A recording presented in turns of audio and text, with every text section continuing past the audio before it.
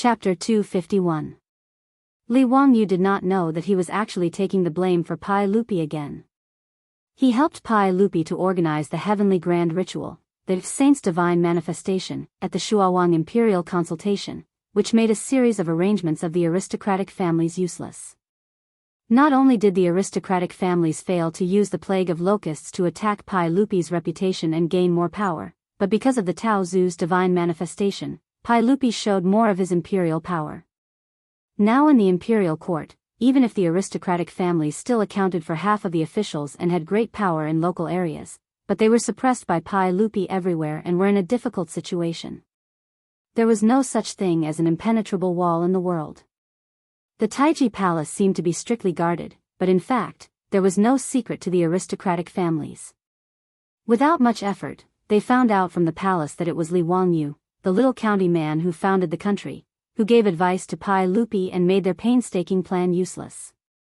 Although they also believed that it was the Tao Zu who showed his divine power, they were more jealous of Li Wangyu, who came up with the bad idea of organizing the heavenly grand ritual. In fact, this matter was originally proposed by Ma Zhou, and Li Wangyu took the blame for his disciple. He took the blame for Ma Zhou and Pai Lupi. Li Wangyu was simply the scapegoat hero. Therefore, the aristocratic families such as the Jing family of Xingyang and the Wang clan of Taiyuan regarded Li Wangyu as a thorn in their side. However, Li Wangyu was only appointed as the county man who founded the country. He did not enter the imperial court to hold an official position, so there was no evidence for them to use against him. However, this 16-year-old county man who founded the country was actually invited by Pai Lupi to be the crown prince and the king of Yu's army. This was beyond the aristocratic family's expectations, but it also gave them an excuse to attack Li Wangyu. The aristocratic family's usual tactic was to use their pen as a knife and use their influence in the scholarly circles to discredit others. Words hurt people more than swords and sabers. Even Pai Lupi, the emperor of the Tang dynasty, was put in a difficult position by the aristocratic families using such means. If it weren't for Li Wangyu's shenanigans, Pai Lupi probably wouldn't have had an easy time either. Originally, the Wang clan of Taiyuan was dissatisfied with Li Wangyu because of the annulment of the engagement. The Zheng clan of Xingyang was even more disgraced because of Zheng Kongbua. As for the Zheng clansman, Zheng Shangyi was demoted to the Yeting Palace, which made the Zheng clan of Xingyang hate Li Wangyu even more. Even if he couldn't touch Pai Lupi, he could still deal with a little boy from Huxian. Thus, under the manipulation of the aristocratic families, they used their usual methods to attack Li Wangyu. They asked people to spread rumors in the marketplace and then asked people to encourage students and scholars to make trouble in the imperial college. These were all manipulated by the aristocratic families behind the scenes.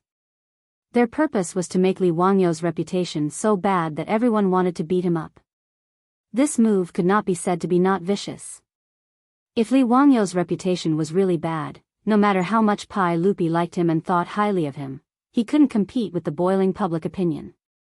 Public opinion could distort gold, and accumulation could destroy bones.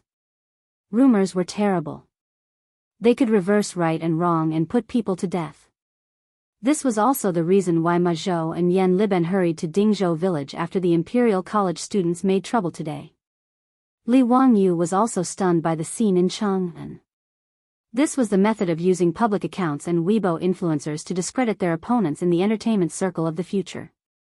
He was originally quite calm, but because he was being smeared for no reason, he was also angered.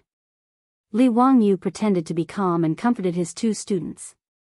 He told them not to worry and that he had a plan. Ma Zhou and Yan Liben were worried that their little teacher would be at a disadvantage and wanted to say something, but they were stopped by Li Wangyu.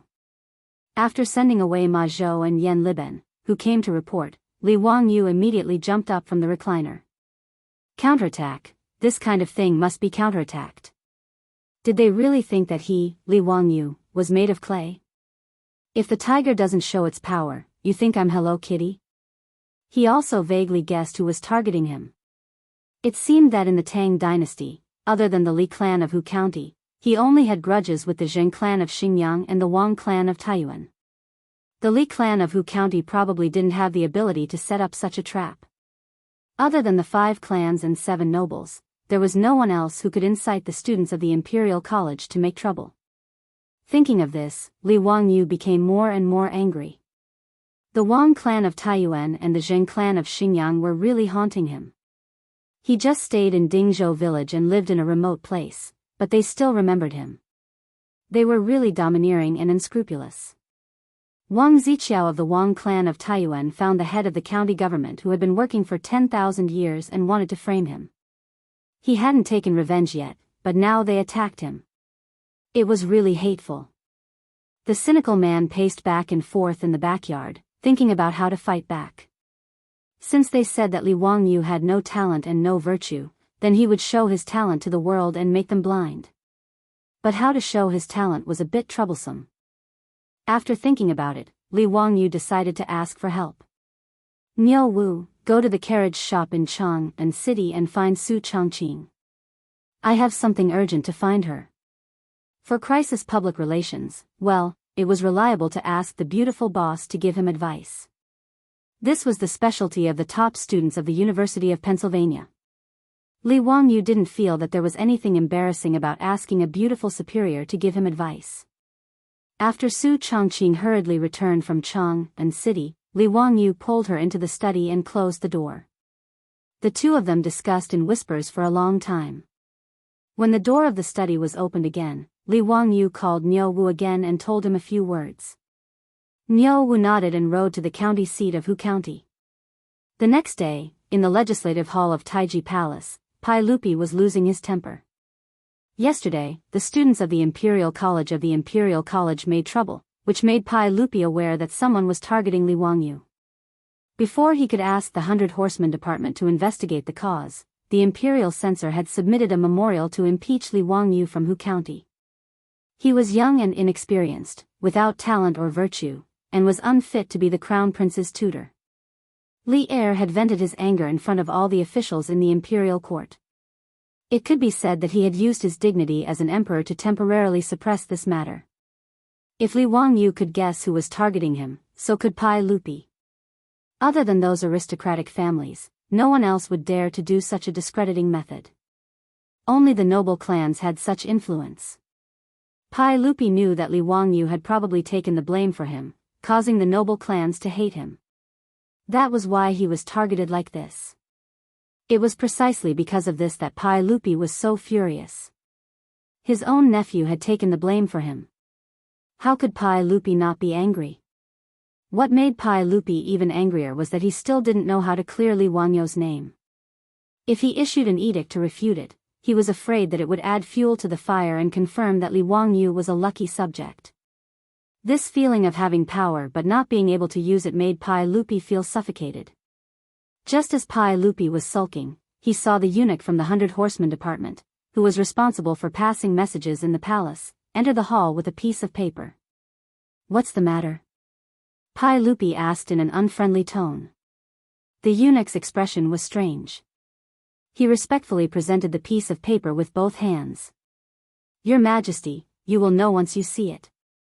Pai Lupi reached out his hand to take it and carefully looked it over. A moment later, the sound of Pai Lupi's loud laughter could be heard from the legislative hall. Chapter 252. The schools of the Tang dynasty were known as the 6 schools and 2 halls. The 2 halls referred to the Hongwen Hall and the Chongwen Hall. They were located in the East Palace and recruited the children of the royal family. They were the top-notch schools and had the fewest students. The 6 schools referred to the Imperial College, the 4 schools, law, calligraphy, and mathematics, all under the Imperial College. Although the Imperial College, and the 4 schools all studied the Confucian classics, they recruited students based on the grades of officials. The Imperial College recruited the children of officials of grade 3 and above and had 300 students. The Imperial College recruited the children of officials of grade 5 and above and had 500 students. The 4 schools recruited the children of officials of grades 7 and above and had the most students. They were mainly selected from the counties and provinces and were mostly outstanding children of officials. There were a total of 1,300 students. The law, calligraphy, and mathematics were for children of grade 8 and below and commoners.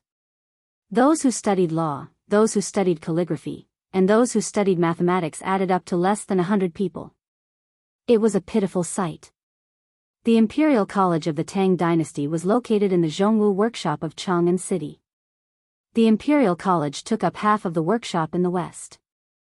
The Zhongwu workshop and the Pingkong workshop were only separated by a 100-meter-wide Qi Xia Men Street.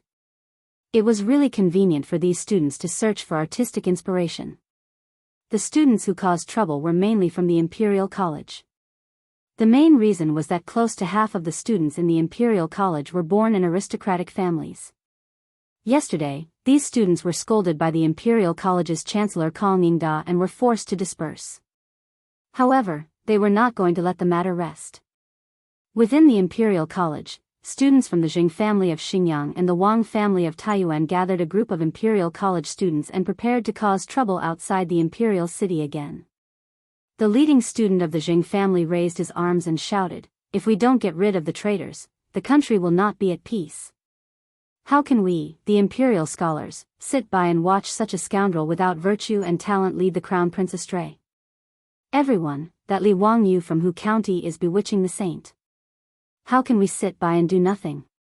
The Imperial College students all felt that they were righteous people who were helping the country get rid of evil, so they all agreed. However, there were also people who raised their doubts. Li Zio of Hu County was famous in Cheng and before, and several of his poems were handed down from generation to generation. Was there some kind of misunderstanding? I don't think Li Zio is a person without talent. The disciple who raised the objection had just finished speaking when he was immediately rebutted. Bah, what fame? I think he's just a person who takes advantage of his fame to steal from the world. Who would believe that a 16-year-old youth could write such a poem? That's right, that's exactly how it is. It must be Li Wangyu who got someone to write it for him in order to fish for fame. We scholars want to expose the true face of these treacherous officials. Flattering the saint, such a talentless and immoral young man becoming the crown prince's teacher is a crime of deceiving the emperor. In the Imperial College, there were few who dared to speak out and argue for Li Wangyu.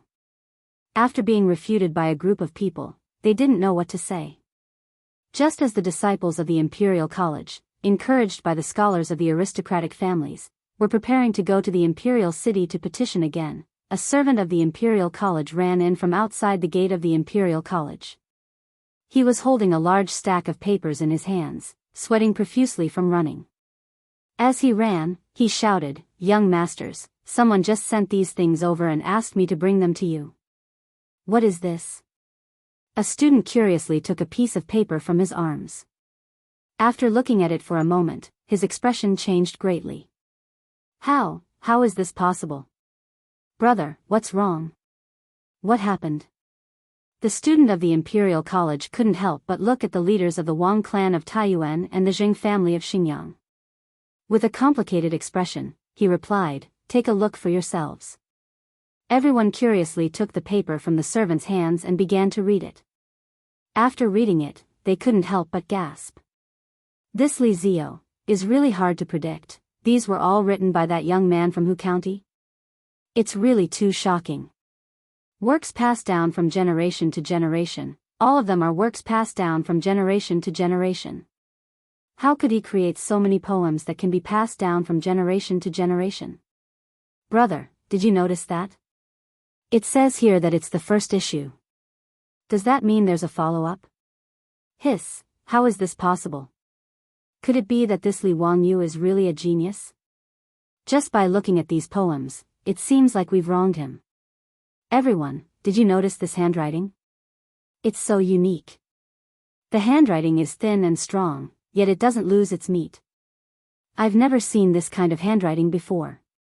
All of the papers have the same handwriting. Could it be that Li Zio copied them himself? There's a description below. This handwriting was created by Li Zio from Hu County. It's called Thin Muscle Body. Li Zio was inspired to create this handwriting when he saw that the bamboo branches were thin but had strength of character. The words on it were all personally written by Li Zio and then printed. Printed? How could it be printed like this? Incredible, incredible. Not to mention Li Zio's poems, just based on this handwriting, Li Zio's name will definitely go down in history. After the students of the Imperial College saw what the servant brought, they were all discussing it. Some were exaggerating the poem, some were discussing the calligraphy, and some were curious about how the paper was printed. Taiyuan Wang clan and Xingyang Jing clan's leaders saw the huge reaction of the crowd and suddenly felt that something was wrong. They quickly separated the crowd and ran to the servant and grabbed the paper. On the paper, there were a few big words, Zio's compilation. Below it, there were the words, first issue. Below it, there were 10 poems written by Thin Muscle Body. These 10 poems made Taiyuan Wang clan and Xingyang Jing clan students palpitate more and more. Their faces slowly turned pale. These 10 poems, all of them were works that could be passed down from generation to generation. Any one of them, in their opinion, was enough to win the favor of the examiners in the spring imperial examinations.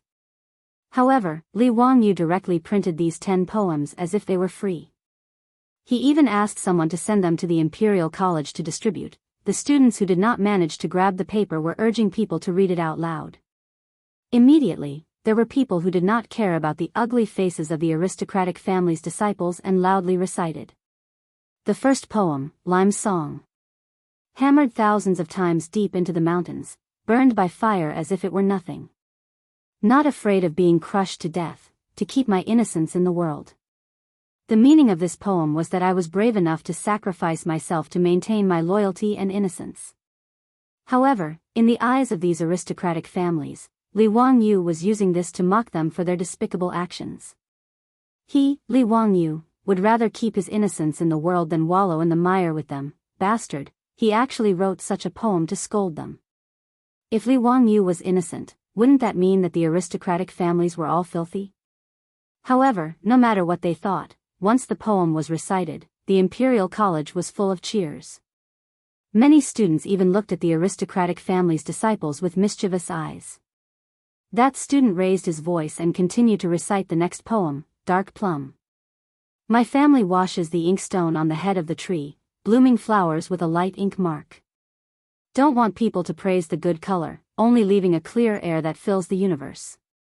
It was another poem that used plum flowers to describe oneself. It expressed one's attitude towards life and did not flatter the secular world. The aristocratic family's disciples were about to vomit blood. If Li Wangyu's clear air fills the universe, then what are we? However, no matter how ugly their faces were, the Imperial College's students praised even louder. Good. What a good, only leaving a clear air that fills the universe. Li Zio is talented. Chapter 253. The student who recited Li Wangyu's poem was so excited that his face was flushed red. He was full of pride, as if he was the one who wrote the poem. Ignoring the murderous gazes of the aristocratic students, he continued to recite. Bamboo and stone. Clinging to the green hills and not relaxing, rooted in the broken rocks. Even after thousands of blows, still strong, no matter where the wind blows. The 5 surnames, 7 gazes, and the other students who had taken the lead to cause trouble all felt a burning pain on their faces. This was Li Wangyu, who said that he had to be like bamboo, tenacious and persistent. Only after listening to 3 poems, the students of the Wang family of Taiyuan and the Jing family of Xingyang had cold sweat on their foreheads. Is this who County Li Wangyu so terrifying? The students of the Imperial College had already started to applaud and cheer. Good, clinging to the green hills and not relaxing, truly a masterpiece. Continuing to listen, the next poem was, Crab Song. Yutsanghai is well known, bones grow from flesh. Don't fear thunder and lightning, the sea dragon king also runs amok. It was another poem that used other objects to express one's emotions. Although it was talking about crabs, it was actually talking about one's unyielding bones, fearless heart, and daring to offend one's superiors. Continuing to recite, it was, The Road is Difficult. Li Wangyu plagiarized another poem from Li Bai. The great Tao is like the blue sky, I alone cannot find it. Shamefully exiled from the Chang and society, red chicken and white pheasants gamble on pear chestnuts. The road is difficult, but returning is easy. This was Li Bai saying that he was unwilling to follow those aristocratic students in Cheng and fight like a dog. Bowing to the aristocratic families was not what Li Bai wanted. The road is difficult, I can only return. However, the students of the Imperial College thought that Li Wangyu was talking about his own experiences. Everyone seemed to see a young man who was unwilling to follow the aristocratic families. They could not help but feel that he was wronged. When they thought about how they almost helped the tyrant and beat this young man into a traitor, they felt ashamed. How could a young man who could write such a poem be a treacherous traitor? How could he be without talent and virtue? Originally, they thought that Li Wangyu was only 16 years old, but he was invited by the sage to be the crown prince's teacher because Li Wangyu flattered the sage. Now, it seemed that they had wronged him. With Li Wangyu's talent, not to mention being the crown prince's teacher, even coming to the Imperial College to teach the Imperial College's students was more than enough. What was even more embarrassing were the disciples of the aristocratic families. Previously, they had been saying that Li Wangyu had no talent and no virtue, that his previous poems were plagiarized, and that he was fishing for fame. In the end, Li Wangyu threw out 10 masterpieces without a word. This made the words and actions of these aristocratic descendants to encourage the crowd just now become as laughable as clowns in a comedy show. Everyone, are we still going to the Vermilion Bird sect? A student suddenly asked, causing everyone to look at him as if he was an idiot. *CK your sister. Are you going to embarrass yourself? A scholar from the Wang clan of Taiyuan tore the paper in his hand into pieces and roared, I don't believe it. I definitely don't believe that this was written by a 16-year-old young man. He must have plagiarized. His angry words caused the Imperial College's students to look at him with disdain. Plagiarism? Why don't you copy it for us to see? How could someone who could write such a poem be someone else's weapon? Actually, he didn't believe these words himself. After roaring, the Wang clan's student angrily separated the crowd in front of him and ran out of the Imperial College. Many students from aristocratic families followed closely behind. They all needed to rush back to their families to ask how to deal with this matter. Before these aristocratic descendants could return to report, the matter had already spread throughout Cheng and city. This was because at this moment, there were four-wheeled carriages running past every square in Cheng and city, continuously scattering the Zio's compilation that they had seen just now. Li Wanyu's name, today, had become a hot topic in Cheng and city.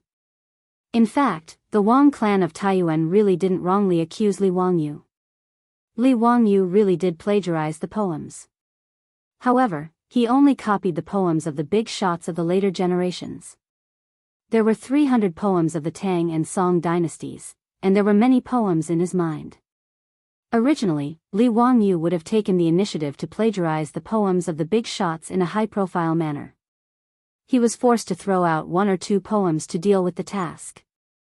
However, yesterday, when he learned that the aristocratic families had actually mobilized the scholarly community to attack and discredit him, Li Wangyu couldn't care less. He could only walk his own path and leave the big shots of the later generations with nowhere to go. He and his beautiful boss discussed for a long time and felt that if he wanted to resist the pressure of the aristocratic family's public opinion, he could only display his talent in a high-profile manner. However, the Tang dynasty wasn't like the later generations, where one could post videos on Weibo and TikTok to quickly accumulate popularity. There were also no newspapers or media outlets to use.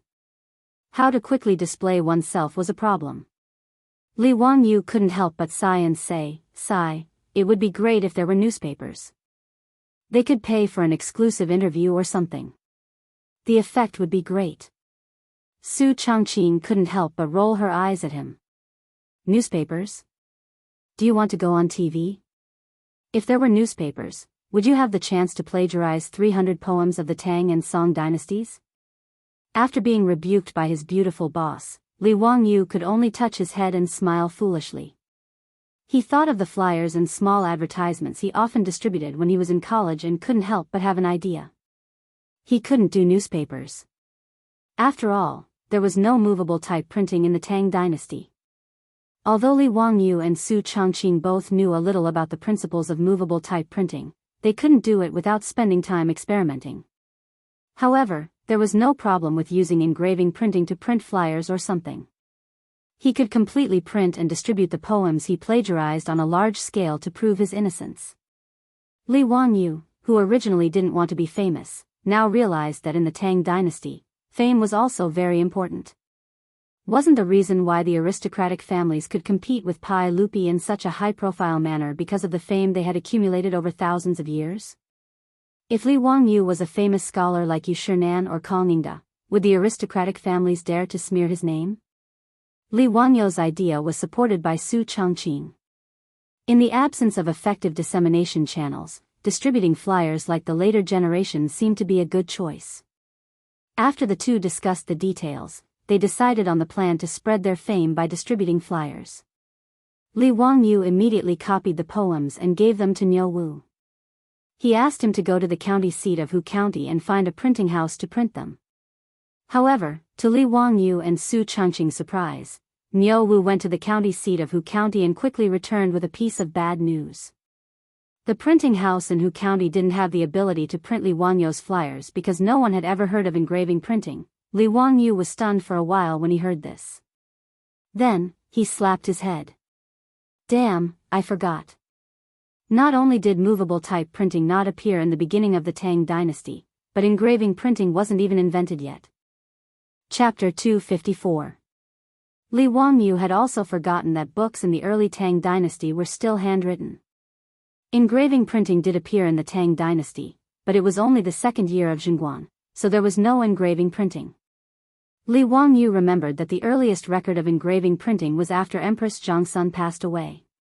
In grief, Pai Lupi ordered people to use engraving printing to print out Empress Zhongsun's female principles. However, that was 10 years after Xinguang. In the Tang dynasty, there were many poor scholars who relied on helping people copy books to earn a meager income to support their families. Because of this, it was very difficult for books to spread. The reason why the aristocratic families were able to obtain so much political power and influence was also greatly related to the value of books. Books represented knowledge, and the aristocratic families that monopolized knowledge were naturally able to obtain many benefits from it. The reason why the aristocratic families disappeared in the river of history at the end of the Tang dynasty was not only related to the prosperity of the imperial examinations and the large-scale massacres of aristocratic families in the Huangqiao uprising, but more importantly, with the development of printing, books became cheaper and cheaper. The large-scale dissemination of knowledge caused the aristocratic families to lose their monopoly. The bookstores in the Tang dynasty should be called copying bookstores. The owners of the bookstores hired poor scholars to copy books and sell them. These books that were manually copied were very expensive. Of course, there was also printing, but printing mainly referred to rubbing, which was to use stones to carve tablets and then make rubbing. It was because printing was not popular that there were no bound books in the Tang dynasty. Instead, scrolls were popular. Reading a book was like looking at a painting, which needed to be slowly unfolded. Every time Li Wangyu saw Guanyu reading a thread-bound book on TV in the Three Kingdoms, he couldn't help but want to spit at the director. Did you transmigrate into the past as well? Where did the thread-bound books come from in the Three Kingdoms? Before the invention of papermaking in the Han dynasty, it was bamboo slips and books. From the Han dynasty to the Tang dynasty, it was scrolls and books. After the invention of engraving printing in the Tang dynasty, thread-bound books began to appear, which was the book style that the later generations were used to. Niu Wu went to the bookstore in Hu County and naturally returned without any results. Regarding this, Li Wangyu also had a headache. This was forcing him to invent and create more things. In any case, engraving printing had only been around for a few years, and he had only slightly accelerated the course of history. Li Wangyu could only go with Niu Wu to the county town's bookstore. The owner of the bookstore in Huxian was surnamed Sun, and he was in his 50s. Although he was a merchant, he was also a scholar. Seeing that the Baron of Huxian had personally come to visit, he immediately came out to greet him. Old me greets the county's transfer agent. Owner's son, there's no need to be so courteous. I'm here because I have a request. I hope owner's son can help me. Owner's son smiled bitterly. Huxian Nan, your troops have already explained the matter to old me, but it's impossible to copy 10,000 manuscripts in a day. Old me is powerless. Li Wangyu wasn't in a hurry to answer. He just smiled and asked, Owner's son, do you have any craftsmen who can do seal carving? Owner's son froze for a moment, then nodded and replied, of course we do. Does Hu Xiannan need seals or stone tablets? Our bookstore can do both. Old me has a few craftsmen who are very skilled. They definitely aren't inferior to the seal carvers in Chang'an. That's good. Owner's son, do you have any wooden planks? They don't need to be too big, just about the same size as my manuscript. Li Wangyu waved the manuscript in his hand and continued to ask. His question confused Owner's son, but he had no choice but to cooperate. Of course we do. Hu Xiannan, please wait for a moment. Old me will immediately send someone to fetch it. Not long after, a high-quality boxwood plank was brought over. Li Wangyu picked it up and looked it over. He nodded in satisfaction and said to Owner's son, please bring some paste. Owner's son, who didn't know what was going on, could only do as he was told. However, he was even more confused. Just what did this Baron Hu Xin want to do? Li Wangyu didn't explain. He took the paste and carefully brushed a thin layer on the boxwood plank. Then, he carefully pasted his manuscript back onto the plank. The Xian paper was very thin, and the ink could clearly be seen on the back of the paper. After pasting the manuscript back onto the plank, the writing was still very clear. After the paste dried, Li Wangyu smiled and handed the plank to Owner's son. Owner's son, I'll have to trouble you to find a skilled craftsman to help me carve this plank. The words on it need to be carved in yang. Yang carving meant that the words would protrude, while yin carving meant that the words would sink. When printing, yang carving meant black words on white paper, while yin carving meant white words on black paper. At this moment, Owner's son seemed to have figured out something. When he realized why Li Wangyu wanted to carve this plank, he was so excited that his beard was about to curl up. Hu Xiannan, this can be used for printing. Dao ancestor, how could I have never thought of such a simple and convenient method? Hu Xiannan, please wait a moment. I'll immediately find the best craftsman in the bookstore and have him carve it for you. In fact, block printing wasn't complicated. It was just a combination of Chinese seals and printing.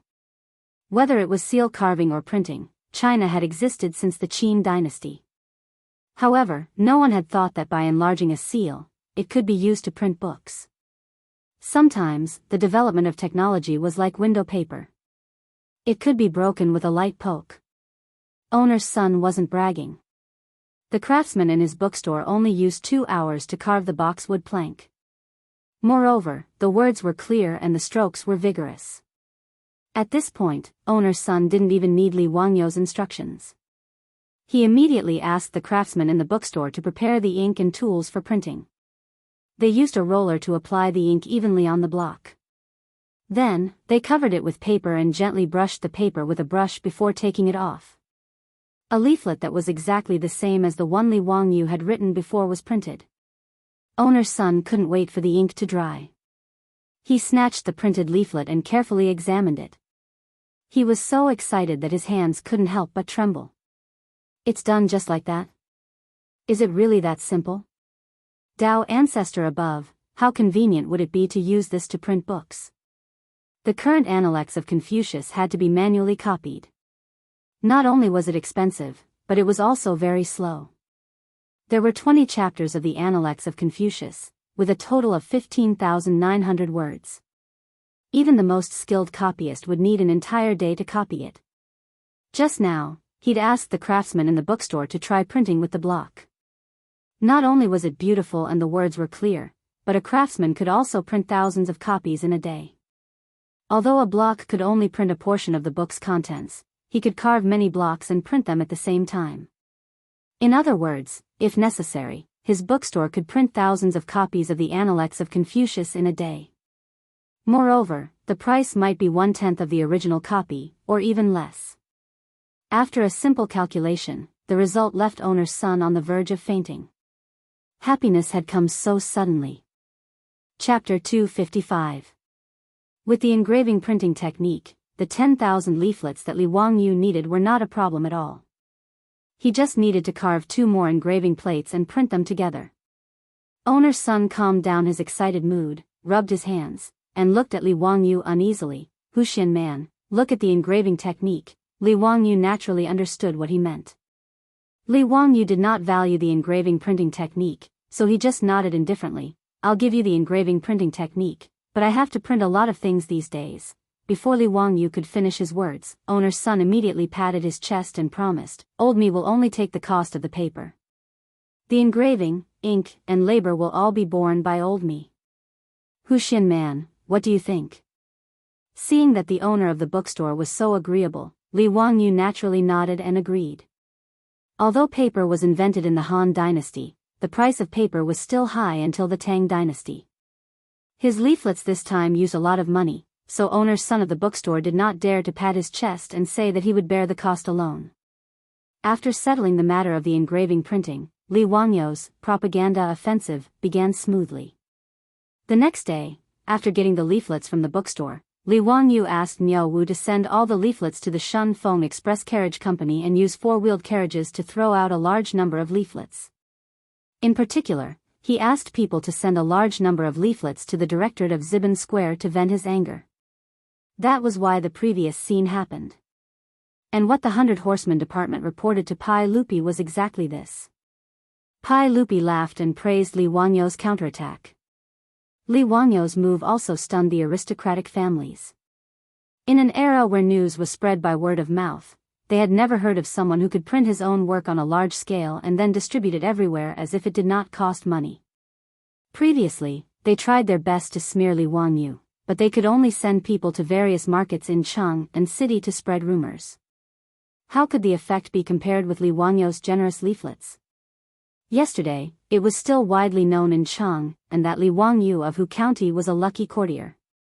Today, Li Wangyu's Zio's compilation was being circulated all over the capital, making the aristocratic families even depressed. Their method of smearing their political opponents could be said to be successful, but they did not expect that Li Wangyu would stumble. None of the discerning people in Cheng and city would believe the rumors that they had been spreading. If someone said that Li had no talent and virtue, they would be spat in the face. To be able to write such a poem, not afraid even if my bones are crushed, I want to keep my chastity in the world, how could he be a sycophant without virtue and talent? In an era when paper was still expensive and most people were illiterate, people naturally had a sense of trust for the words written on the paper. Even the illiterate residents of Cheng and city kept the leaflets carefully when they got them. There were even scholars in Cheng and city who held the leaflets and read it aloud while shaking their heads. The passers-by were amazed and talked about it. In the Peace House and the Hu People's Taverns in the West Market, there were immediately prostitutes who began to sing Li Wangyu's 10 poems, which made the guests in the brothel applaud. Li Wangyu's pamphlet did not have a single word of defense for himself. However, those 10 poems had made everything clear.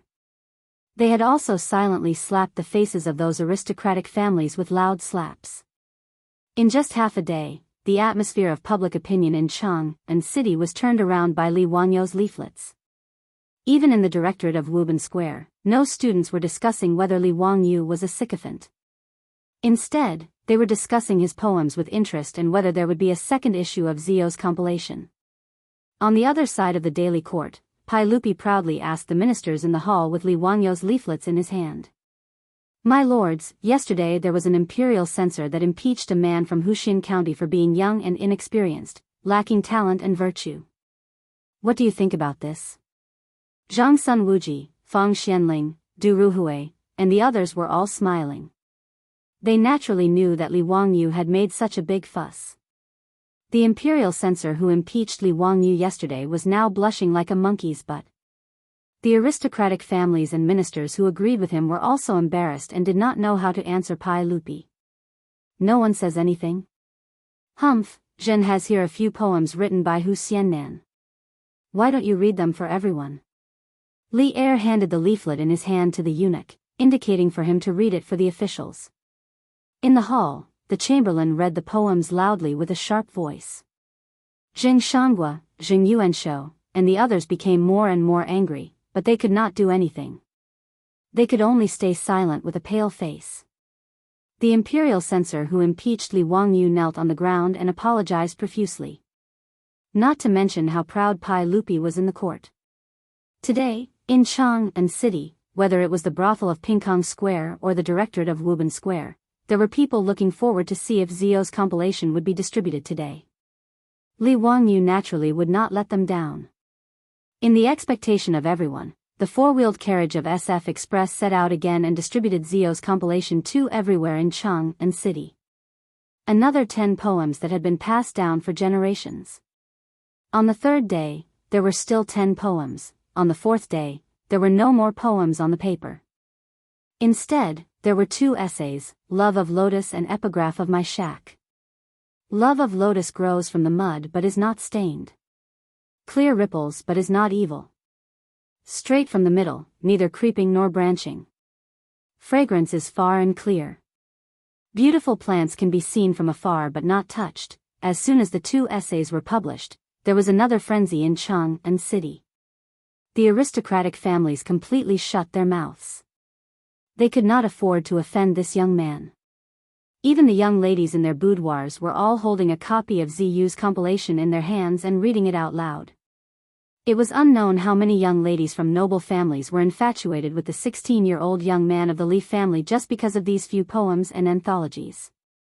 There were even clever peddlers who collected Zio's compilation all over Chang'an City and prepared to bind it to sell. The business was unexpectedly good. As for the scholars in Chang'an City, some of them were envious of Li Wangyu, some of them were disdainful of him. Now, they were only left with admiration. Just like the bad students in school, they might be jealous of the top students who were good at studying, but they were only left with admiration for the genius who was the top scholar in the college entrance examination. Everyone was a scholar, but why was he so outstanding? The original base of anti-Li Wangyu, the directorate of Wubanfang, had now become the largest gathering place of Li Wangyu's fans. Countless students were looking forward to seeing if there were any new copies of Zio's compilation. Li Wangyu's poems and essays were constantly analyzed by the students. Even the words on the flyers were copied by the calligraphy students and regarded as classics. Zio's compilation had ignited Chang'an City. On the 5th day, Li Wangyu finally threw out his trump card. Chapter 256. In the main hall of the Taiji Palace, the pregnant Empress Zhongsun held a leaflet and read it in a low voice. Pai Lupi no longer had the smug look on his face. Instead, it was replaced with a serious expression. Li Wangyu had been throwing out his works in Chang'an for 5 days in a row. Every time Pai Lupi saw those poems and articles, he was full of pride. The more outstanding Li Wangyu was, the more it showed that Pai Lupi had a unique vision and was able to stand against all opposition and choose him as the crown prince's teacher. However, in Pai Lupi's eyes, Li Wangyu could not compare to those great scholars. He was only more intelligent than others. The reason he chose Li Wangyu as his teacher was more because of Li Wangyu's status as a member of the imperial family. He hoped that his 2 sons would have someone to restrain them in the future so that they would not be too arrogant and despotic and destroy his Li Tang empire. However, today's article made Pai Lupi re-evaluate Li Wangyu. Someone who could write such an article could already be called a great scholar of the present age. However, when he thought of Li Wangyu's age, Pai Lupi could not help but shake his head and think that he was a monster. Empress Zhongsun read softly, "A teacher preaches, receives, and dispels doubts. People are not born with knowledge. Who can be without doubts? Therefore, there is no high or low, no long or young. Where the Tao exists, where the teacher exists." The last article that Li Wangyu threw out was Han Yu's, on teachers. Even in the future, this was an article that students had to memorize. However, in the ears of Pai Lupi and Empress Zhongsun, it was like a bolt of lightning. It shocked the most respected couple of the Tang dynasty to the point that they looked at each other and did not know how to evaluate it. After reading the article, Empress Zhongsun let out a long breath and said leisurely, "Erlang, Zio is a great talent. You have chosen a good teacher for Qingxian and Qingke." Pai Lupi replied, "Yes, I didn't expect Ziyu's talent to be so outstanding." Maid Guanyin, you didn't see the expressions of those aristocratic family officials in the main hall today. They looked as if their fathers had died. How delightful. However, Empress Jiangxuan's beautiful eyes flickered. Erlang, Qingxian, Qingke, and Chang'e only go to Ziyu Manor to study for 2 days every 10 days. Isn't that too little? Pai Lupi paused for a moment before nodding his head. That's right, but it's too little. As the teacher of Qingxian and the others, how could Ziyu be so irresponsible? I think it would be best to visit Ziyu's residence every other day. I'm just afraid that Ziyu won't be willing. How dare he? Second young master, why don't we do this? In Lizheng Hall, the male and female lowered their voices and began to discuss. Far away in Dingzhou village, Li Wangyu couldn't help but sneeze a few times. His beautiful boss couldn't help but look at him with worried eyes. Wangyu, be careful not to catch a cold. It's fine. Someone must be saying bad things about me. Who knows how those aristocratic families are cursing me behind my back. Li Wangyu smiled proudly. His beautiful boss rolled her eyes at him. Are you proud now? You plagiarized so many poems and essays. Heh, I was forced to do this, wasn't I? Those big shots will understand me. Li Wangyu put his hands together and casually bowed towards the sky. Big shots, it's not that I don't want to give you a way out, but those aristocratic families are really pushing me too far. I'm also a victim. Please forgive me. Su Chongqing couldn't be bothered with his antics. He only rolled his eyes at him to show his disdain. Li Wangyu suddenly thought of a line from the movie Charlotte's Troubles. He couldn't help but smile and ask, Chongqing, do you think that in the future, Li Bai, Han Yu, and the other big shots will say, I really admire Li Ziyu, but I've always felt like I'm living in his shadow? Su Chongqing was speechless. He thought for a moment and replied, I don't know if Li Bai and the others will say that, but I'm sure that you'll be the person that the students will hate the most in the future. What do you mean? Why would they hate me? Look at the poems and essays that you plagiarized. How many of them are required to be memorized in the language classes of the future? Half of the book is signed by you, and they all have to be memorized and tested. Tell me, don't you think you'll be hated? Li Wangyu was momentarily stunned by Su Chongqing's words. After pondering for a long time, it seemed to be true. A drop of cold sweat slid down Li Wangyu's forehead. F***ck, how much hatred would he receive in the future? Li Wangyu felt a chill down his spine when he thought of the countless students who would grit their teeth and memorize all the essays that were signed by him. Forget it. Anyway, that was more than 1,000 years in the future. They could do whatever they wanted. It was none of his business. Li Wangyu quickly threw this question to the back of his mind. He moved closer to his beautiful boss and began to flatter her with a cheeky smile. However, he didn't know that a huge wave had been set off in Chang'an City because of this, on teachers. Previously, the poems and essays that Li Wangyu threw out were only indirect responses to the slandering of him by the aristocratic families. However, this, on teachers, was seen by the public as Li Wangyu's public reply and refutation of the slandering. This, on teachers, had a clear argument, a strict structure, a thorough reasoning, and a majestic momentum. It was extremely persuasive and infectious. In particular, the sentence everyone has their own specialization in learning the Tao, and everyone has their own specialization, made people applaud it. In Chang'an City, the aristocratic families closed their doors and refused to receive any guests, like cowards. In Chang'an City, a group of Confucian scholars led by Yu Shinan and Kong Yingda also applauded Li Wangyu's, on teachers. However, no one dared to mention that Li Wangyu was too young to be the crown prince's teacher. As for the aristocratic families like the Wang clan of Taiyuan and the Jing family of Xinjiang, it was too late for regrets. They didn't achieve their goal of smearing Li Wangyu's reputation. Instead, they gave him the limelight in Chang'an City. This was simply asking for trouble. As for the students in the Imperial College, they started to make a fuss. This time, they didn't want to go to the Vermilion Bird Gate to impeach Li Wangyu. Instead, they wanted the Imperial College to invite Li Wangyu to teach them. Currently, in Chang'an City, the two places with the most fans of Li Wangyu were the Pingkong Square and the Wuban Square of the Imperial College. One was the admiration of the prostitutes in the brothel for the handsome young man Li Wangyu. The other was the admiration of the scholars for Li Wangyu. As for the request of the students of the Imperial College, the old man Kong Yingda actually agreed with a smile. He even used Yu Shinan as a lobbyist and went to Dingzhou village to find Li Wangyu. Li Wangyu originally thought that these two old men were greedy again and wanted to freeload the wine. When he heard that Kong Yingda wanted to invite him to the Imperial College to be a doctor and teach the students of the Imperial College, and the 4 schools, he almost had a heart attack. With the amount of knowledge he had, he could still fool Li Qingxian, Li Tai, and the other brats. But if he were to teach the students of the Imperial College, what would he teach? No matter how Yu Shinan and Kong Yingda tried to persuade or coerce him, Li Wangyu wouldn't budge.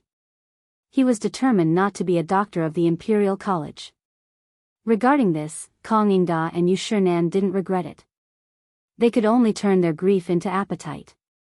They ate another delicious meal at the Li family and drank the last of Li Wangyu's secret stash of sorghum wine. Chapter 257. Li Wangyu became a plagiarist and created the engraving and printing of flyers, eliminating the trouble caused by the aristocratic families. However, he did not expect that his actions would bring him even greater trouble. After he became famous in Chang'an, everyone praised his poems and essays, which attracted many scholars in Chang'an and to Dingzhou village, wanting to meet him and ask for advice. Some scholars even submitted their essays to him. Li Wangyu was now the founding father of the country and was indeed qualified to recommend talents to the imperial court. But he did not want to be involved in such trivial matters at all. Originally, he was patient and received a few scholars who came to visit him. Later, he could not bear to be disturbed, and it was not good to close the door and refuse visitors, so he simply avoided them. He did not dare to return to his residence until sunset and the crowd dispersed. He could only wander around to pass the time. In the first 2 days, he went fishing by the Gan River. After feeling bored, he went to the Taoist temple that Sun Simiao was building and chatted with Lu Shenwei. Sun Simiao's temple was progressing very quickly and would be completed in a month. Yan Liben also agreed to paint murals for the temple, which made Sun Simiao very satisfied. In the next few days, he went to the brewery and the construction site of the manor. But he heard from Niu Wu that there were still scholars in the residence waiting tirelessly for his return. Li Wangyu was very depressed about this, but there was nothing he could do. In the end, he simply did not go out and hid in the backyard of his residence. If any scholars he did not know came to visit, Li Heng would say that he was not in and had gone out to visit friends. But the most unbearable thing for Li Wangyu was that it was too boring to stay in the residence. In the future, Li Wangyu could be considered half an otaku. When he was not at work, he liked to stay in his rented room, play games, watch videos, or read novels on the internet. He did not feel bored at all. But in the past few days, his beautiful boss, Aphrodite, and Perrin were not in the house during the day, so he found that the Tang dynasty was really too boring and seriously lacked entertainment.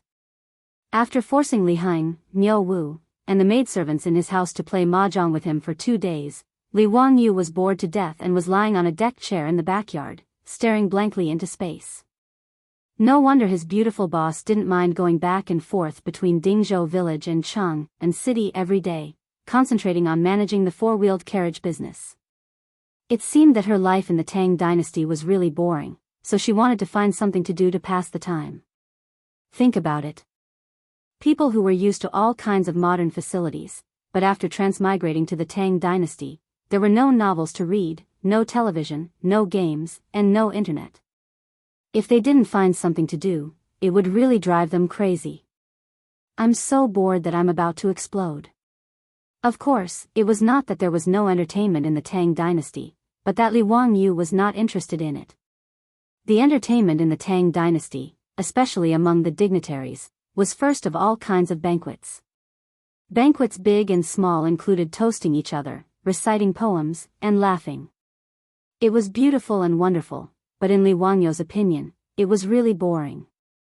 Next was listening to songs and watching dances, such as flower dances, sword dances, horse dances, lion dances, step dances, festival dances, entertainment dances, but Li Wangyu still didn't find it interesting. He was not even interested in the Spring Festival gala performances of the modern era. The songs and dances of 1,300 years ago, well, although unique, were just so-so. Li Wangyu was not interested in other entertainment activities such as watching plays, cockfights, and juggling. The people of the Tang dynasty loved to see and hear. Therefore, Li Wangyu, who was lying on the deck chair, could only sigh and moan about boredom.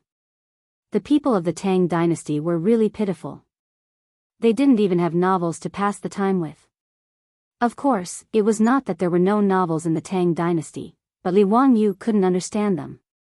He only knew a little about classical novels, which gave him a strange feeling like he was in a high school Chinese class.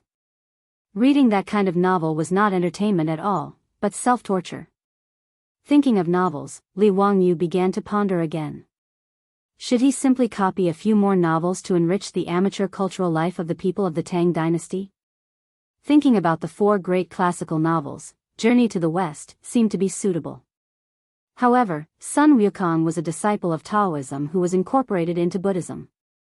If Sun Simiao and Yuan Tiangang read this novel, they would probably kill him, right? Forget it, I'm not afraid of this bad luck. I'll leave Wu Qinzhen to write it. Naturally, he couldn't write water margin either. Not to mention that he needed to modify the background of the story. The key was to write a story about a group of rebels. If Pai Lupi read it, he would probably ask him to explain clearly who he was trying to rebel against. Dream of the Red Chamber was a good book. If he modified it and brought it to the Tang dynasty, it would probably make those scholar ladies love it to death.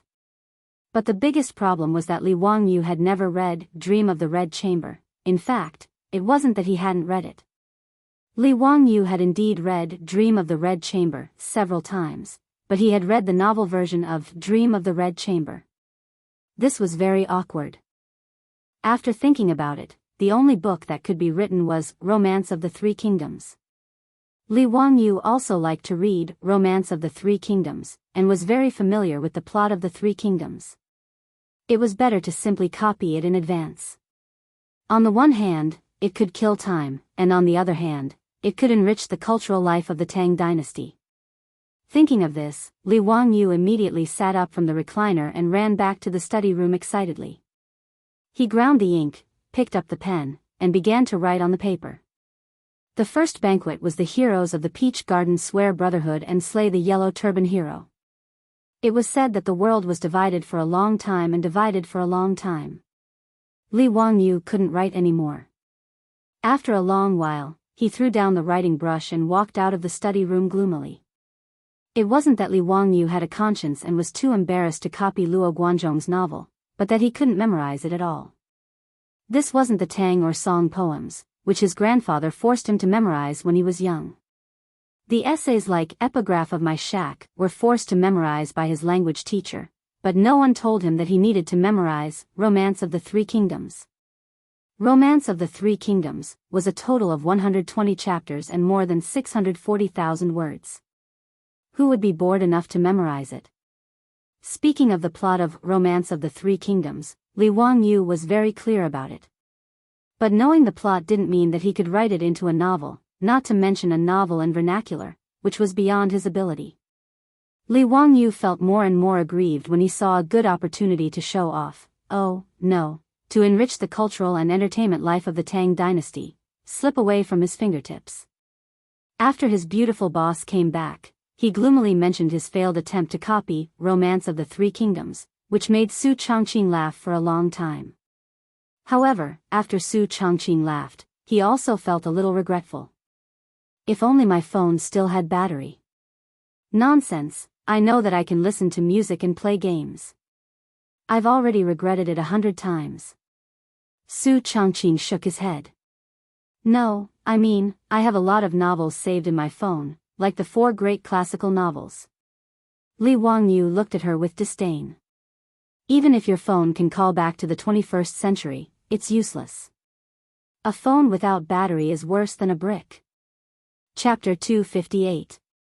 Li Wangyu was complaining about the unreliability of his beautiful boss when his body suddenly froze. After a long while, he whispered, "Changqing, do you still remember the content about generators in high school physics?" Su Changqing was also stunned when he heard this. After thinking for a while, he replied with uncertainty, "It seems that when a conductor does the motion of cutting magnetic induction lines in a magnetic field, it will generate electric current." "Is that so?" Li Wangyu nodded and swallowed a mouthful of saliva. It seems that the Tang dynasty was also a magnet. His words made Su Changqing couldn't help but cover his mouth with his hand, for fear of screaming out loud. After hesitating for a long time, Su Changqing asked carefully, "What do you mean? We can make generators in the Tang dynasty ourselves? Charge mobile phones?" Li Wangyu wasn't convinced. He nodded and shook his head. "I don't remember very clearly. That's middle school physics knowledge. My physics knowledge is very ordinary. Otherwise, why would I only be admitted to a second-tier university? Changqing, you're a top student at the University of Pennsylvania. You should know how to do it, right?" Su Changqing glared at him angrily. "I'm a liberal arts student." These words made the two of them stare at each other for a long time. After a long time, Su Changqing couldn't help but laugh out loud. "Forget it. If there's no electricity, then there's no electricity." Li Wangyu stubbornly said, "No, I have to try. I don't believe that I can't make a simple generator." Generating electricity in the Tang dynasty 1,300 years ago, no matter how you looked at it, it felt like a fantasy. Even Li Wangyu himself was grumbling in his heart. Why did it feel like a novel from the modern era, with a strong taste of fantasy in it? But after thinking about it carefully, it didn't seem to be impossible. He remembered that in his middle school physics class, the chubby physics teacher had demonstrated the structure and function of a hand-cranked generator to them in class. It was a coil rotating in a magnetic field, and it seemed to generate electricity. The principle wasn't complicated at all. When he shook the handle of the generator, the small light bulb lit up. To Li Wangyu, who had just come into contact with physics for the first time, it was very magical and left a deep impression on him. In fact, if Baidu existed in the Tang dynasty, it would be easy to make a simple hand-cranked generator to charge a mobile phone after searching it on Baidu. Even many high school students with strong hands-on skills could do it. But Li Wangyu was a bad student, and Su Changqing was a liberal arts student. It was not easy for them to come up with a generator that could charge mobile phones in the Tang dynasty. The two of them were clear about the principle of the generator, but how to cut the magnetic coil to generate the current was a very technical problem. Li Wangyu said that there were magnets in the Tang dynasty, but that was not true. Magnets were made using modern technology. In ancient China, only natural magnets could be used. Magnets were also known as compassion stones, magnets, and magnets. However, in the Tang dynasty, it was very easy to buy natural magnets. All the major pharmacies sold them. That's right, natural magnets were a type of medicinal material used in traditional Chinese medicine. It was salty and cold. It was the meridians of the liver, heart, and kidney. It was used for palpitations, insomnia, dizziness, blurred vision, tinnitus, deafness, kidney deficiency, and wheezing. It was recorded in the Compendium of Materia Medica. No matter what, Li Wangyu intended to give it a try. If he could really make a generator that could charge mobile phones, it would be amazing. He asked Niao Wu to buy a large piece of natural magnets from the pharmacy and copper wire from the jewelry shop. Li Wangyu was ready to start his physics experiment class in the Tang dynasty. He pulled Su Changqing with him, and the two of them racked their brains to recall the physics knowledge they learned in junior high and high school. They did draw a few blueprints, but they did not feel confident when they drew the blueprints. "Let's give it a try first." Li Wangyu stretched and asked Niao Wu to help him invite Carpenter Lu over so that he could get ready to work. He and his beautiful boss recalled the structure of the generator. It was made up of a rotor and a stator. The stator was made up of a ring that was fixed on the outside, and copper wire had to be wound around it. The rotor was in the middle of the stator, and a magnet was installed on it. It could be turned with a handle, and after it spun quickly, it could generate electricity. The principle seemed simple, but neither of them had really operated it before, so they could only experiment slowly. And even if they could make a generator, it was still unknown whether it could charge mobile phones. However, Li Wangyu was bored now, and the temptation of being able to use mobile phones filled him with enthusiasm. When Carpenter Lu heard that the county man wanted him to help again, he did not hesitate. He put down his work and brought a full set of tools to follow Niu Wu. When he held the blueprints Li Wangyu drew, he could not understand what they were for. However, Carpenter Lu did not dare to ask too much. In short, he would do whatever Li Wangyu asked him to do. In the eyes of the villagers of Dingzhou village and Carpenter Lu, Li Wangyu was definitely an immortal who had descended to the mortal world. This was especially true for Carpenter Lu, who was even more convinced after helping Li Wangyu with the water wheel and four-wheeled carriage. Carpenter Lu even secretly put up Li Wangyu's memorial tablet in his house.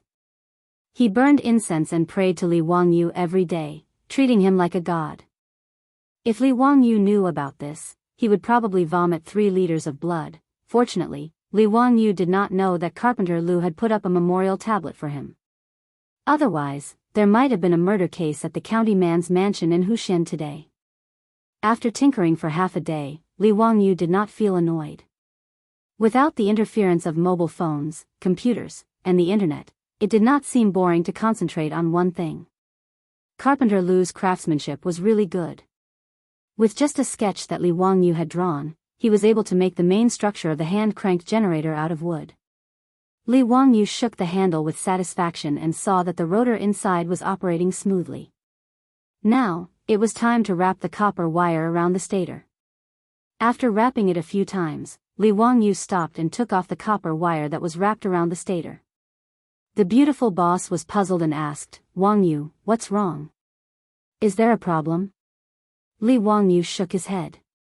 "No, I just suddenly remembered that it seems to be better to use silver wire. It seems that silver is the metal with the best conductivity, right?" The beautiful boss recalled for a long time before nodding. That seemed to be the case. Thus, the copper wire that Niu Wu had just bought was abandoned. Li Wangyu sent him to the jewelry shop in Huxian to buy silver wire for himself. Although silver was not a common currency in the Tang dynasty, it was still very common. It was also very common to use it to make jewelry and utensils. Naturally, the jewelry shop did not lack gold and silver wire. Niu Wu did not spend much effort and bought a lot of it. Although the handmade silver wire could not be compared with the industrially processed ones in the future, it was still quite exquisite. Li Wangyu could only say one word about the exquisite craftsmanship of the Tang dynasty's craftsmen. Seeing that Li Wangyu was about to wrap the silver wire around the stator, the beautiful boss called out to him. "Wait, Wangyu, why do I seem to remember that there were wires wrapped around the stator in the physics class?" Li Wangyu did not understand. "Yeah? How could there be wires in the Tang dynasty? You just use copper wire or silver wire instead? What's wrong? Is there a problem?" "Stupid, it's insulated." "Aren't wires insulated? You can just wrap the silver wire around it. How can it not be insulated?" Li Wangyu was stunned by the beautiful boss's words. It seemed to be true. Damn, where was he going to find insulated wires in the Tang dynasty? Chapter 259. In the backyard of the county magistrate's mansion, the door of Li Wangyu's study was tightly shut. Aphrodite and Perrin could only hear the voices of their Langjun and sister Changqing from time to time. Their Langjun, in particular, was breathing rather rapidly, as if he was doing something strenuous in the room. "Ah! Hurry up, hurry up!" Su Changqing's excited voice came from the study. "Phew! I can't take it anymore. Rest, let me rest for a while." Li Wangyu's panting voice came. "Wangyu, don't stop, keep going." "Phew, I'm exhausted, I can't take it anymore, let me rest for a while before continuing." "You're so useless, it's time to exercise." "Cough, how can you say that? How can you say that men are useless? I've lasted long enough. It's been half an hour, right? Humph, you're so useless, 10 minutes at most. Perrin was confused and wanted to knock on the door of the study to see what Sister Chongqing and her Lang Jun were doing, but Aphrodite, who blushed, dragged her away. Although Aphrodite was a virgin, she seemed to have heard a lot of such voices in the taverns of the barbarians. However, there was naturally no scene in the study that Aphrodite had imagined, which was not suitable for children. Instead, it was Li Wangyu who was panting and constantly shaking the handle of the generator. At one end of the generator, 2 silver wires were wrapped around the beautiful boss's phone charger, and the data cable of the charger was connected to the phone, and the phone was showing the icon of charging. Obviously, Li Wangyu had succeeded in making the generator and was now charging the phone. Li Wangyu, who was a bad student, was stumped by Su Changqing's question. How to insulate metal wires was a very serious subject in the Tang dynasty. After pondering for a long time, Li Wangyu and Su Changqing still didn't know how to insulate metal wires. How could hand-cranked generators be so easy to make 1,300 years ago?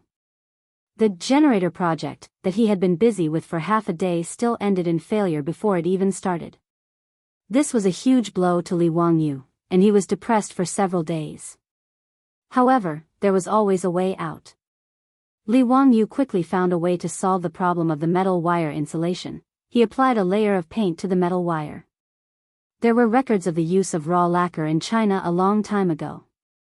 In the classic of Mountains and Seas, The Northern Mountains, it said, Gua Mountain, its trees are mostly lacquer brown. There are many lacquer trees on Mount Yingtar. Raw lacquer is a kind of pure natural liquid paint harvested from the lacquer tree. Because of this, the production of raw lacquer in China was low since ancient times, and the price was expensive. Only the rich and powerful could afford it. Not to mention that it was impossible for ordinary people in the Tang dynasty to use raw paint to paint their furniture. Even in the houses of the rich and powerful of the Tang dynasty, there were not many who could use raw paint. Because raw lacquer was not poisonous, it was often used to make utensils. In Li Wangyu's mansion, there was a set of wooden tableware that had been painted with raw lacquer. It was a congratulatory gift from a rich and powerful person in Chang and city after the news that he had been conferred the title of Baron of Hu County. Li Wangyu, who had been vexed over how to insulate the metal wire, suddenly had a flash of inspiration when he saw his servant girl serving him food using this set of lacquered wooden tableware. He remembered the good stuff of raw paint. Li Wangyu couldn't help but laugh. He didn't have time to eat and immediately asked Miao Wu to buy some raw lacquer for him. Where to buy raw lacquer? Of course, it was the all-purpose medicine shop. That's right, raw lacquer was also a kind of medicinal material. The Compendium of Materia Medica said, dry lacquer can be used as medicine. It is mainly used to treat fatal injuries, heal muscles and bones, fill the marrow cells, calm the 5 viscera, treat the 5 invasions and 6 acute diseases, and adjust the spleen when cold. It has the effect of repelling insects and relieving coughing. Chinese medicine was so awesome. Li Wangyu admired Chinese medicine very much. He had always wanted to know how they found out that these strange things could be taken as medicine. Moreover, the more awesome thing about the ancient Chinese was that they could keep the raw lacquer from hardening. The method was to throw a few crab shells into the raw lacquer. The raw lacquer could be kept liquid and would not dry up and harden. The raw lacquer cut from Shandong, Gansu, Guizhou, and other places was transported thousands of miles away to be sold in Chang and city by relying on a few crab shells. It was very magical.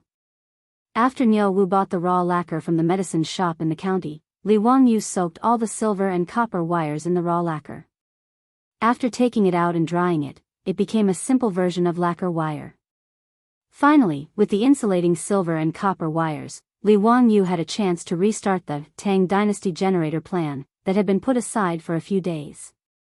He carefully wound the lacquered silver wires around the stator and tightly fixed the magnet on the rotor.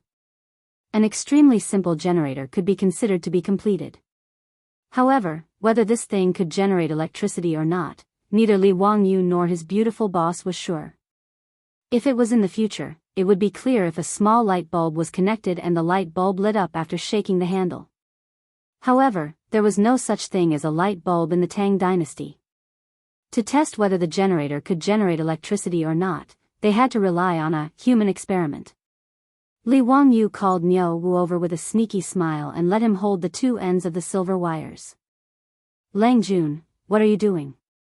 Niu Wu asked foolishly. Li Wangyu held back his laughter and said casually, nothing. I made a little thing and let you try it. Niu Wu, hold the two silver wires tightly and don't let go. His beautiful boss rolled her eyes on the side, but she did not stop Li Wangyu from doing funny things. Anyway, now, except for the human body directly sensing it, she did not know whether the thing Li Wangyu fiddled with could generate electricity or not. Niu Wu was confused, but he did not feel that there was anything wrong. He held the two silver wires tightly with both hands and watched Li Wangyu quickly shake the handle. Ah! Niu Wu let out a scream and instantly threw away the two silver wires in his hands. Lang Jun, why did the silver wires bite? Niu Wu shook his hands and looked at the two silver wires connected to the hand-cranked generator with a frightened expression. Li Wangyu and his beautiful boss's eyes lit up and stared at Niu Wu. Niu Wu, you really felt it? Yes, it hurts a lot. Lang Jun, what kind of magic are you fiddling with? Why did the silver wires suddenly bite? Did you turn them into spirits? Niu Wu stared with his bell-sized eyes and was inexplicably shocked. Li Wangyu ignored him and looked at his beautiful boss. This should be a success, right? Su Changqing nodded with uncertainty. Maybe? It seems that the current is not small, otherwise, Niu Wu would not have been electrocuted like this. Then let's try it? Yes, let's try it. Niu Wu was confused, but no one explained to him. Li Wangyu and Su Changqing picked up the hand-cranked generator and ran back to the study, once again slamming the door shut. And so, Perrin and Aphrodite heard the scene outside the study. In any case, Li Wangyu's extremely simple hand-cranked generator could be considered a success. Su Changqing's phone, which had run out of battery and automatically shut down, was now lit up with the charging icon. Chapter 260. Although Li Wangyu created a hand-cranked generator, it was a very deceptive thing to use it to charge a mobile phone. He and his beautiful boss took turns to crank the handle. Not long after, both of them were tired and out of breath. Using this method to charge a mobile phone was really unreliable. Without a multimeter, Li Wangyu and Su Changqing did not know the output power of this hand-cranked generator. Moreover, the output voltage of the hand-cranked generator was related to the shaking speed. If it was slow, the voltage would be low. If it was fast, the voltage would be high. It was very unstable. Later generations of hand-cranked generators would be installed with a speed-increasing device. A relatively heavy flywheel would be added to the rapidly rotating shaft, using its inertia to increase the stability of the rotation speed. However, Li Wangyu and Su Changqing did not know how to do this. Being able to make the hand-cranked generator generate electricity was already their limit. In order not to damage the mobile phone, Li Wangyu had to crank the handle at a constant speed to charge the mobile phone. And this task was impossible to complete without a few hours. I can't lift my hand. Li Wangyu cranked the handle for more than half an hour. He was so tired that he almost stuck his tongue out. The key was that his arm was sore and unbearable. He really could not continue. And the battery shown on the mobile phone screen was less than 10% charged. Su Changqing wrinkled his nose in dissatisfaction. Humph, at this speed, when can you charge it fully? Li Wangyu directly played dead. No matter what his beautiful boss said, he was not willing to crank the damn generator handle again. The matter of charging the mobile phone needed to be kept a secret. Except for the two of them, it was not convenient to ask Niu Wu and Niu Yong to help. Between slacking off and using the mobile phone, Li Wangyu persisted for half an hour and finally chose the former. The beautiful boss was angry at Li Wangyu's tired appearance, but there was nothing she could do. It was really too tiring to crank the generator manually. She persisted for 5 minutes and gave up. Naturally, she could not scold Li Wangyu anymore. Li Wangyu took the opportunity to slip out of the study and ran to the backyard. He sat on a recliner and ordered a maidservant to bring tea, acting like a master.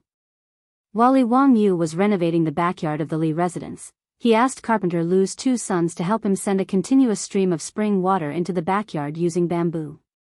They even built a wooden frame with a huge clay pot on top of it. The spring water in the clay pot flowed like a small waterfall into the canal below. Li Wangyu was stunned for a while as he listened to the gurgling sound of the spring water. He couldn't help but pat his head with his hand. What a pig's brain. Even though he was from a second-tier university, he couldn't be that stupid, right? There was obviously a simple method, so why did he have to act like an idiot and frantically shake the controller for more than half an hour? Changqing, the two of us seem to have done something stupid.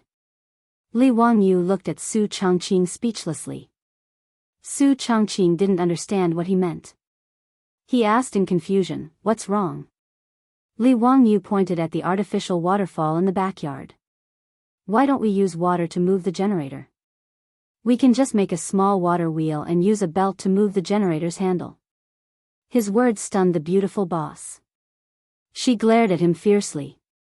"Humph, I knew you were stupid. You couldn't even think of such a simple method. You made me shake the controller for so long. Why don't you go and find Carpenter Lu?" Li Wangyu was stunned by Su Changqing's words. How could he be reasonable? This was clearly his idea. How could he say that he was in the wrong? Moreover, you clearly only shook it for less than 5 minutes, but he shook it for half an hour. Fortunately, Li Wangyu also knew that he couldn't reason with a beautiful woman. He could only silently accept the beautiful boss's criticism. He turned around and ordered Niao Wu to find Carpenter Lu. A day later, there was a small water wheel under the artificial waterfall in the backyard. It was constantly being washed by the spring water flowing out of the clay pot above. A round wheel was installed on the axle of the water wheel. Li Wangyu installed a belt on the wheel to replace the belt pulley. The other end of the belt was connected to the generator, driving the generator's rotor to rotate at a uniform speed. Li Wangyu also asked Carpenter Lu to build a small house the size of a sentry post with logs in the backyard and put the generator in it.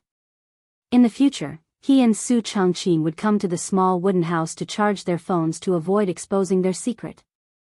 Whether it was Li Heng, Niao Wu, or Niao Yong, they were already used to the strange actions of their Lang Jun. No one asked for the reason.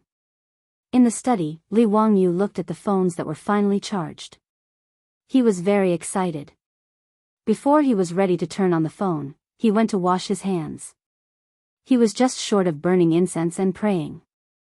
"Changqing, I'm turning on the phone." "Yes, turn it on." Li Wangyu excitedly pressed the power button. A moment later, the phone's screen lit up, the familiar boot music and the familiar boot animation. At this moment, Li Wangyu was about to cry. "I want to listen to music. Read novels. Play games." Before Li Wangyu finished roaring in his heart, a slender hand reached in front of his eyes and slowly took the phone that he had just turned on. "Hey, Changqing, what are you doing?" Li Wangyu asked unhappily. The beautiful boss smiled. "Nothing, this is my phone." Her words almost made Li Wangyu choke to death. "Okay, this is indeed the beautiful boss's phone. I helped you charge it. You can't burn the bridge after crossing the river. So what if you're beautiful? Can you do whatever you want?" At this moment, Li Wangyu's acting skills were off the charts. His extremely aggrieved look was enough to make anyone who heard it cry and feel sad. However, Su Changqing didn't buy it at all. Her slender fingers tapped his forehead. "Humph, you're right. This lady is beautiful. What do you want?"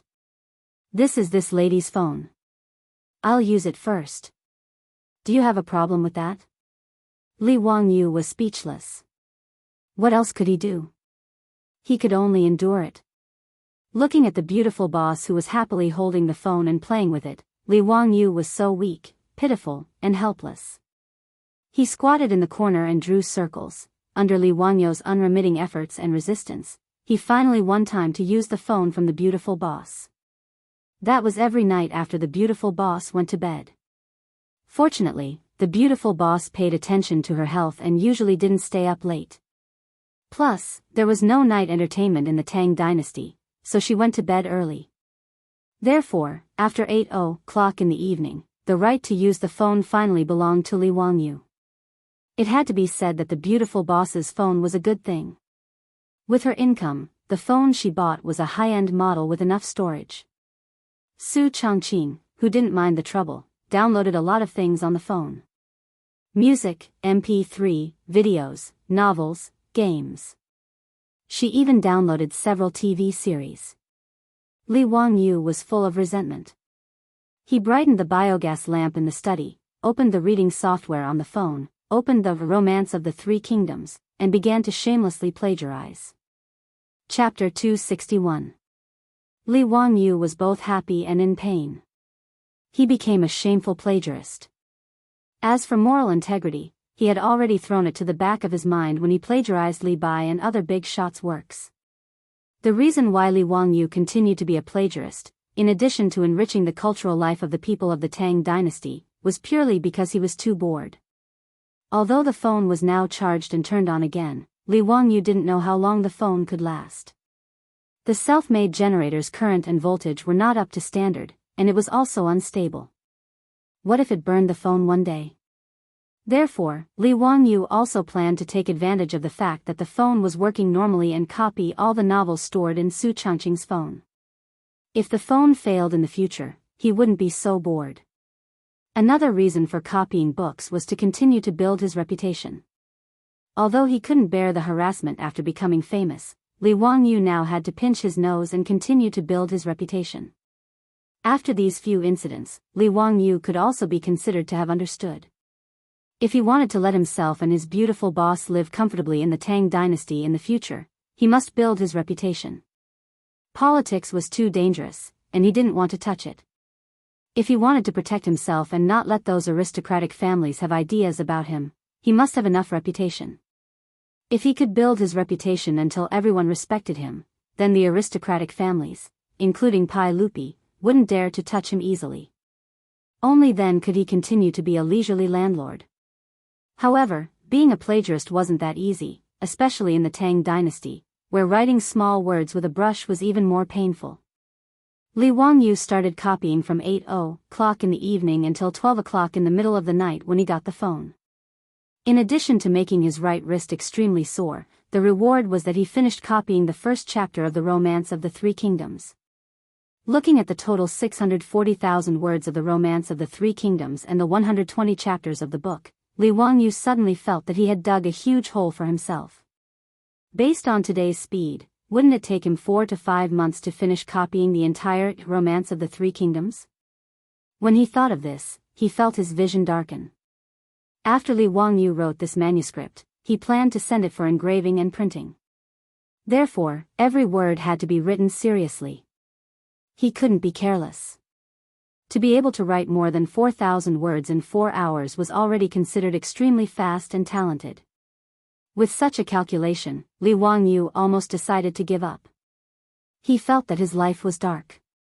However, this was a hole that he had dug himself, so he had to continue copying it even if he had tears in his eyes. Li Wangyu was full of resentment. He turned off his phone and went back to sleep. For the next week, Li Wangyu hid at home every day and became a poor copyist. It didn't take long for him to copy a thick stack of manuscripts for the Romance of the Three Kingdoms. In fact, it was not how fast Li Wangyu copied, but how few words could be written in a manuscript.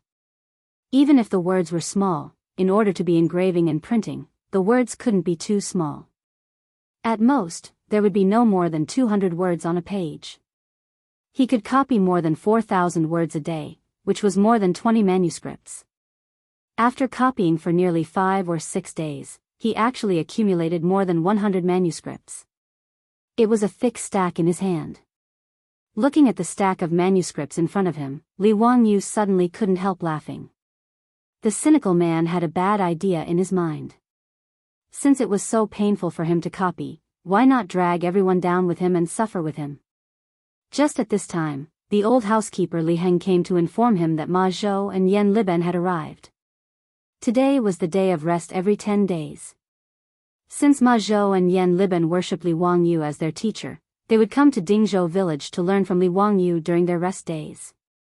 When Li Wangyu heard that Ma Zhou and Yan Liben had come, he couldn't help but smile. Well, I have a good lab rat. I can test whether my plan of dragging people down is feasible.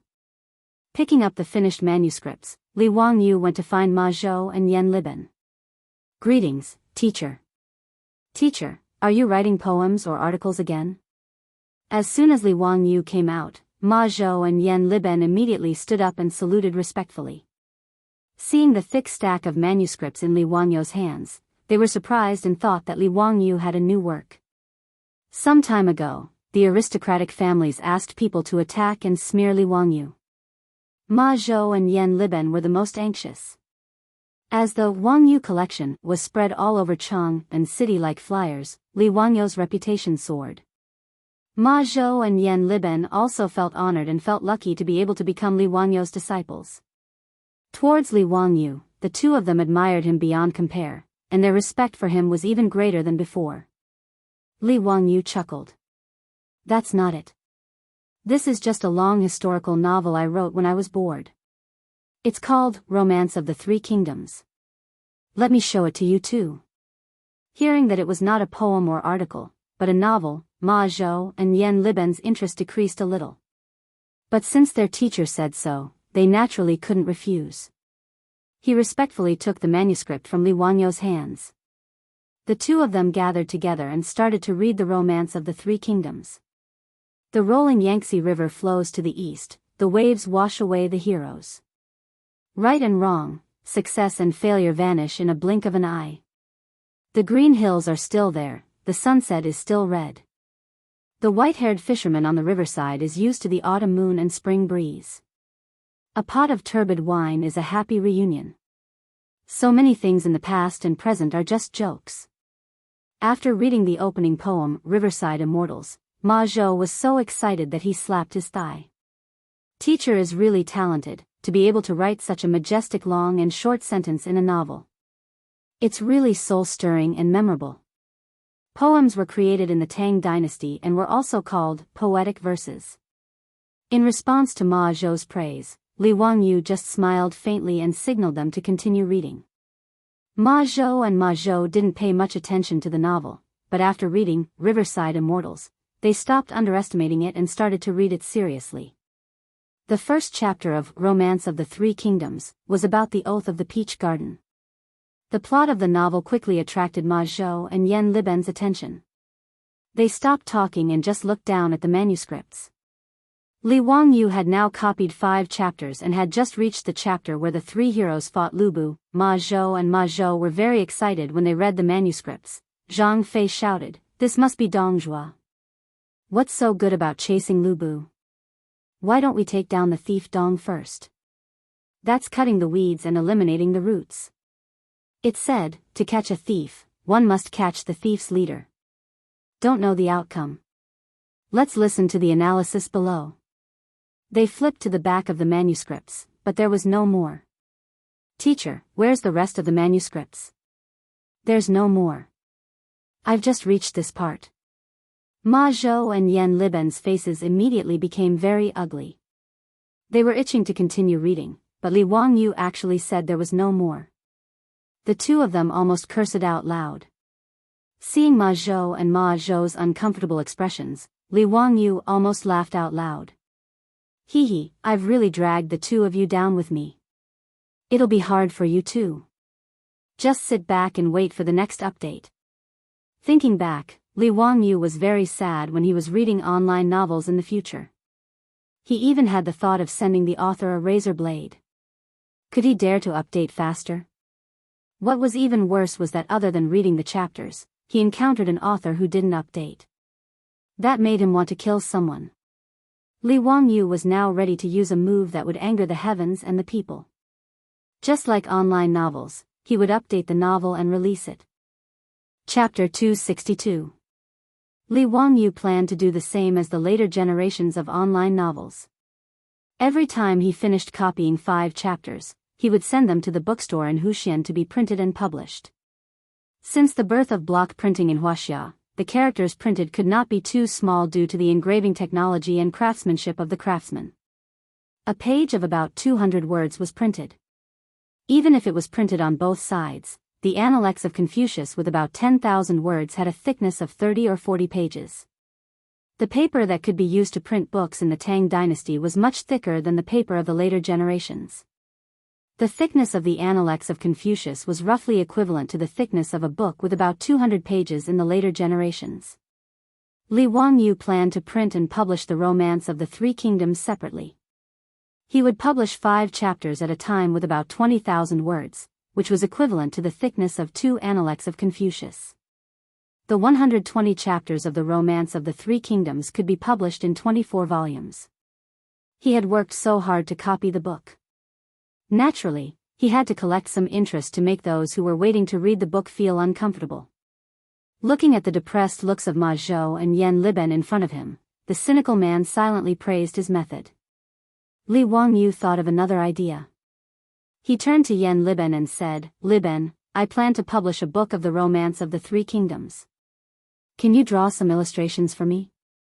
"What are illustrations?" Yan Liben was confused by Li Wangyu's words and did not understand what he meant. Books with illustrations only appeared in large numbers in the books of the Ming and Qing dynasties. In the era without printing, it was impossible for the readers who copied books to draw their own illustrations according to the manuscripts. With the maturity of block printing technology in the Tang dynasty, it was possible for illustrations to appear in books.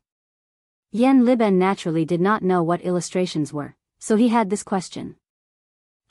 Illustrations are pictures drawn according to the contents of the book. For example, in the first chapter of the Oath of Brotherhood in the Peach Garden, you help me draw a picture of Liu Bei and his brothers swearing to be sworn brothers in the Peach Garden. Just outline the lines. I will ask someone to take it to block printing and bind it with the manuscripts into a book. When Yan Liben heard Li Wangyu's words, he could not help being excited. "Teacher, do you mean that you will also print the pictures I draw into a book? Can the pictures be block printed? Can I sign it?" Li Wangyu rolled his eyes at him strangely. "Who would know that the illustration was drawn by you if you didn't sign it? I was planning to keep it as a family heirloom." If the illustrations in the Romance of the Three Kingdoms were drawn by Yan Liben, how much would it be worth if it was auctioned in the future? "Of course, you have to sign off on the book. You have to sign off on every illustration." Just help me draw an illustration for each chapter. Draw it now, and I'll send it to the bookstore today." Li Wangyu's words made Ma Zhou envious. He looked at Yan Liben with a burning gaze, wishing that he could snatch this job from Yan Liben. Ma Zhou and Yan Liben had already heard about the woodblock printing from Li Wangyu. The two of them felt that it was inconceivable that books could be printed in large quantities so quickly. For scholars, regardless of the dynasty, the temptation of writing a book and creating a biography was incomparably huge.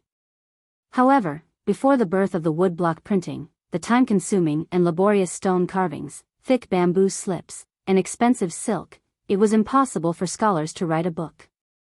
Now that Li Wangyu was going to write a book in Yan Liben's name in it, it was also a huge temptation. How could Ma Zhou not be envious?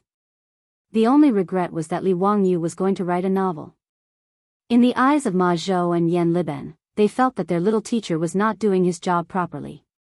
In the Tang dynasty, novels were not valued by the people of that time. They were regarded as unrefined. Not to mention the Tang dynasty, even in the Ming and Qing dynasties, those authors who wrote novels used pseudonyms to protect their reputation. However, Li Wangyu was not afraid of being slandered. Anyway, he was only 16 years old. It was normal for him to be a little impulsive. Compared to the influence that the book Romance of the Three Kingdoms would bring, that bit of controversy was nothing. Yan Liben did not say much and immediately asked Li Heng to bring him a brush and ink. He ran to the side and looked at the manuscript while thinking about how to draw the illustration. Ma Zhou hesitated and asked, "Teacher, your book seems to have some mistakes. It does not match the history books." The history books did not record that Liu Bei and the other two became sworn brothers. It only mentioned that they were as close as brothers. Gongsun Zan did not join the alliance. Liu Bei and the other two should not have participated in the war. How could the three heroes fight Lu Bu? When Li Wangyu heard him finish, he could not help bursting into laughter. Bin Wang, I am writing a novel. It is a romance, not a history book. This is called artistic exaggeration. Some parts are made up by me. There is no need to take it seriously. With regards to this explanation, Ma Zhou could only nod and accept it. However, he picked up one of Li Wangyou's manuscripts and asked, "Teacher, what do these circles on your manuscripts mean?" Li Wangyou looked up and saw that Ma Zhou was pointing at the punctuation marks in the book. When he copied the book, he copied from right to left and from top to bottom according to the Tang people's habit. He also changed the simplified characters into traditional characters. However, he had copied the punctuation marks out of habit as well. In the Tang dynasty, there were no punctuation marks. There was only a mark called sentence reading. It indicated that a sentence had a complete meaning. Only in the Ming dynasty did the names of people and places appear. These were the early punctuation marks. What Li Wangyou wrote on the manuscript were the standard punctuation marks of the later generations. Naturally, Ma Zhou could not understand it. Li Wangyou pondered. Since he was used to copying, he might as well continue copying the punctuation marks. He was not in a hurry to answer Ma Zhou's question. Instead, he raised his hand and wrote a sentence on the paper. This house can be lived in, and the person is not sad. Bin Wang, what do these words mean? It means that this house can be lived in, and the person is not sad? Ma Zhou read it out. Li Wangyou smiled and shook his head. He raised the brush again and added punctuation marks in the sentence. Read it again. This house can be lived in, and the person is not sad. The person is not sad. SSS. Teacher, the meaning has completely changed. Ma Zhou immediately reacted. Li Wangyou nodded. Bin Wang, this is a symbol that I created to assist in reading. Yes, I call it punctuation marks. Look, this circle-shaped mark is called a period. It means that a sentence has ended. This tadpole-shaped mark is called a comma. It means. Li Wangyou took a piece of paper and wrote down all the punctuation marks on it. He also wrote the meaning of these punctuation marks at the side. Since he had copied it, he might as well promote these punctuation marks when he printed the Romance of the Three Kingdoms. Wonderful. It's really wonderful. Teacher, these punctuation marks are really divine. With this, there will be no more punctuation mistakes. In the face of Ma Zhou's praise, Li Wangyou nodded calmly again, showing that he was such a genius. Chapter 263. Ma Zhou looked at Li Wangyou with a burning gaze. He no longer cared that Romance of the Three Kingdoms was just a story. This was the first book in the Tang dynasty to be engraved and printed, and the first book to use punctuation. Even Yan Liben could draw the illustration and sign it, so how could Ma Zhou not be envious? Teacher, what do you think your disciple can do for you? I also want to contribute to your book. Ma Zhou rubbed his hands and said embarrassedly. Li Wangyou looked at Ma Zhou with a smile, but in his heart, he suddenly had a plan. Such a good free labor, it would be a waste not to use it. The most tiring part of copying Romance of the Three Kingdoms was using a brush to transcribe stroke by stroke. Because this manuscript was to be sent to the bookstore for engraving, every word could not be sloppy. Therefore, he had to concentrate and write seriously, which was very tiring. If he accidentally wrote a word wrong, the entire manuscript would have to be rewritten, and he would not even have the chance to alter it. These few days, Li Wangyou was very impatient with copying. Although he could not give Ma Zhou his phone, if he could copy it without worrying about writing, and then let Ma Zhou help him rewrite the manuscript, it would save a lot of time. Bin Wang, are you willing to help me copy the manuscript? This manuscript will be sent directly to the bookstore for engraving, and in the future, Romance of the Three Kingdoms will be your pen and ink. How about it, are you willing? Ma Zhou nodded his head like a chicken pecking rice. I am willing, of course I am willing. It is my honor to be able to work for teacher. Li Wangyou was very happy. He patted Ma Zhou's shoulder and gave him a sweet date. On the cover of this book, I will write your name and indicate that it is your Ma Zhou's, Ma Bin Wang's, ink. These words made Ma Zhou even more excited. He could not wait to start copying. Not only would he be able to leave his name on the book, but he would also be able to see the updated content. Ma Zhou was very satisfied with this. When Yan Liben, who was concentrating on his painting, heard this, he couldn't help but raise his head and look at Li Wangyu with eyes full of anticipation. Li Wangyu saw the look in Yan Liben's eyes and immediately gave him a sweet date. Liben naturally has to leave his name on the cover. The illustration will be drawn by Yan Liben. Pretending that he didn't care, Yan Liben lowered his head and continued to paint. However, the corners of his mouth couldn't help but curl up. He was obviously very satisfied. Li Wangyu had already copied the first 5 chapters of the Romance of the Three Kingdoms. Naturally, there was no need for Ma Zhou to copy it again. This made Ma Zhou feel very regretful. He could only wait for Li Wangyu to finish the rest of the manuscript. While the two of them were talking, Yan Liben had already finished a draft. He dried the ink and handed it to Li Wangyu. "Division Commander, what do you think of this?" Li Wangyu took the manuscript. After looking at it, he almost wanted to keep it for himself. It was such a waste to use it as an engraving plate. It had to be said that letting a master like Yan Liben draw for him was like using a cannon to kill a mosquito. It was like using a sledgehammer to kill a chicken. Yan Liben was originally good at drawing people. After learning from Li Wangyu for a period of time, the lines of the people he drew were strong and round. The clothes were simple and heavy, and it became more and more lifelike. What he drew was the scene of Lu, Guan, and Zhang becoming sworn brothers in the peach blossom garden. Yan Liben was known as the legend of painting. The standard of his illustration was much higher than the illustrators of later generations. This made Li Wangyu very satisfied. "Liben, this illustration is very good, very good. There are still 4 chapters left. You can draw them all. I will send them to the bookstore to engrave them. I hope that they can be printed in 10 days. After receiving his division commander's praise, Yan Liben immediately nodded. He ran back to the table and started to draw again. Because he only needed to draw the lines and the size of the illustration was not large, Yan Liben did not need much effort to draw the illustrations for the 5 chapters. Li Wangyu also finished the cover of the Romance of the Three Kingdoms. Under Yan Liben's expectation, he wrote a small line of words, illustration drawn by Yan Liben. These words made Ma Zhou very envious. He wished that he could copy the first 5 chapters again so that Li Wangyu could also write, "Copy Ma Bin Wang," on the cover. The first volume of Romance of the Three Kingdoms was ready. Li Wangyu wanted to strike while the iron was hot. He would send it to the bookstore today and try to get it printed as soon as possible. The earlier it was released, the earlier the people who read the book would understand the pain of catching up. Wahahaha, wouldn't that be great? Li Wangyu brought Niu Wu and rode a horse to the bookstore in Hu County.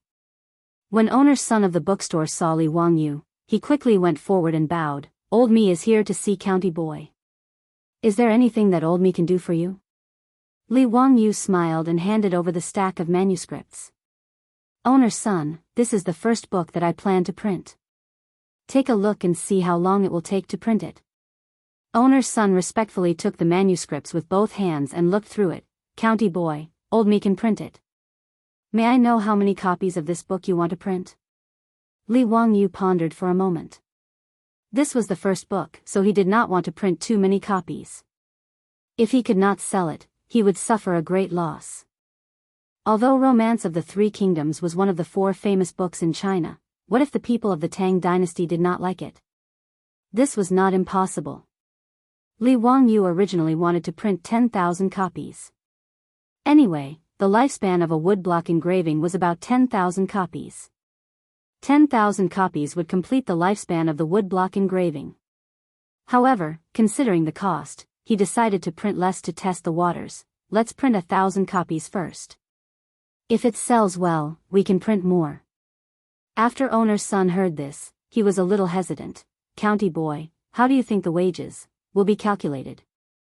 Last time when he helped Li Wangyu print the flyers, owner's son was generous and did not charge Li Wangyu for the labor cost because he only engraved a few engravings.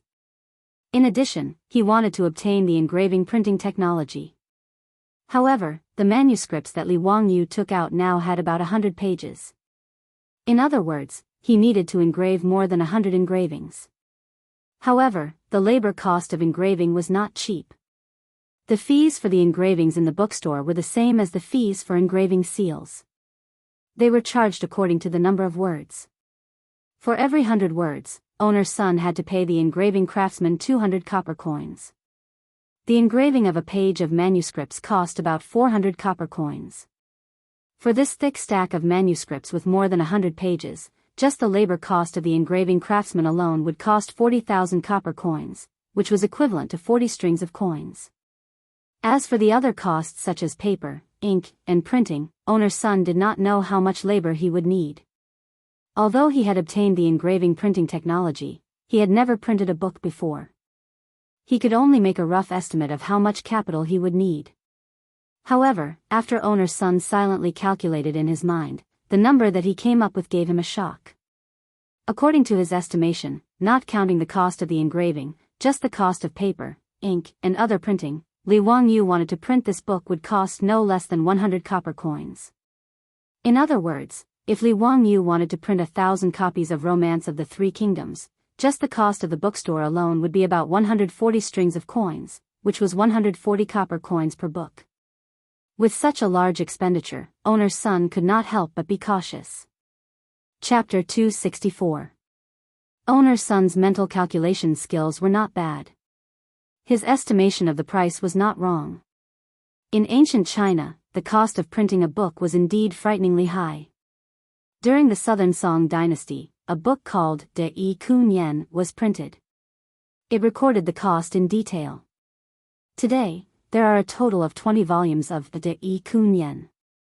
Number of sheets of paper used, printing costs, ink costs, a total of 1,300 sheets of paper used, 30 sheets of green paper used for printing, 30 sheets of green paper used for printing, 30 sheets of green paper used for printing, 30 sheets of brown paper, ink, paste, printing costs, and other costs, a total of 5 coins for printing, a total of 2 coins for printing board costs. Experts in later generations did the calculations and concluded that each volume of De Yi Kun Yen in the Southern Song dynasty cost 290 copper coins. On average, each volume was 160 copper coins. The purchasing power of 1 copper coin was equivalent to about 4 renminbi in modern times. In other words, the cost of printing a book was 640 renminbi. It was simply a sky-high price. However, compared to manual copies, the price was at least 10% cheaper. Li Wangyu naturally knew that the cost of printing a book was not low. However, he was not short of money now. He could afford to spend a few hundred coins to print it. Besides, he was planning to sell this book. He might even be able to earn some money back. He waved his hand generously. Owner's son, just name the price. I only have one request. The sooner the better. Of course. County man, your manuscript has too many words. It will take some time for the craftsman to carve more than 100 plates. Old me estimates that it will take about 5 days to carve all the manuscripts. After 7 days, it can be printed and bound. In owner's son's bookstore, there were only 2 or 3 skilled craftsmen. After all, these craftsmen were originally engravers. His bookstore could not afford to keep too many craftsmen. Sure. Owner's son, please hurry. Oh right, these 5 illustrations also need to be engraved and printed together. We need to add an illustration to the front of each chapter. Is there a problem? Owner's son nodded. No problem. Just leave it to old me. Li Wangyu said, that's good. He took out 2 5 taels of gold ingots and handed them to owner Sunday. These 10 taels of gold will be the deposit. I will come to collect the book in 7 days and pay you the rest of the money. Workshop owner's son naturally had no reason to refuse. After accepting the gold, he repeatedly said, yes, yes. Don't worry, old me will have the book printed in 7 days. If you can't complete it, Huzianan, you can take old me's head and use it as a chamber pot. Li Wangyu laughed and scolded, why would I want your head? Help me print it well. When I pick up the book, there will be a draft for you to print. Yes, old me understands. Owner's son smiled even more happily. There was no merchant who wouldn't like such a big customer. Seeing that Li Wangyu was about to leave, owner's son hurriedly asked, "May I ask Hu Xiannan, are you going to sell this Romance of the Three Kingdoms after you finish printing it?" Li Wangyu nodded. Of course. Otherwise, why would I print so many? Owner's son said, I wonder if Hu Xiannan is willing to sell this book to old me? Sell it to you? Li Wangyu shook his head. Hu Xiannan is too small. I can't sell that many books. Besides, if it sells well, I plan to print another 10,000 copies. How can you sell your bookstore? Owner's son smiled and said, Hu Xiannan, don't worry. Old me actually runs a bookstore in Cheng and East City. Business is pretty good. Hu Xiannan, don't worry about selling it. The old man's words piqued Li Wangyu's interest. He had been thinking about how to sell this Romance of the Three Kingdoms after it was printed. Since owner's son had a bookstore in Cheng and East City, it saved him a lot of trouble. Without waiting for Li Wangyu to nod in agreement, owner's son continued, Hu Xiannan, based on old me's experience, this Romance of the Three Kingdoms of yours should be able to sell for around 400 to 500 copper coins. Old me's bookstore only takes 20% of the consignment fee. As for the cost of printing the book, old me only takes the capital. Hu Xiannan, what do you think? Li Wangyu thought to himself. Books from the Tang dynasty were really ridiculously expensive. A book with over 20,000 words was sold for so much. That would be around 2,000 yuan in the future. The key point was that he planned to produce 24 copies of the Romance of the Three Kingdoms. According to this price, if he wanted to buy the entire Romance of the Three Kingdoms, he would need 12 strings of copper coins. That would be 48,000 yuan in the future. If any profiteer in the future dared to sell books like this, they would definitely be beaten to death. However, looking at the bookstore, the price of the handwritten Analects of Confucius was actually 2 strings of copper coins. Li Wangyu felt that he was being too kind. Ma Zhou was now a 6th-rank court official, but his monthly salary was only 2 strings of 400 copper coins. If he came to the bookstore to buy books, his monthly salary would only be enough to buy 1 volume of the Analects of Confucius. Li Wangyu pondered over owner's son's proposal for a while, then nodded in agreement. Having someone to help him sell books would save him a lot of trouble. Furthermore, Li Wangyu had a good impression of owner's son, so he was naturally willing to continue working with him. The cost of printing the first volume of the Romance of the Three Kingdoms was 150 copper coins. If he sold it for 500 copper coins, he would have a profit of 350 copper coins. If he gave owner's son 100 copper coins, he could still make 250 copper coins. 1,000 copies would be 250 strings of copper coins. If the sales were good, he could print another 10,000 copies.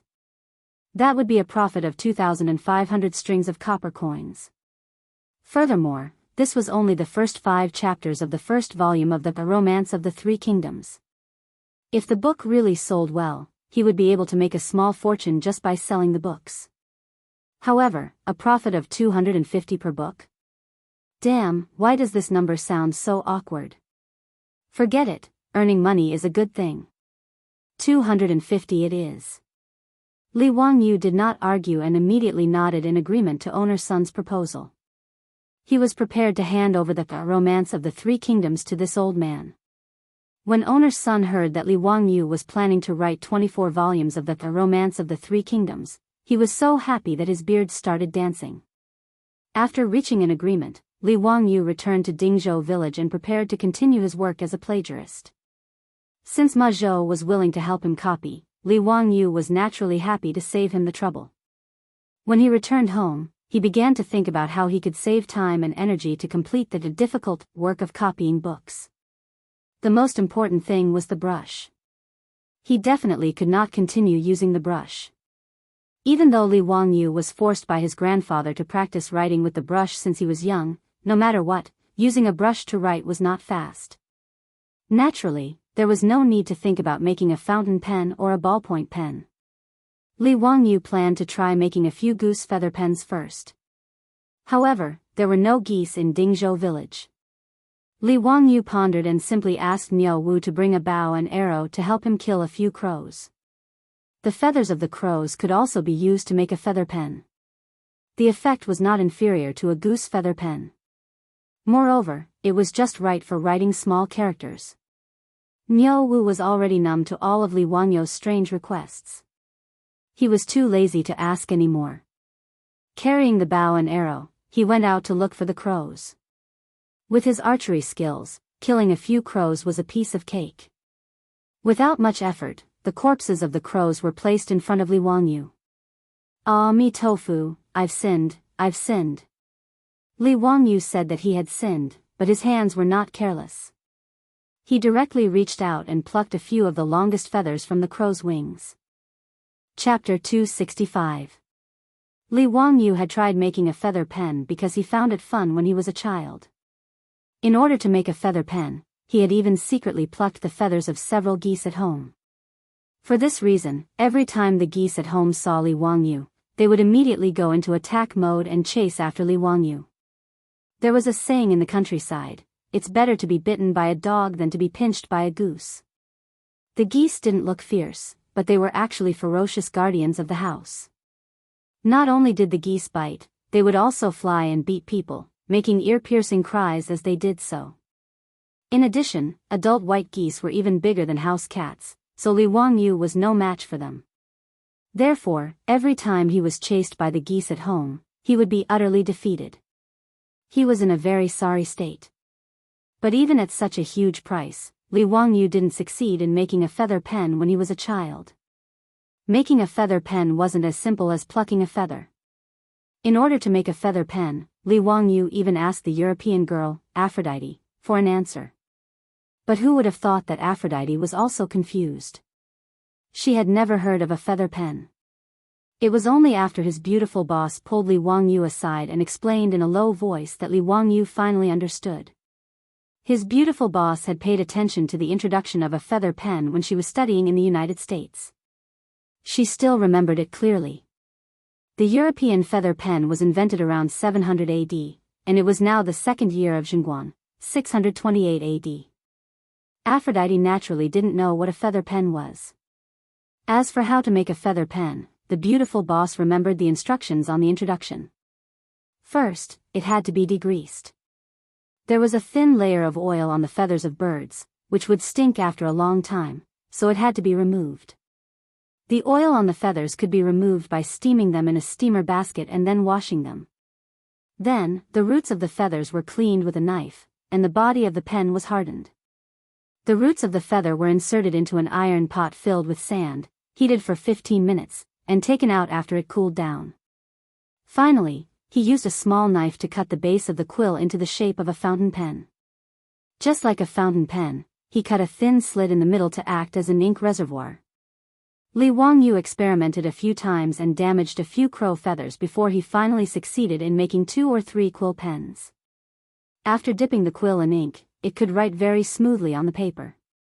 The ink was clear, and it was not much different from the fountain pens of the future. Li Wangyu was very satisfied with his own hands-on skills. But before Li Wangyu could gloat and show off, he saw his beautiful boss reach out her slender hand, grab a few quills, and snatch them away. Hey, what are you doing? Are you trying to rob me? Yao Ling?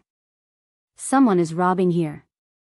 Li Wangyu quickly shouted, trying to protect his work. The beautiful boss glanced at him and shook her fist threateningly. Humph, I taught you how to do it. Shouldn't I charge you some tuition? Do you have a problem with that? In the modern city, except for Li Wangyu, who was forced by his grandfather to practice calligraphy since childhood, few people knew how to use a writing brush.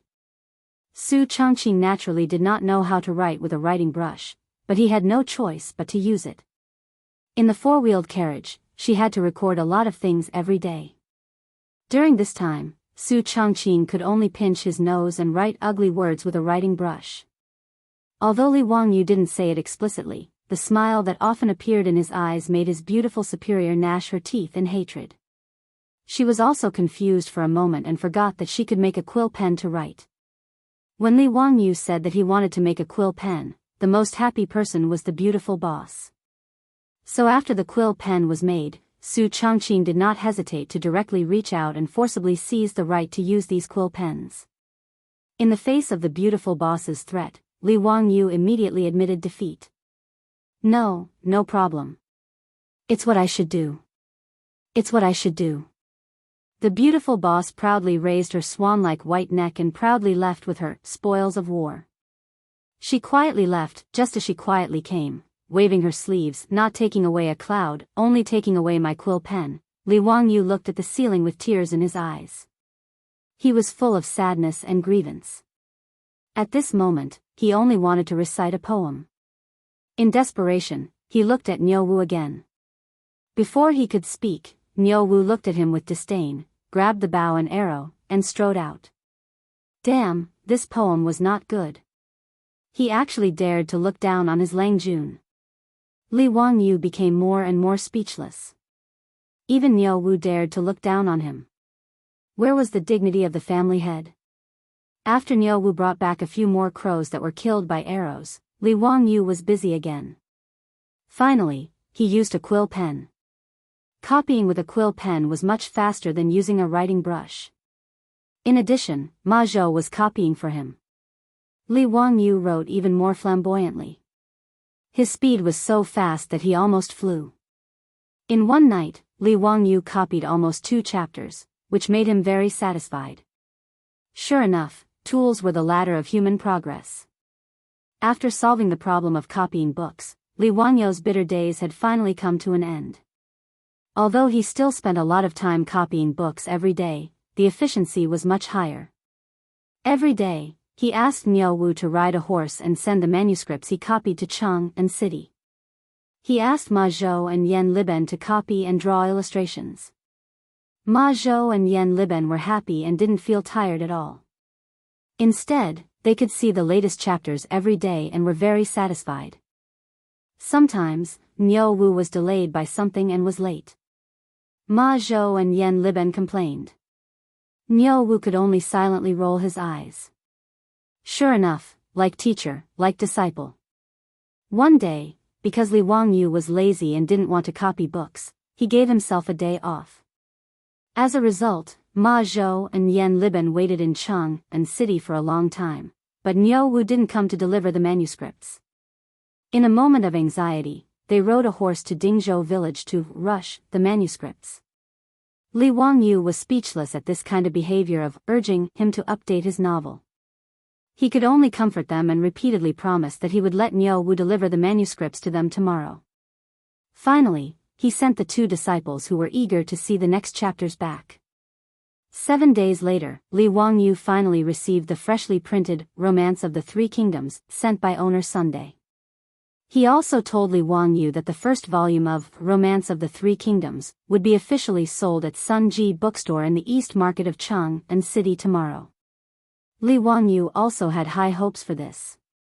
He planned to personally go to the East Market the next day to see how the 4 great classical novels he painstakingly copied were received in the Tang dynasty. Chapter 266. In the afternoon, Li Wangyu was standing outside Sun's bookstore in the East Market of Cheng, and with a gloomy face. He came to Cheng and today to see the sales situation of the Three Kingdoms novels that he had painstakingly copied. However, he did not expect that it would be completely different from what he had imagined.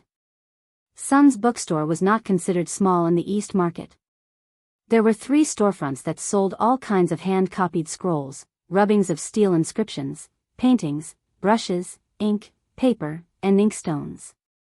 They also accepted businesses such as seal engraving. The business was quite good. In the bookstore, there were many scholars dressed as scholars going in and out. Li Wangyu observed for a moment and saw that there were several transactions in the bookstore. However, there were people who bought the scrolls that cost 2 copper coins, but few people were interested in the Romance of the Three Kingdoms that cost 500 copper coins. The engraved and thread-bound Romance of the Three Kingdoms was quietly placed on the counter in the bookstore. It was not eye-catching at all. There were no advertisements, no publicity, and no shop assistants shouting to promote it. Occasionally, there were scholars who were curious and picked up the book to flip through it. When they saw that it was a novel with chapters, they put it back. However, there were scholars who read it carefully and their eyes lit up. They took out their copper coins and bought the book.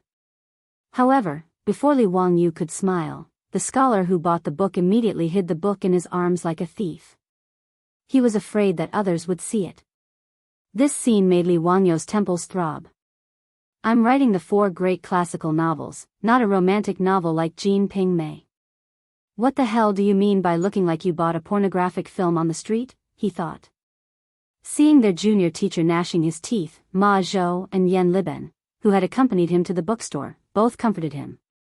Teacher, this scholar is also afraid that people will see him buy the novel and criticize him for not doing his job and neglecting his studies. Yes, teacher. Although we know that your novel is majestic and is not written in a game, in the eyes of the people, novels are not elegant. After being comforted by Ma Zhou and Yan Liben, Li Wangyu became even more depressed. This was exactly the same as what he had imagined. Shouldn't the romance of the 3 kingdoms be warmly welcomed by the people of all walks of life in the capital of the Tang dynasty as soon as it was released? Shouldn't it be that Luoyang paper was expensive, that the supply could not meet the demand, and that the goods were scarce and expensive? But in the end, it was completely deserted. Li Wangyu even had the thought of ejecting. No one was interested in the book that he had painstakingly copied, so what was the point of him continuing to copy? The few of them stopped outside the bookstore to observe. Owner's son finally saw Li Wangyu and the others outside the bookstore and hurriedly came out to greet them. Owner's son smiled and bowed to Li Wangyu. Congratulations to Mr. Huxian. Today, the 3 kingdoms will be on sale. In just 2 hours, 3 copies have already been sold. That's quite impressive. Nanny? Are you kidding me? The old man's words made Li Wangyu speechless.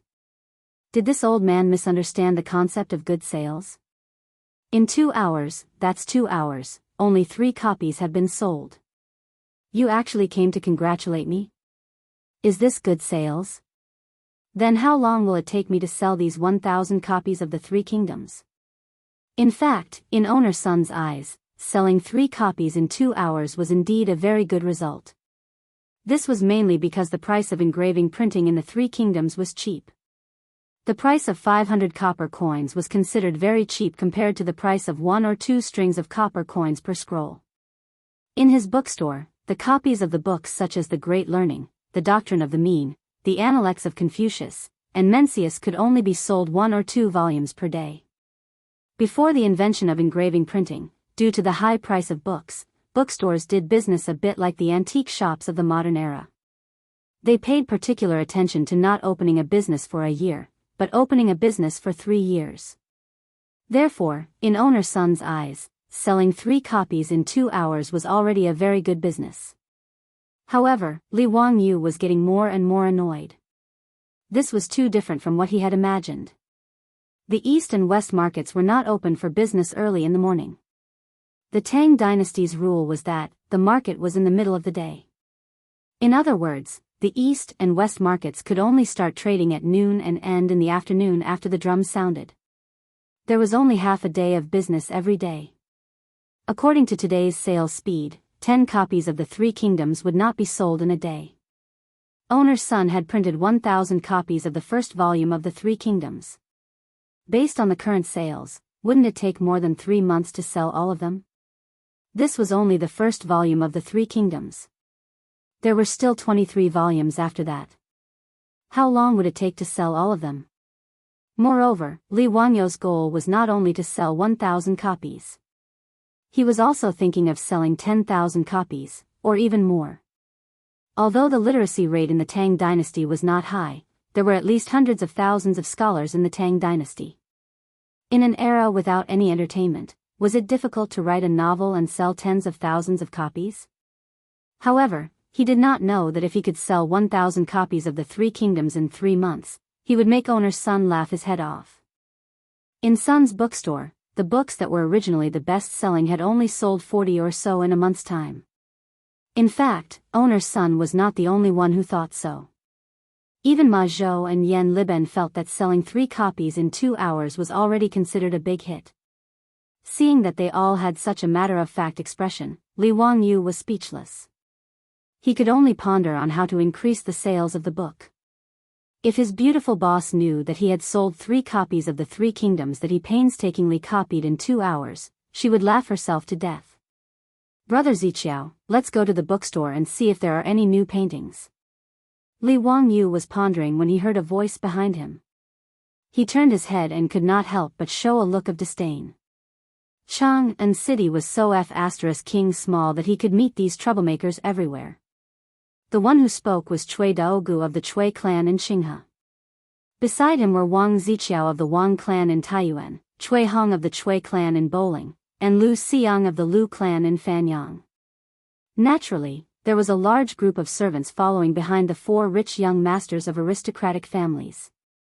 The large group of people was bustling with noise and excitement. Li Wangyu was too lazy to meet these foppish sons. He pulled Ma Zhou and Yan Liben to the side and avoided the sight of Wang Ziqiao and the others.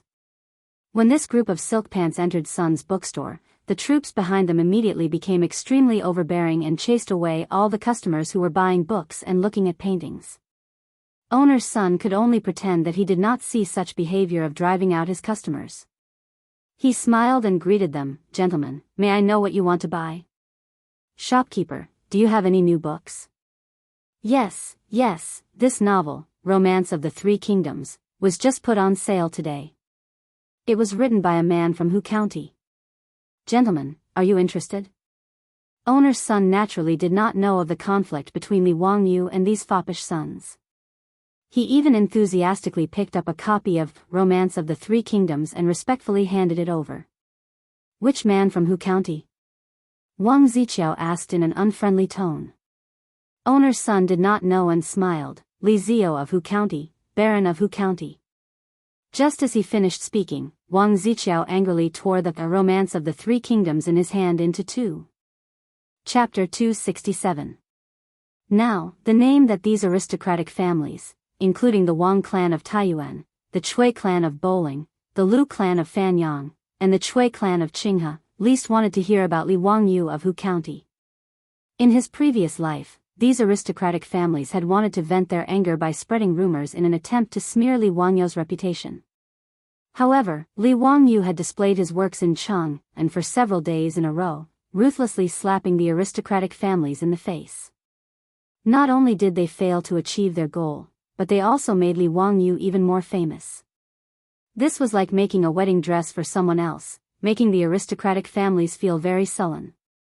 In order to discuss these aristocratic families, Pai Lupi did not care about their reputation at all. During the court meeting, he ordered people to read Li Wangyu's works out loud, making the aristocratic families even more embarrassed. Although he did not mention any names, in Chang'an, anyone with some ability would know that the aristocratic families had made a big mistake because of Li Wangyu. In the court, the officials who did not come from aristocratic families looked at the officials who came from aristocratic families with ridicule in their eyes. Zheng Yuanshou and the others gnashed their teeth in hatred, but there was nothing they could do. As for Wang Ziqiao, Cui Daogu, Lu Xiang, Cui Hong, and the others, they saw Li Wangyu as a thorn in their side. They could not wait to eat his flesh and skin, burn his bones, and scatter his ashes. Owner's son actually took Li Wangyu's books to recommend to them. To them, this was a naked provocation. After Wang Ziqiao tore the 3 kingdoms in his hand, he did not wait for owner's son to react. He raised his hand and slapped owner's son across the face. The old man almost fainted from the slap. He took a few steps back and fell to the ground. "Old man, how dare you humiliate us?" Wang Ziqiao cursed angrily after slapping him. This sudden turn of events stunned owner Sunday. How could he not know why he was slapped? Did he say something wrong just now? Wang Ziqiao and the others came into the bookstore. Although he did not know Wang Ziqiao and the others, he knew that these young people were from the aristocratic families in Chang'an and could not be offended by a businessman like him, just by looking at their overbearing manner of driving away the guests. Therefore, even though the guests were chased away, no matter how unhappy he was, he did not show it in the slightest. Instead, he welcomed them with a smile. He was even afraid that the clerk in the bookstore would say something wrong and offend the noble, so he personally went up to receive him. As for recommending Li Wangyo's Three Kingdoms to them, it was because they had asked about his new book, so he naturally had to reply truthfully. Secondly, Li Wangyo's Romance of the Three Kingdoms was indeed a good book. Although it was only the first 5 chapters, with over 20,000 words, owner's son loved it so much that he couldn't put it down and studied it repeatedly. If it weren't for the huge difference in status between him and Li Wangyu, he would have urged Li Wangyu to write a manuscript. The first volume of the Three Kingdoms only had a short 20,000 words. It really wasn't enough to satisfy him. It made him want to read more, but he was also looking forward to the next chapters. Therefore, owner's son did not care that it was a novel and recommended it to Wang Ziqiao and the others. However, he did not expect to be slapped in the face. Young masters, why do you say that? Old me did not offend you in any way. Owner's son was beaten, but he did not dare to complain. He was just a businessman. If he was beaten by this group of good-for-nothings, then so be it. Even if they smashed his bookstore, what could he do? Ever since the Tang dynasty, the status of merchants had greatly increased compared to the previous dynasties. However, the so-called scholars, farmers, businessmen were always a respectable and inferior profession. Old man, do you think that the Taiyuan Wang clan is easy to bully? Taiyuan Wang clan? Young master, why do you say that? Old me does not dare to humiliate the Taiyuan Wang clan. Young master, are you mistaken? Owner's son said innocently. He really did not understand what was going on. Pooey, old man, you still dare to say no? What's the meaning of this? Wang Ziqiao scolded, unwilling to let this matter go. Li Wangyu, this bastard's book, is it? When owner's son heard this, he realized that these nobles in front of him did not get along with Hu Xiannan. It was because he recommended Hu Xiannan's book that he was met with this disaster. He could only smile bitterly, crawl up to Wang Ziqiao and the others, bowing and apologizing repeatedly. It's a misunderstanding, a misunderstanding. How could this old man have such thoughts? This old man didn't know. No matter what, it's all this old man's fault, please forgive me. Owner's son's humble attitude did not earn the forgiveness of Wang Ziqiao and the others. They came to the East Market to relax because they were in a bad mood. When owner's son recommended Li Wangyo's book to them, they could not help but think of Li Wangyo's despicable face. They could not help but burn with anger and wanted to find trouble with the owner of the bookstore to vent their anger. Smash this bookstore for this young master. How dare you sell that bastard Li Wangyo's book? Pooey, are you trying to go against us? Do you think you're worthy? Smash it. Wang Ziqiao waved his hand to the troops behind him, indicating that they should smash the bookstore to vent their anger. You can't smash it, you can't smash it. Young masters, old me has apologized to you. Please let old me's bookstore go. You can't smash it. When owner's son heard that Wang Ziqiao and the others were going to smash the bookstore, he hurriedly stepped forward to stop them. However, how could he stop this group of wolf-like troops? He was pushed to the side and almost fell down again. The commotion in the bookstore, in addition to Wang Ziqiao's troops forcefully driving away the customers, had already attracted the attention of the crowd in the East Market. Outside Sun's bookstore, there were many people gathered to watch the commotion. Due to the deterrence of the fierce troops blocking the bookstore, no one dared to help owner Sunday. There were a few patrolling East Market Marshal Marquis. Seeing so many people gathered here, they hurriedly ran over. But after seeing the situation inside Sun's bookstore, these Marshal Marquis did not say a word and turned to leave. What happened to Sun's bookstore? Why was he blocked by someone? Owner's son is so young, how could he be beaten up? Why doesn't the East Market Marshal Marquis do anything? Shoo, be careful with your words. Do you know who those people are? I don't know. Brother, please give me some advice. Those are all young masters with 5 surnames and 7 looks. The one who beat up owner's son is the son of Taiyuan Wang clan's first wife. Who do you think dares to meddle in their business? TSK, 5 surnames, and 7 looks. How impressive. How did owner's son provoke these aristocratic families? No wonder the patrolling Marshal Marquis does not dare to meddle. Who says so? Consider old man's son to be unlucky. Today, son's bookstore, I don't think he can keep it. Sigh, how pitiful. Just as owner's son felt that the end of the world had arrived, he heard a loud shout, "Stop!" In broad daylight, do you still have the laws of the land? Wang Ziqiao, Cui Daogu, and the rest immediately glared at the source of the voice. They wanted to see who was so blind as to meddle in the business of their aristocratic families. Li Wangyu, Li Wangyu. You, why are you here? After seeing the person who spoke, Wang Ziqiao and the rest could not help but feel a little guilty. Although they hated Li Wangyu to the extreme, when Li Wangyu stood in front of them, the 4 of them felt a little guilty. The one who pushed the crowd aside and stood up to stop them was Li Wangyu. Behind him, Ma Zhou and Yan Liben also had angry looks on their faces. Hee, as expected of 5 surnames and 7 looks. How impressive. Li Wangyu said with ridicule. Chapter 268. Li Wangyu was too lazy to pay attention to Wang Ziqiao and the others. He felt that talking to these aristocratic families was polluting the air. Therefore, Li Wangyu pulled Ma Zhou and Yan Liben to the side. He did not want to see these people face to face, so as not to affect his mood. Who would have thought that just because owner's son recommended the 3 kingdoms that he copied to Wang Ziqiao and the others, he was implicated for no reason and even wanted to destroy the old man's bookstore. Wang Ziqiao and the others were so arrogant and despotic. Even if his uncle could tolerate it, his aunt could not. Li Wangyu naturally would not stand by and watch. 5 surnames and 7 hopes, how impressive. You want to destroy other people's shops at the slightest provocation. Does the saint know that you are so awesome? Li Wangyu mocked. Li Wangyu, don't talk nonsense. It was the owner of this bookstore who humiliated us. We were just teaching him a lesson. Cui Daogu hurriedly explained. He did not want Li Wangyu to mention this matter to Pai Lupi. Li Wangyu showed a look of disdain. Humiliate you? Are you worthy?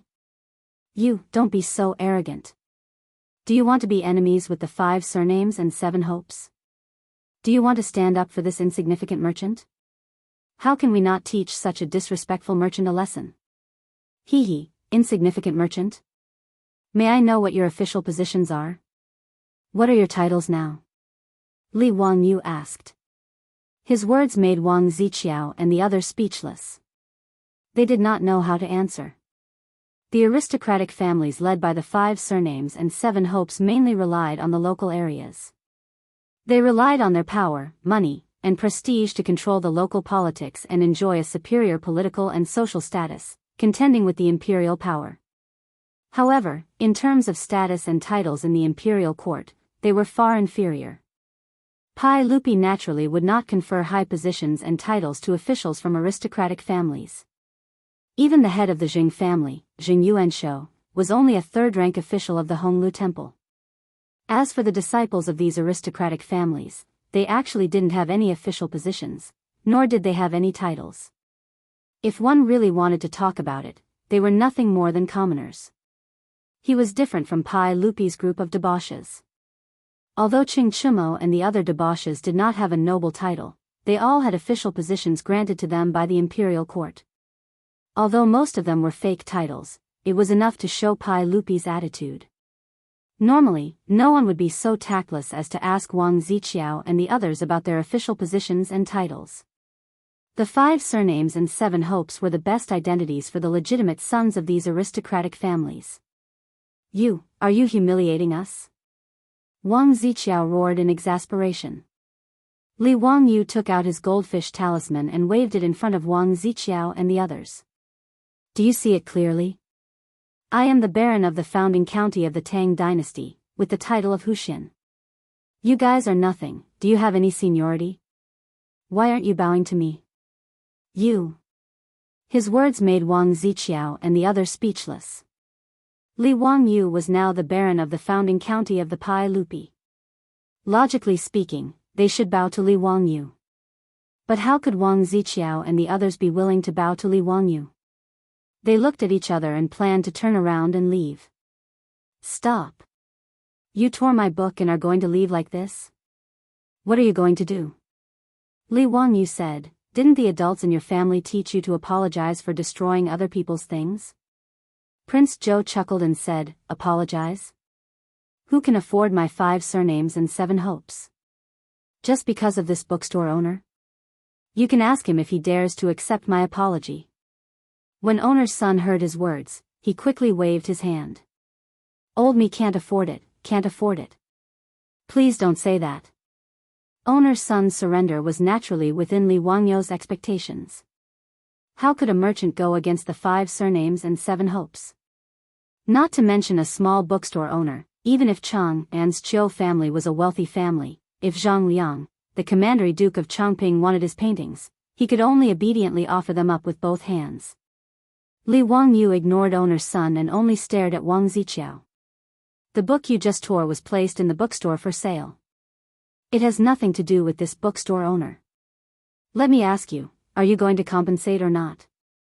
So what if I compensate? So what if I don't? If you compensate, then we can talk about it. If you apologize, then this matter will be dropped. If you don't compensate, then please leave. I will go ask your family for compensation. Li Wangyu once again waved the goldfish talisman in his hand at Wang Ziqiao and the others, indicating his status. With his title of Baron of Kaigua County, even if he was from the Taiyuan Wang clan, his status was now equal to Wang Ziqiao and the others' elders. These sons of the first wife were said to be of noble status, but according to the laws of the Tang dynasty, they were no different from ordinary people. Li Wangyu's words angered Wang Ziqiao and the others so much that they almost vomited blood. According to what he said, it was the 4 of them who would lose face. There was no need to say more about apologizing. Today, the face of the aristocratic families had been trampled to the ground by Li Wangyu. And if they didn't compensate, Li Wangyu would really use his status to force an explanation. That would be even more humiliating. If a young man came to their door and complained to their parents, the 4 of them would no longer be able to survive in Chang'an. At this time, Wang Ziqiao, Cui Daogu, Cui Hong, and Lu Xiang were forced into a corner by Li Wangyu and were in a dilemma. Just when they were at a loss, Cui Daogu inadvertently caught a glimpse of the pile of 3 kingdoms and the torn book on the ground by Wang Ziqiao. Thinking of owner's son's introduction, he couldn't help but turn his eyes and quibble. Huxian man, this is the book you wrote? Humph, as the founding Huxian man of the Tang dynasty, instead of thinking of repaying the saints, you wrote such unorthodox stories. It's really a disgrace to the educated. A gentleman wouldn't do such a thing. We were thinking of the saints, so we tore this book. We just don't want you to lose your mind and go astray. Novels had always been in a bad position in ancient Huaxia and were in a suppressed position. The Han Shu Yi Wenji said, the novelists came from Yuguan. The street talk was created by those who listened to the talkers. It meant that what the novelists did was to record the street talk and hearsay of the people. They were seen as unorthodox people who didn't do proper work. Although Cui Daogu was quibbling, what he said was the common understanding of the scholars of the Tang dynasty about novels. Li Wangyu was not moved at all. He rolled his eyes, so what? Why do you care what I wrote? What does it have to do with you? What do you want? Ma Zhou also said indignantly, even if my teacher wrote a novel, it's still a work passed down from generation to generation. How can it be called unorthodox? This romance of the 3 kingdoms is a work that both refined and popular can appreciate. It's a rare masterpiece and will definitely be passed down for generations. When Cui Daogu, Wang Ziqiao, and the others heard Ma Zhou's words, they laughed so hard that they bent forward and backward.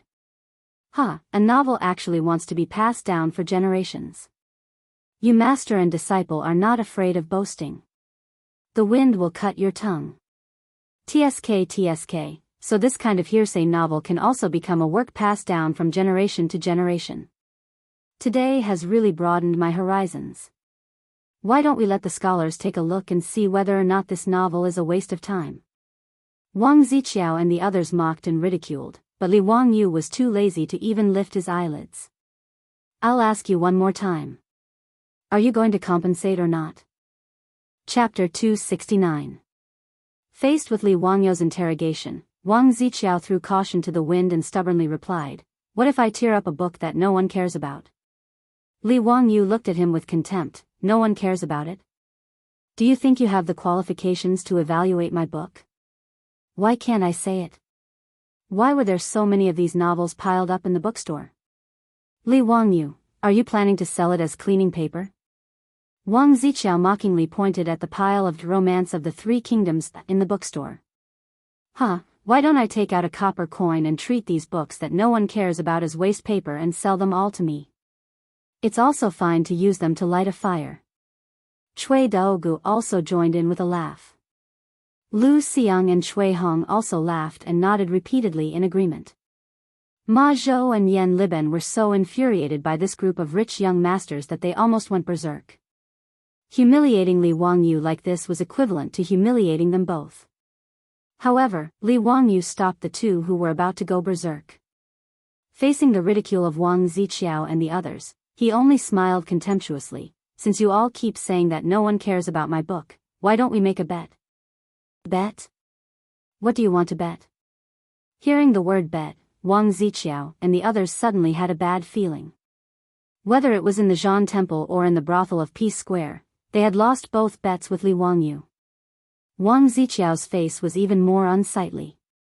He remembered the bet he made with Li Wangyu, saying that he had to avoid him at all costs. Li Wangyu looked at Wang Ziqiao with deep meaning. Let's bet how many copies of this Romance of the Three Kingdoms can be sold in 10 days. How about it? Okay, we'll bet that your book can't be sold in 10 days. How about it? Do you dare to bet? Upon hearing Li Wangyu's words, Wang Ziqiao's eyes lit up, and he immediately proposed an extremely difficult and impossible bet condition. After he finished speaking, Cui Daogu and the others also laughed loudly and agreed, "That's right, we'll bet that you won't be able to sell 10,000 copies in 10 days. How about it, Huxian Man? Do you dare to bet?" Ma Zhou couldn't help but panic. How dare you spout such nonsense? How is it possible to sell 10,000 books in 10 days? Huh, what does this have to do with us? Didn't Huxian Nan want to bet on the sales of his book? Our conditions are as such. It's up to you whether you want to bet or not. If you don't dare to bet, then we don't have the time to grind our teeth with you. Goodbye. Wang Ziqiao thought that he had caught Li Wangyu's weakness. After ridiculing Ma Zhou for a while, he was ready to call the others to leave. Wait. You haven't said what the stakes are. Li Wangyu suddenly called out to them. What stakes? Wang Ziqiao and the others didn't understand Li Wangyu's meaning. Li Wangyu continued to ask, "Didn't you want to bet that I won't be able to sell 10,000 copies in 10 days? Why don't you tell me what the stakes are? If you sell it, what will you do?" That's impossible. Impossible, wouldn't you win even more easily? What, you don't dare to bet with me? Li Wangyu continued to provoke them. Why wouldn't we dare? If you can sell 10,000 copies in 10 days, we'll lose to you, so what if we lose 10,000 gold? Wang Ziqiao blurted out after being provoked by Li Wangyu. Li Wangyu shook his head. 10,000 gold? Huh, can you take it out? Why don't we bet 1,000 gold taels, how about it? Can a dignified direct descendant of an aristocratic family afford 1,000 gold taels bet? 1,000 gold taels? That's 6,000 copper coins, 6 million gold taels. Wang Ziqiao and the others looked at each other. Although they were direct descendants of aristocratic families, they really couldn't take out such a large sum of money. Their families were rich, but it didn't mean that they had money in their hands. But how could they be willing to back down? Not to mention, in Wang Ziqiao and the others' eyes, it was impossible for them to lose. 10 days was equivalent to 10 days. And to sell 10,000 copies, let alone 10 days, even if it was a year, they wouldn't believe it. After all, the Tang dynasty wasn't the modern era. All the bookstores in Chang and East City added together might not be able to sell 10,000 copies in a year. Although Li Wangyou's novel looked strange and wasn't a common book, so what? Hu Xin man, don't talk nonsense. Do you dare to make a written pledge and set a bet? Wang Ziqiao and the others were sure that they would win, so naturally, they were fearless. Li Wangyou laughed, that's right, lest some people lose the bet and don't admit it. Owner's son, please bring us a pen and paper. This. Hu Xin man, do you really want to bet with them? Why don't you just let it go? Why bother fighting based on personal feelings? Owner's son hesitated for a moment, but still tried to persuade him. He didn't want Li Wangyou to lose such a large sum of money just to stand up for him. Even owner's son felt that Li Wangyou couldn't win. 10,000 books were sold in 10 days. This was too inconceivable. To sign such a bet, other than losing 1,000 taels of gold, there was no other possibility. Ma Zhou and Yan Liben were also shocked by Li Wangyou's words. Although they felt that Romance of the Three Kingdoms was a good historical novel, it was impossible to sell 10,000 copies in 10 days. Division Master. Ma Zhou wanted to persuade him, but Li Wangyou reached out and stopped him. Owner's son, I only have my own opinion. Just go and bring me a pen and ink. Seeing Li Wangyou's resolute attitude, owner's son could only helplessly shake his head and bring over a pen and paper. Li Wangyou wrote down 2 bets on the paper and signed them. Okay, it's your turn. Sign. Li Wangyou put down the pen and raised an eyebrow as he looked at Wang Ziqiao and the others. Wang Ziqiao, Cui Daogu, and the other 3 were rather dumbfounded. They hadn't expected Li Wangyou to agree to such an absurd bet. Did he really have the confidence to sell 10,000 books in 10 days? How could this be possible? In the eyes of the Tang, the contents of this bet were no different from the modern era's demand to paint the Great Wall in 10 days. Sign. I don't believe that he can win. Wang Ziqiao coldly snorted as he wrote down his name on the bet. Cui Daogu and the other 2 glanced at each other and nodded, signing their bets. Li Wangyou chuckled as he picked up a bet, dried the ink, and put it away. That's good. With the contract in black and white, we'll see who's the winner in 10 days. Remember, prepare the gold. Otherwise, I'll ask the saints to collect the debt from your clan. Wang Ziqiao and the others only sneered. Hu Xin man, you should prepare the gold yourself. If you can't produce the gold in 10 days, be careful that we don't sue you at Taiji Palace. After saying this, they didn't stay any longer. After putting away the bet, they called out to their troops, and the crowd retreated like the tide. Hu Xin man, what should we do? Old me, it's all old me's fault for implicating Hu Xin man. Owner's son bowed to Li Wangyou in fear and trepidation.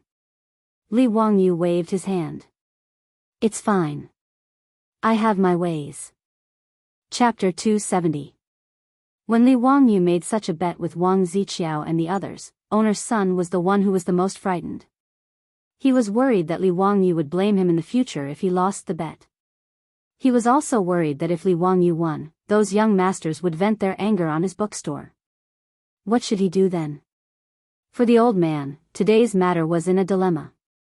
But no matter what, owner's son still hoped that Li Wangyou would win the bet. After all, Li Wangyou had only made such an unfair bet with the young master of an aristocratic family because he wanted to stand up for him. If Li Wangyou lost, owner's son would definitely feel guilty. The merchants of the Tang dynasty were very honest. The word unscrupulous merchant had not yet appeared. In fact, the word unscrupulous merchant had evolved from the word unscrupulous merchant, and the original meaning was unscrupulous merchant. In ancient times, when merchants did business, other than filling the bucket full, they would also scoop more to make the rice in the bucket full. In other words, as long as they did business, they would always add something to the customer. However, because of the changes in people's hearts, later generations slowly became unscrupulous merchants. It was also a kind of moral regression. Old me, if there is anything old me can do, I will not refuse. Owner's son patted his chest and promised Li Wangyou. Li Wangyou nodded and smiled, there is indeed something that I need your help with. Old me, please tell me. Inform the bookstore to quickly start printing. There are only 1,000 books of the Three Kingdoms in this bookstore. If there are no books printed, even if all these books are sold out, I will be the one to lose. Owner's son nodded and promised, Old me, rest assured. Old me will immediately return to Huxian and arrange for the bookstore to start printing. Old me guarantees that within 5 days, the remaining 10,000 books will all be printed. That's good. Thank you, owner's son, Li Wangyu continued after thinking for a while. The second volume of the Romance of the Three Kingdoms has already been copied. Tomorrow, I will have someone send it to the bookstore. Owner's son, please have someone start to engrave the plates. We will strive to have the second volume on the market in 7 days. We will still print 10,000 copies. Old me understands. Owner's son was now in the same boat as Li Wangyu. Naturally, he nodded his head and agreed. After leaving the bookstore, Yan Liben and Ma Zhou had a worried look on their faces. Division Commander, how can you agree to the wager of the Wang, Cui, and Lu families? It's really impossible to sell 10,000 books in 10 days. If we lose the bet, will the teacher really have to compensate them with 1,000 taels of gold? Li Wangyu didn't panic at all. He smiled at the two of them and said, What are you afraid of? There's no possibility of losing this bet. Do you think I'm as stupid as those Wangs? Take a closer look at this bet. Are they sure to lose? What? How is that possible? Ma Zhou and Yan Liben were stunned when they heard this. They hurriedly reached out to take the signed agreement and read it carefully a few times. After looking at the bets several times, the two were still confused. They didn't know what Li Wangyu meant. Division Commander, forgive us for being slow-witted, but why can't we see anything wrong with this bet? Li Wangyu chuckled and said, This bet only stipulates that the bookstore will sell 10,000 copies of the Romance of the Three Kingdoms in 10 days. Is that right? Ma Zhou and Yan Liben looked at each other and nodded. That's right. You still don't understand? You two should just die of stupidity. Let me ask you, if Qing Chumo and the others go to the bookstore and buy all the books, does that count as completing the bet? Li Wangyu rolled his eyes at the two disciples. Ah. Ma Zhou and Yan Liben were instantly petrified. Their minds were filled with lightning and thunder, and they were stunned. Can it be like this? How can it be like this? Isn't this cheating? But it seems like it really can be done. Anyway, it's nothing more than selling all 10,000 copies of the Romance of the Three Kingdoms to Qing Chumo and the others. Afterwards, they can hand them over to the bookstore to slowly sell. In this way, Wang Ziqiao and the other aristocratic family disciples would really have to suffer in silence. Anyway, in the bet, there was no stipulation on who to sell these 10,000 copies of the Romance of the Three Kingdoms to. Division Commander, this is a bit. Ma Zhou was thinking about what words to use to describe Li Wangyu's shameless idea, but for a long time, he couldn't find the right words. Li Wangyu stared at him. What? Are you going to let me lose to those disgraceful debauches? Of course not. This disciple naturally hopes that Division Commander will win, but what? Hurry up, I still have to rush back to Dingzhou village. You and Liben can go do your own things. Don't follow me. Li Wangyu didn't pay attention to the two dumbfounded disciples. He called Niu Wu and rode back to Dingzhou village. He was in a hurry to go back. Naturally, he wanted to find his beautiful boss to discuss how to make a marketing plan for the Romance of the Three Kingdoms. Although Li Wangyu and Ma Zhou said that they wanted to trick Wang Ziqiao and the others, in fact, he didn't intend to bully these aristocratic family debauches. It was just a kind of insurance. Li Wangyu didn't want the famous book that he had painstakingly copied to be a pearl covered in dust in the Tang dynasty. That would be a waste of his painstaking efforts. He wanted to make a name for himself, but instead became a joke. That was not what he wanted to see. The Romance of the Three Kingdoms being neglected in the Tang dynasty was something that Li Wangyu didn't expect before, but he didn't lose heart. At least from the performance of Ma Zhou and Yan Liben, the Romance of the Three Kingdoms could still be accepted and liked by the scholars in the Tang dynasty. It was just that the Romance of the Three Kingdoms had not become famous yet, so no one knew about it. Therefore, just like owner's son, who only put the book on the shelves and waited for people to slowly discover the treasure, was definitely not a good way to sell it. He needed to have a good discussion with his beautiful boss about how to make a marketing operation in the Tang dynasty. He needed to let the people of the Tang dynasty understand the great power of advertising and marketing. At the end of the 70s in Huaxia, the first TV advertisement appeared. A product called ginseng osmanthus nourishing wine was advertised several times on the TV stations in Shanghai. The result was that all the stores that sold this medicinal wine in Shanghai were sold out. The product was out of stock. When TV advertisements first appeared in the future, they had such an explosive effect. What kind of effect would advertising and marketing have in the Tang dynasty? Li Wangyu was very much looking forward to it. Li Wangyu didn't believe that with the ability of him and his beautiful boss, they wouldn't be able to make the Romance of the Three Kingdoms set off a storm in the Tang dynasty.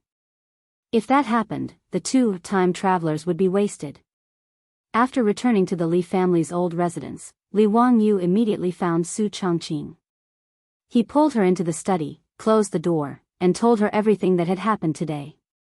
The two of them discussed in whispers for most of the day in the study. Finally, they decided on a series of advertising and marketing plans. Chapter 271. 5 days later, at the Vermilion Bird Gate in Cheng, an imperial city. The Vermilion Bird Gate was the southern gate of the imperial city. It got its name because the vermilion bird of the four symbols represented the south. Outside the gate was the Vermilion Bird Avenue, the central axis of Chang'an. On the busy Vermilion Bird Avenue, carriages and horses shuttled back and forth. The 150-meter-wide Vermilion Bird Avenue had a 50-meter-wide imperial road in the middle. Commoners could cross it, but they were not allowed to walk on it. At 9 in the morning, the court session in the Taiji Palace had just ended. After the court session, the officials had to leave the Taiji Palace through the Sky Gate and head south out of the Vermilion Bird Gate. After that, all the officials returned home to sleep, while those who had to go to the yamen for the morning roll call went to work. Some of the officials who were familiar with each other were chatting as they walked. Suddenly, they heard the sound of horse hooves coming from the Vermilion Bird Avenue. In Chang'an, horses were not allowed to gallop unless there were special circumstances. The sound of horse hooves naturally attracted the attention of the officials. They all looked up to find the source of the sound. They saw a general wearing a three-pronged purple-gold crown and wearing a beast-shaped armor. He held a halberd and rode a red horse toward the Vermilion Bird Gate. What was going on? The first thought in the minds of all the officials was there going to be another Xuanwu Gate rebellion? 3 years ago, didn't Pai Lupi charge into the Taiji Palace through the Xuanwu Gate with soldiers and force the retired Emperor Li Yuan to abdicate? Was there going to be another Vermilion Bird Gate rebellion today? Outside the Vermilion Bird Gate, the officials who had just left the court were in an uproar. Some of the more timid ones even exclaimed. But soon, the officials realized that something was wrong. The Imperial Army guards outside Vermilion Bird Gate did not even bat an eye at the charging general. It was clear that these Imperial Army soldiers knew what had happened. And there was only one general charging toward the Vermilion Bird Gate. Of course, he was not here to start a rebellion. Otherwise, it would be too childish. That general galloped his horse to the Vermilion Bird Gate and pulled on the reins. He brandished his halberd and shouted, "I am Lu Bu, Lu Fengxian. Who dares to fight with me?" When the officials and generals of the Vermilion Bird sect saw who it was, some of them immediately burst into laughter. "Isn't this the legitimate son of Duke Qiao, Chai Lingwu? Why are you dressed like this?" He even said that he was Lu Bu, Lu Fengxian. Lu Fengxian was a general of the Three Kingdoms, right? That's right, the so-called Lu Bu among men, red hair among horses, is precisely Lu Bu. In the records of the Three Kingdoms, it was said that Lu Bu had the courage to fight a tiger, and was unparalleled in battle. But what exactly is Chai Lingwu doing? "Duke Xiao, what is your young master doing?" An official familiar with Chai Xiao couldn't help but make fun of him. In the crowd, Chai Xiao's eyes were twitching. If it weren't for the fact that they were in public, he would have dragged this bastard over to beat him up. Shameful, truly too shameful. Just as the crowd was laughing and enjoying the show, they saw a handsome horse charge out from not far away. On the horse was a dark-faced general with round eyes and a serpent spear in his hand.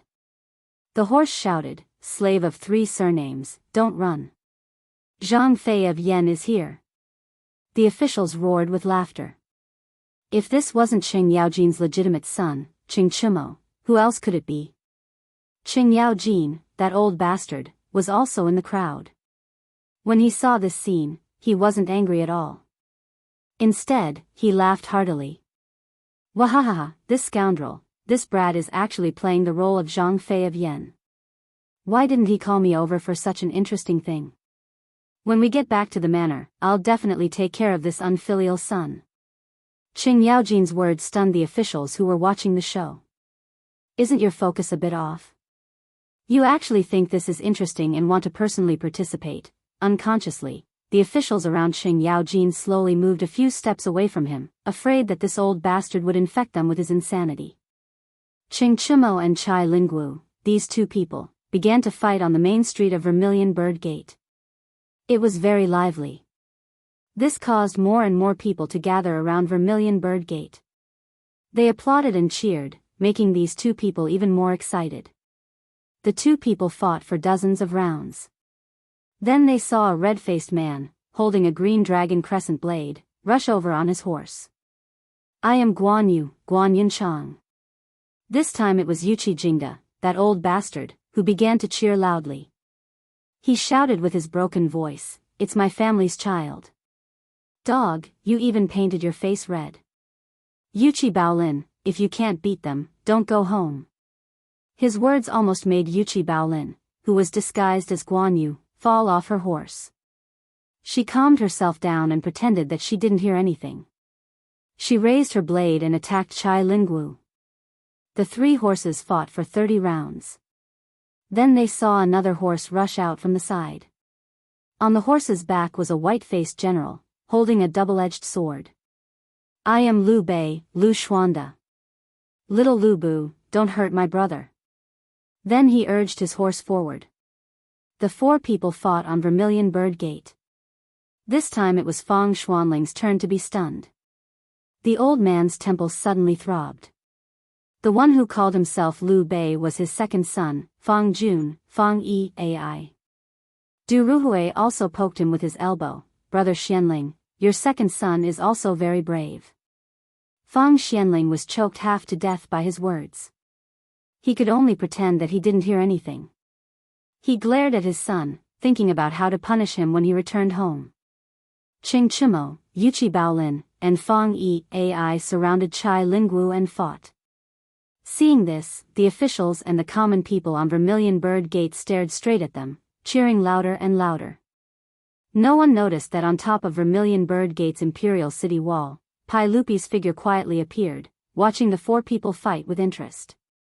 "Zio, is this the 3 heroes fight Lu Bu in your book? It is very interesting." Li Wangyu was also beside Pai Lupi. Hearing Pai Lupi's question, he smiled and nodded. "Your Majesty, it is the 3 heroes fight Lu Bu." Pai Lupi asked again, a bit interesting. What about the chapter after that? Where did you write it? Has the 2nd volume been printed? The 2nd volume is being engraved and will be finished in 2 days. Once the book is printed, I will immediately send it to your Majesty for inspection. Pai Lupi nodded with satisfaction and continued to look below. Li Wangyu sighed.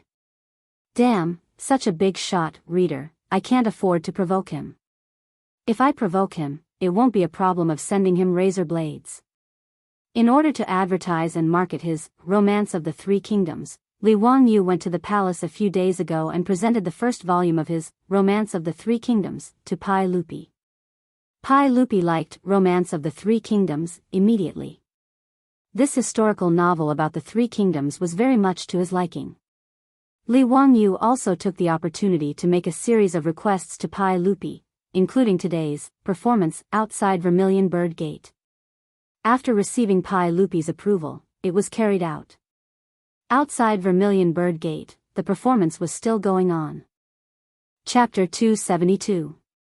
Outside the gates of Vermilion Bird City, the four playboys fought for a long time before Lu Bu was defeated and retreated. The four of them left on their horses and the crowd on Vermilion Bird Avenue cheered again. For the people of the Tang dynasty, it was worth it to be able to see such a scene. For the people of Chang and City, the scene just now could make them talk for a long time. The civil and military officials were also discussing with each other, not understanding the meaning of the playboys' actions today. Although Pi Lupi knew that the playboys were imitating the plot of The Three Heroes Battle Lu Bu in the book, he was still suspicious when he saw them leave on their horses. Zio, is this your arrangement? Is it over just like this? Li Wangyu laughed, Your Majesty, keep watching, there's more to come. He had finally convinced Pi Lupi to allow him to hold a marketing event for Romance of the Three Kingdoms, in front of the civil and military officials as well as the people of Chang and City. How could it end so anticlimactically? The performance of the four playboys just now was just to warm up the atmosphere and attract the attention of the crowd. After the four playboys left on their horses, the crowd thought that there was no more drama to watch and started to talk loudly, discussing the meaning of the scene just now. Some of the scholars who were familiar with history immediately showed off their knowledge and explained who Lu Bu, Zhang Fei, Guan Yu, and Liu Bei were in the Three Kingdoms. Just as the crowd was about to disperse, a few singers in palace attire walked out from the crowd on both sides of Vermilion Bird Avenue with various instruments in their hands. Under the astonished gazes of the crowd, they slowly walked to the center of Vermilion Bird Avenue and faced the gate of Vermilion Bird City. They plucked the instruments in their hands and played pleasant music. The crowd that was just about to disperse immediately stopped. The singers opened their mouths and sang in unison, In the Han Dynasty, the heavens are Huanling, the red sun is about to tilt to the west. The treacherous minister Dong Zhuo deposed the young emperor. Zhang Jide of Yan appeared, holding the snake spear 8 zhang long. Lu Bu struggled to walk, looking at his home mountain from afar, flattering his horse. The song that the singers were singing was the poem from this chapter of the Romance of the Three Kingdoms. Accompanied by the singing, under the astonished gazes of Pi Lupi and the officials, more and more dancers, singers, and musicians walked out from the crowd on both sides of Vermilion Bird Avenue and merged into the group of singers. The chanting grew louder and louder, and the number of people in the group increased as well. Along with the music and singing, the people on the Vermilion Bird Avenue started to dance. This scene left Pi Lupi and the civil and military officials dumbfounded. How could it be done like this? Weren't these people just watching from both sides of Vermilion Bird Avenue? Why did they suddenly walk to the Vermilion Bird Avenue one after another and start singing and dancing? Vermilion Bird Avenue, which was more than 100 meters wide, was now filled with hundreds of people. These singers, dancers, and musicians were all performing the same dance and reciting the same poem. After reciting the poem 3 times, the music suddenly stopped. The people performing on Vermilion Bird Avenue all shouted in unison, the general trend of the world, long united must divide, long divided must unite. Drinking wine and discussing heroes, all in the Romance of the Three Kingdoms. Huxin County's Li Zio's new masterpiece, the historical novel, Romance of the Three Kingdoms, talks about the general trend of the world. Changdong, Dong, and Shi City, all the major bookstores are selling it. After the advertising slogan was shouted, the civil and military officials in front of the Vermilion Bird Gate were almost petrified. The people watching from both sides of the avenue were also completely flabbergasted. Pai Lupi was even more speechless. He glared at Li Wangyu, who was secretly laughing to the side. What kind of nonsense is this? Isn't your shouting a bit too straightforward? What do you take my Vermilion Bird Avenue for? Even the peddlers walking the streets wouldn't shout like this, right? No matter what they thought, after the dancers, singers, and musicians on Vermilion Bird Avenue shouted the advertising slogan 3 times, they suddenly scattered in all directions. Very quickly, they merged into the crowd of onlookers and could no longer be found. Vermilion Bird Avenue once again became empty. Li Wangyu snickered in his heart. Have you seen the flash show of the future? Flash show refers to a lot of people in a specific place, at a specific time, unexpectedly doing a series of specific songs, dances, or other actions at the same time, and then quickly leaving. After Li Wangyu and his beautiful boss discussed it, they moved the flash show to the Tang Dynasty's Chang'an. They did this to advertise the book, Romance of the Three Kingdoms. It could be said that they had put in a lot of effort. These people who were performing the flash show on Vermilion Bird Avenue were all found by Li Wangyu from Pingkongfang. A team of 100 people performed the flash show in less than the time it took to burn a stick of incense, but rehearsed it for a day. For this, Li Wangyu paid everyone the same amount of copper coins. If it wasn't for the fact that he had finally saved up some money, he wouldn't have dared to spend so much money. Li Wangyu originally planned to find an actor to cosplay the Three Heroes Battle Lu Bu scene at the beginning. However, when the other playboys heard about this, they immediately snatched this job. In order to compete for these 4 roles, the playboys even broke out into a fierce war. After a bloody battle, Ching Chumo, Chai Lingwu, Fang Yai, and Yuchi Baolin snatched the right to perform. Chai Lingwu originally didn't want to cosplay Lu Bu and wanted to exchange roles with Ching Chumo, but Li Wangyu dissuaded him. Zio, why don't you let me cosplay Zhang Fei? Li Wangyu looked him up and down for a long time. He only said one sentence, which made Chai Lingwu give up on the idea. Ching Chumo's face is black. The playboys who didn't get the role were very dissatisfied. Li Wangyu repeatedly assured them that there would be more opportunities for them in the future, which temporarily dispelled their resentment. In this regard, Li Wangyu could only shake his head. The Tang dynasty was seriously lacking in entertainment. Look at this group of playboys, they even wanted to snatch the opportunity to cosplay, which almost led to a bloodbath. TSK, how pitiful. Naturally, the rich playboys had also read the Romance of the Three Kingdoms. Thus, Li Wangyu had another group of followers, who would use force to threaten him. Faced with the threat of the playboys, Li Wangyu began to consider whether to put up a sign at the entrance of Dingzhou village, playboys and dogs are not allowed to enter. However, considering that it would be unfair to the dogs, he reluctantly dismissed the idea.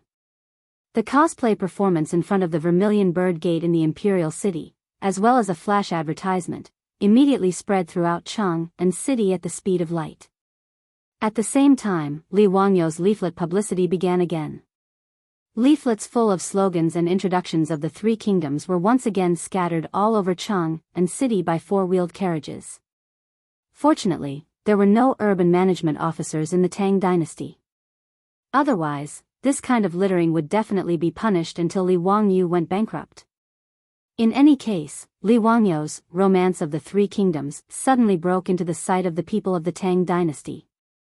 Chapter 273. The flyers that Li Wangyu had people throw around in Chang'an were picked up by the scholars. When they saw the content, their expressions changed drastically, and they carefully hid the flyers away like thieves. If there were transmigrators in the future who saw the titles of these flyers, they would definitely curse Li Wangyu for being shameless. The titles on these flyers were truly the essence of the news shock department. Shocking. 3 men did this in the Peach Garden. Yes, this was the oath of the 3 in the Peach Garden. Shocking. Men will be silent when they see it, women will cry when they see it. Shocking. A woman actually dares to do such a thing in broad daylight. This was the story of Diao Chan's honey trap at the Fengyi Pavilion. Shocking. This kind of shocking headline was what people in the future hated the most. In short, the headline was hateful, but it was enough to attract attention. Li Wangyu shamelessly copied this trick and openly printed it on the flyers. In this regard, the beautiful boss could only roll her eyes to express her admiration for Li Wangyu's shamelessness. Even in the future, netizens who had experienced the baptism of countless headlines were still attracted by these shocking headlines time and time again. They clicked on them and were fooled, not to mention the people of the Tang dynasty who had not experienced the baptism of headline baiting. In short, these flyers had the effect they were supposed to have. In Chang'an, all literate scholars had a strong interest in Romance of the Three Kingdoms after receiving the flyers. As for whether they could find the content they wanted to read in the book, that was none of Li Wangyou's business. The effect of the flash advertising outside the Vermilion Bird Gate was naturally explosive. In addition to the shocking publicity effect of the flyers, the various bookstores in Chang'an welcomed a large number of customers who wanted to buy the book. After the eastern and western markets opened at noon, countless curious scholars poured into the markets and went straight to the bookstores. Even the civil and military officials outside the Vermilion Bird Gate asked their servants to go to the bookstores and buy Romance of the Three Kingdoms for them. The book written by the Crown Prince's imperial tutor, Pai Lupi's favorite, and the new Baron of Hu County, naturally had to be praised. Regardless of whether the book was good or not, everyone was curious about it. To be able to cause such a huge commotion outside the Vermilion Bird Gate, he had to read this book no matter what. Owner's son didn't go back on his word. His bookstore in Hu County worked for several days and finally printed all 10,000 copies of the Romance of the Three Kingdoms. However, with such a large number of books, it was obviously not possible to rely on his bookstore to sell them. Therefore, with Li Wangyou's approval, owner's son contacted dozens of bookstores in the eastern and western parts of Chang'an City and asked them to sell the books on his behalf. Each copy of the Romance of the Three Kingdoms was priced at 500 copper coins, and those bookstores could earn 100 copper coins from selling them. Naturally, no one would refuse such a good deal. Without much effort, all the bookstores in Chang'an City had been placed in the Three Kingdoms. What the owners of the bookstores had not imagined was that a huge colorful poster was sent together with the bookstores. The life-sized portrait was unprecedentedly realistic and shocking. In the portrait was a lovely and moving beauty. Beside her was a powerful general holding a halberd. This beauty was so realistic that it was as if a real person was sealed in the painting. Her figure was beautiful, her ears were thin and her smile was captivating. What was even more unbearable was that the beauty in the painting had a voluptuous body and a slender waist. It instantly made the bookstore owners feel a little impulsive. On the huge portrait were the words, Romance of the Three Kingdoms, which spoiled the mood. The bookstore owners were so distressed that they beat their chests and stamped their feet. How could such a great painting be wasted like this? At the top of the poster were the words, Honey Trap, and below the characters were the names of Jiao Chan and Lu Bu. These colorful posters were all hand-drawn by Li Wangyou and Yan Liben in a few days. The two of them had drawn a total of 10 posters, and they were also very tired. Li Wangyou was very resentful about this. This damned Tang dynasty, why didn't they invent a color printer? The scholars and servants who went to the bookstore to buy books were all shocked by the colorful posters hanging in front of the bookstore. Such a soul-stirring portrait of a beauty made the men who had not been destroyed by the various movies of the later generations feel that it was somewhat difficult to control themselves. The woman named Jiao Chan in the painting, that figure, that curve. For the scholars of the Tang dynasty, such a realistic colorful beauty was simply a visual bomb. In front of every bookstore with a colorful poster hanging in front of it, there were 3 layers of people inside and 3 layers of people outside. Even those who were illiterate were staring at the colorful poster non-stop. They were even reluctant to blink their eyes. The owners of the bookstores hurriedly sent out their employees to guard the colorful poster to prevent it from being snatched away by others. Many libertines even squeezed to the front and almost stuck their eyes on the poster. They were quickly stopped by the shop assistants. Hey, what are you doing? You can't afford to pay for this painting if it's dirty. If you want to look, stay away, don't get so close. No matter how close you get, you won't see anything. What are you smelling? Are you a dog? You can smell something from the painting. Take your dirty hands away. If you reach out again, I'll call the patrolling Wu-Ho. No matter how loudly the shop assistants reprimanded them, the libertines were not angry. They only stared at the colorful poster non-stop with an extremely vulgar expression. If Li Wangyou was here, he would have noticed that the expressions on these people's faces when they were looking at the colorful posters were exactly the same as the expressions on the faces of his roommates when they were watching Japanese romantic action movies behind closed doors. As for the scholars, they were still considered reserved. After staring at the poster for a while, they silently said, "See no evil," in their hearts. Then, they squeezed into the bookstores and asked to buy the Romance of the Three Kingdoms, written by Hu Xiannan. The thick Romance of the Three Kingdoms was actually sold for only 500 coins. Such a cheap price surprised many of the scholars. Some impatient ones, after paying the money, began to flip through the book in the bookstore. The opening poem, Riverside Immortal, attracted the praise of the scholars. Hu Xiannan, Li Wangyu, was still so talented. This poem described the rise and fall of history and the vicissitudes of life. As they continued to read, these scholars were fascinated. The Three Kingdoms era at the end of the Eastern Han was like a vast historical scroll that slowly unfolded in the book. After flipping through a few pages, all the scholars only had one thought in their hearts. This Romance of the Three Kingdoms was a peerless book. Chapter 274. The Romance of the Three Kingdoms was one of the four classics of Huaxia. Naturally, it was extraordinary. What was even rarer was that it happened to suit the tastes of the current Tang dynasty's officials and scholars. This book described the general trend of, from chaos to governance, at the end of the Han dynasty. It had a lot in common with the chaos at the end of the Sui dynasty and the replacement of the Sui dynasty by the Tang dynasty. After the chaos at the end of the Sui dynasty, the people's thoughts were settled. The Romance of the Three Kingdoms also met the psychological needs of the scholars of the Tang dynasty. In the words of later generations, the immersion was extremely strong. Those scholars who read the Three Kingdoms in the bookstore could not help but be surprised to find that this novel was bright and smooth.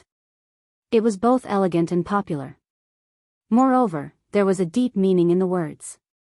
As the saying goes, understanding the world is knowledge, and practicing human relationships is literature. Every paragraph in the book was full of wisdom and the essence of Huaxia's traditional culture.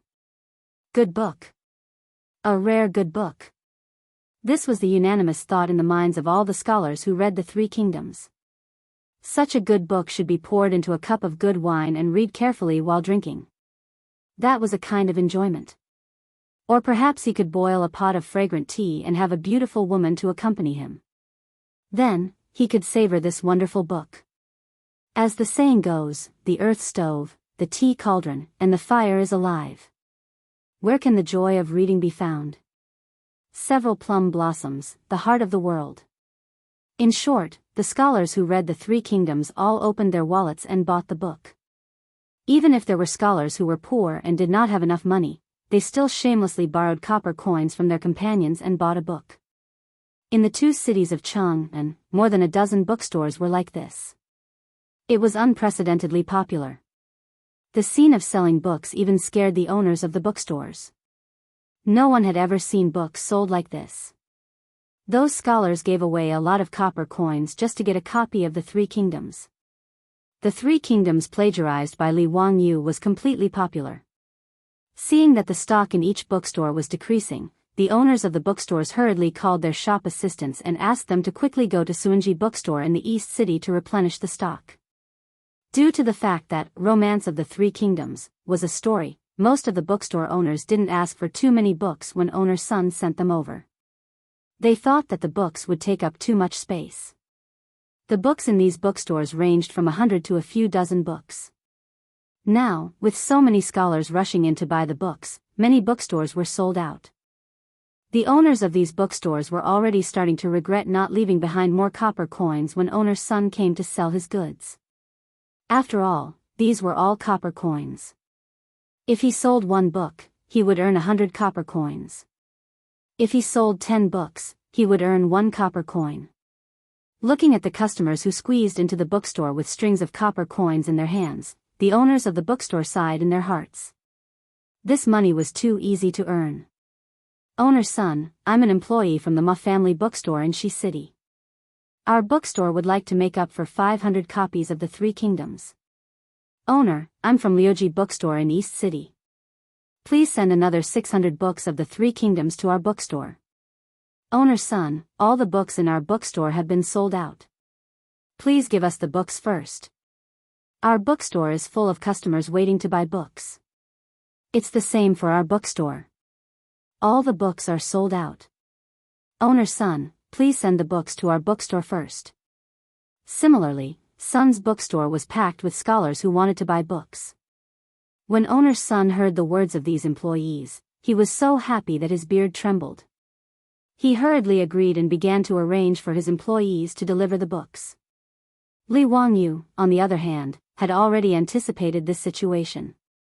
He had arranged for several four-wheeled carriages to wait near Sun's bookstore and informed owner's son that these carriages could help him deliver books to various bookstores.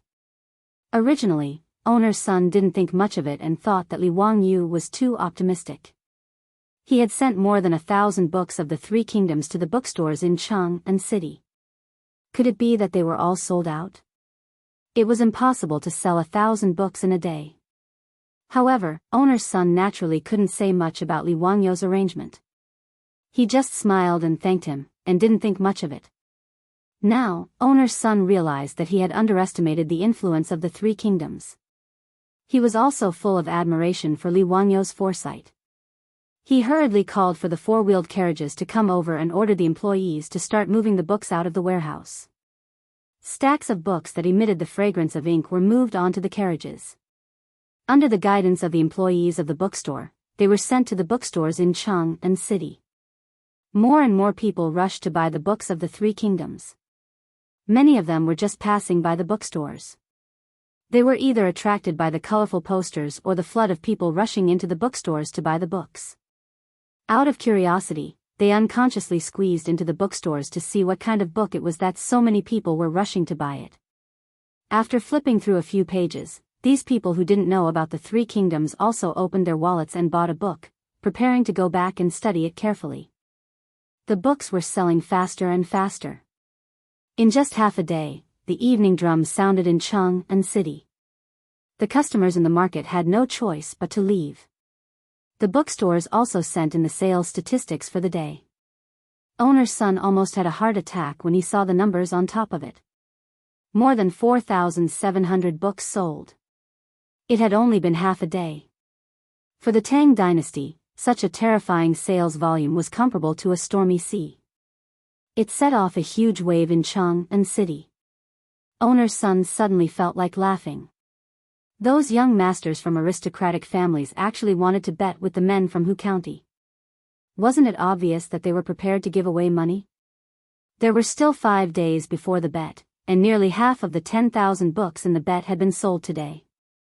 What was the point of this bet? He had forgotten that back then, he had also thought that Li Wangyu would be the loser of the bet. Owner's son was amused for a long time. Then he immediately called his shop assistant and rode out of Cheng and City, ignoring his old body. He was going to tell Li Wangyu the good news and inform the craftsmen in the Hu County bookstore to continue printing the Three Kingdoms. According to today's trend, 10,000 books of the Three Kingdoms would not be enough. Not to mention how happy owner's son was, Wang Ziqiao and the others naturally received the news that Li Wangyu had made such a big scene in Cheng and City. His troops and servants went to the bookstores in the east and west to inquire about the news. When they came back, they described the scene of the rush to buy the books. Wang Ziqiao, Cui Daogu, and the other two could not help but feel their hearts skip a beat. If Li Wangyu's book continued to sell like this, there was a chance that they would lose that ridiculous bet. The 4 people who received the news looked at each other. If they really lost 1,000 taels of gold, each of them would have to pay more than 200 taels of gold. Although 1,000 taels of gold was just a small amount for aristocratic families like the Wang clan of Taiyuan, it was not a small amount for the 4 of them. It would even make them feel the pinch. Even as the legitimate sons of aristocratic families, they could only get a fixed amount of money from their families every month. They could get 200 to 300 strings of copper from their families every month. This was enough for them to indulge in wine and women every day, lingering in the various brothels of Peace Square. One had to know that a first-rank big shot in the imperial court only had a monthly salary of 600 to 800 strings of copper. From this, one could see how extravagant aristocratic families were. It was no wonder that old Du would write such an indignant poem, "Meat stinks at the Vermilion Gates, bones frozen to death on the road." Wang Ziqiao and the others did not have much savings. Usually, they would spend all the copper they had every month. If they really lost the bet with Li Wangyu, they might not be able to pay the money. Everyone, we can't just sit and wait for death. We can't let that little bastardly be so arrogant. Inside the Peace Square, Wang Ziqiao hugged a prostitute and said fiercely. Chapter 275. Wang Ziqiao and the others naturally did not want to lose 1,000 gold taels to Li Wangyu for nothing. They originally thought that the bet with Li Wangyu was purely because Li Wangyu was out of his mind and wanted to give them money. Especially a few days ago, in Sun Ji bookstore, the book Romance of the Three Kingdoms sold lukewarm. The bookstore sold less than 10 books of the Three Kingdoms every day, which made Wang Ziqiao and the others laugh even more, ridiculing Li Wangyu for being kicked in the head by a donkey. But now, Li Wangyu did such a thing, which was out of their expectations, making them panic.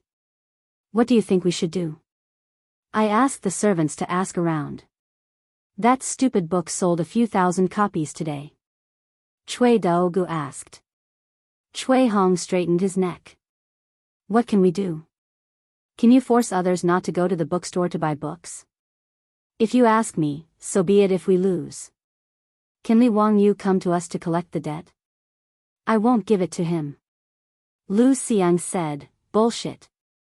This is a written bet. Can you go back on it? If he really takes the bet to the residents to collect the debt, what will you do? If he dares to come, I will let the troops beat him out. Then what if he goes to the Taiji Palace to find the saint? This, if they really lost the bet, there was no need to consider reneging on the debt. This time, the bet was written on paper. It was different from the previous verbal agreement. In black and white, both sides signed the bet. If they refused to give it up, Li Wangyu would really dare to go to the Taiji Palace and ask Pai Lupi to collect the debt for him. Li Wangyu was now the founding county man. In terms of status, he was the same as these few silk pants elders. How could the few of them, who relied on their family's power, refuse to pay the bet? It's neither right nor left. Then what do you think we should do? Are we really waiting to lose the bet and obediently hand over the gold with both hands? Cui Hong was also angry.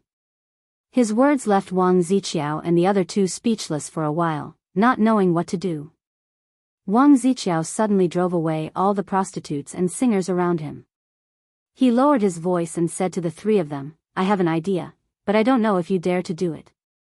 What idea? Let's hear it. Come closer, my teachings are not to be passed on to 6 ears. Cui Daogu and the other two hurriedly came over. After hearing Prince Qiao's words, the three of them were speechless.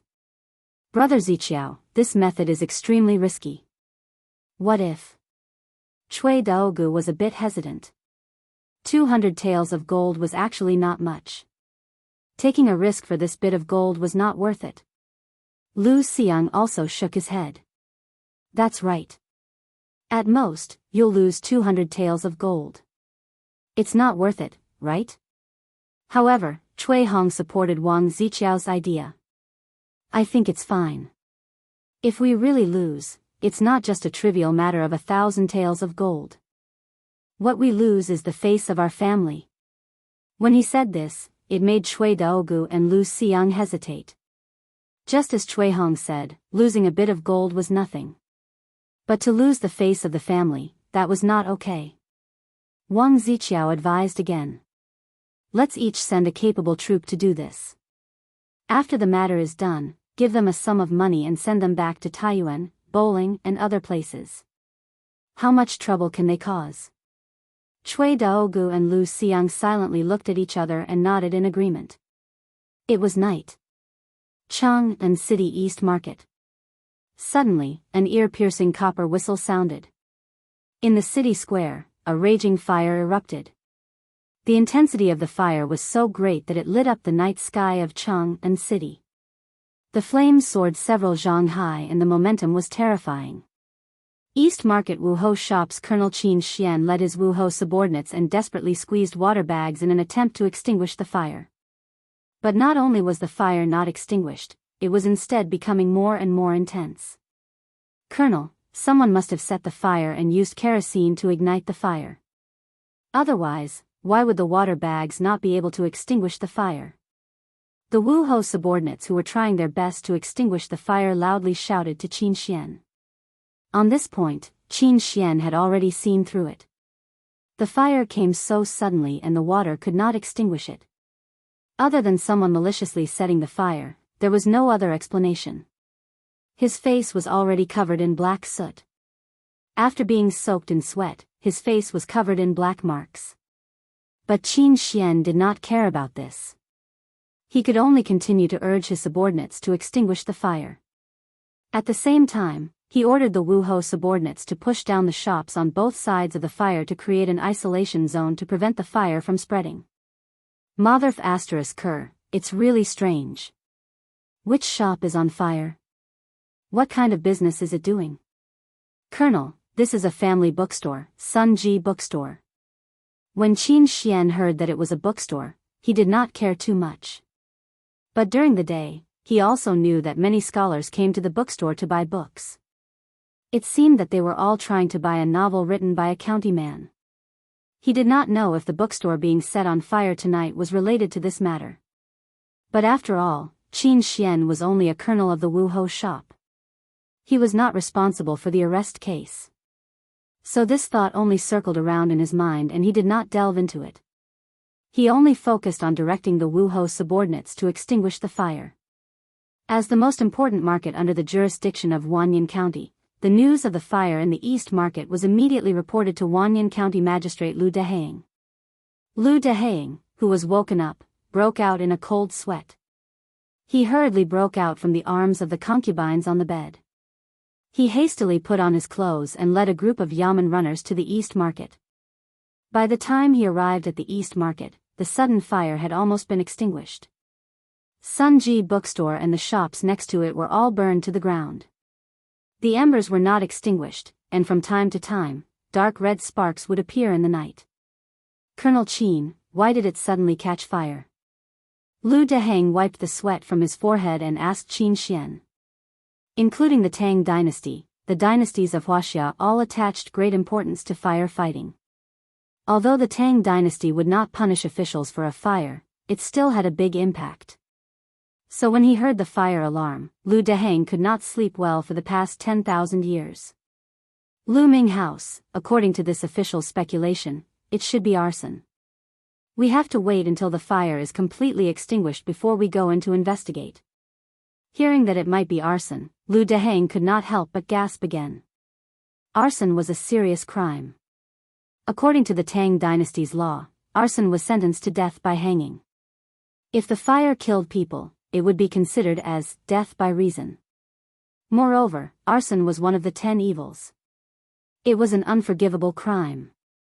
If it was really an arson case, he would have a headache as the Wanyan County magistrate. He would have to urge the yamen runners to investigate the case. Just thinking about it was troublesome.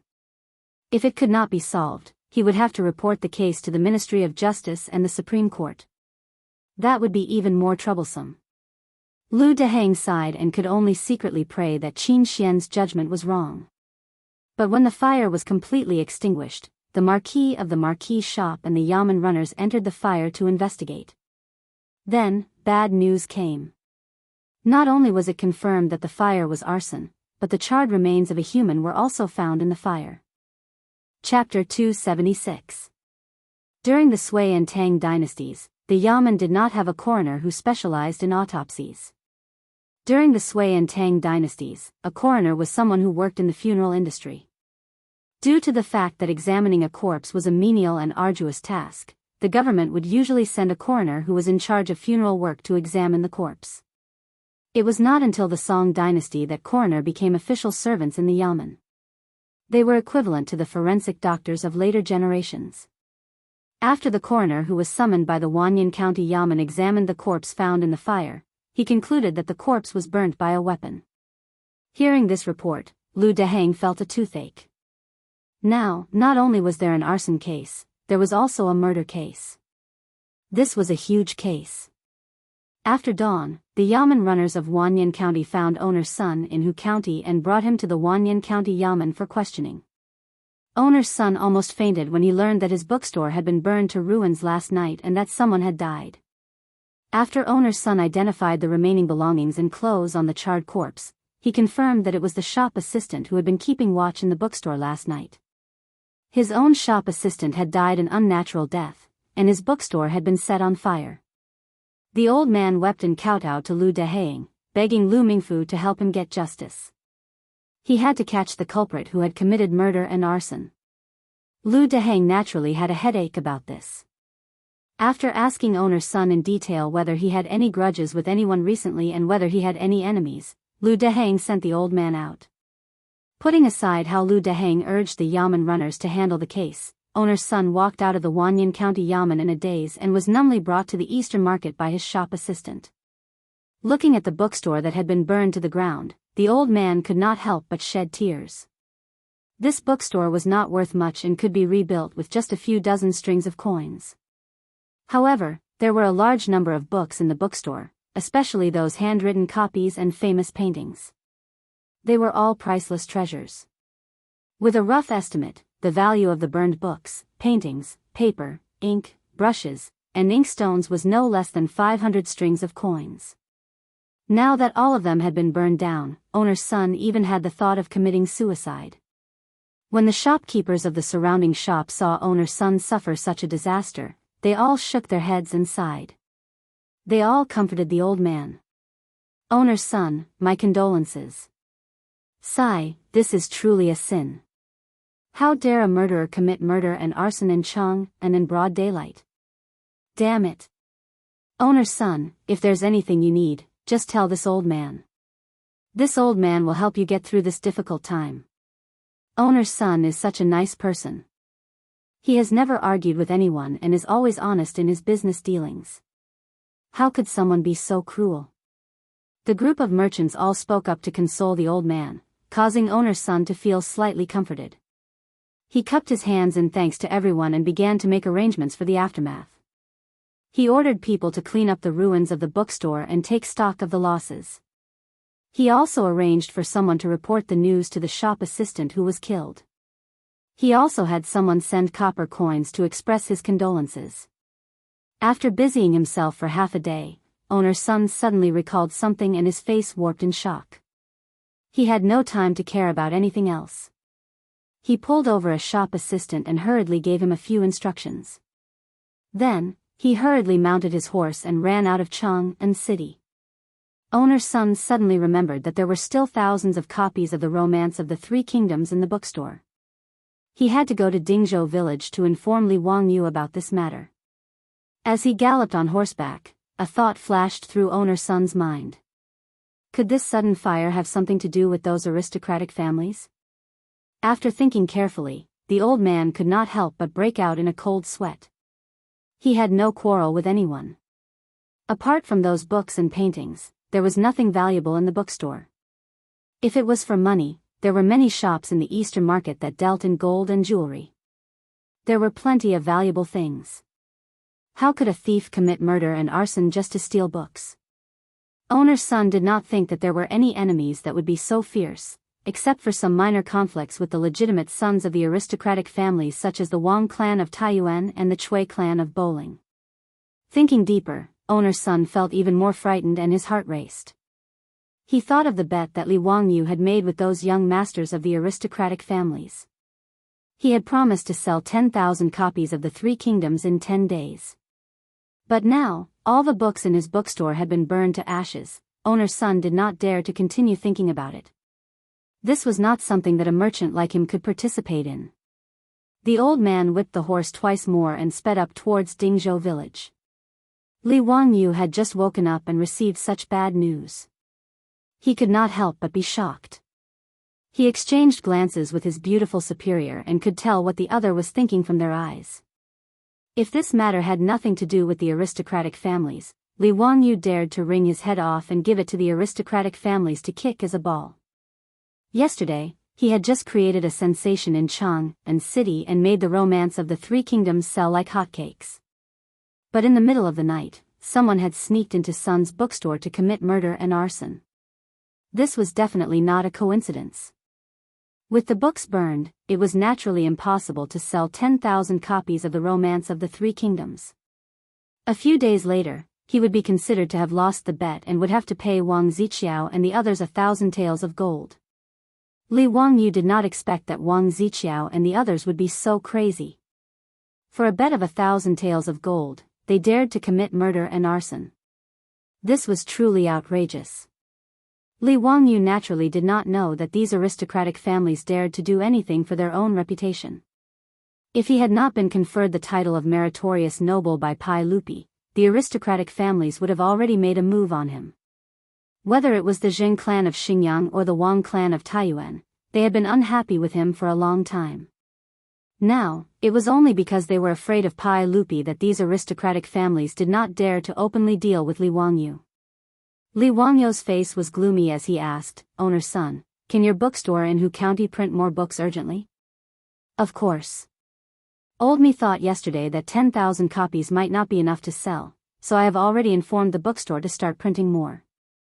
I estimate that in another 2 or 3 days, we should be able to rush out 5,000 copies. That's good. Owner's son, then I'll have to trouble you to arrange for the printing as soon as possible. As for the murder and arson case, I will give you an explanation," Li Wangyu said in a low voice. Owner's son nodded repeatedly. "Old me understands. Once the books are printed, Old me will immediately have people send them to the bookstore in Chang and City to sell. Don't worry, there are still 4 days left. We will definitely sell 10,000 copies." Li Wangyu did not say anything else after arranging things. He let the old butler, Li Hein, send owner's son out of the door.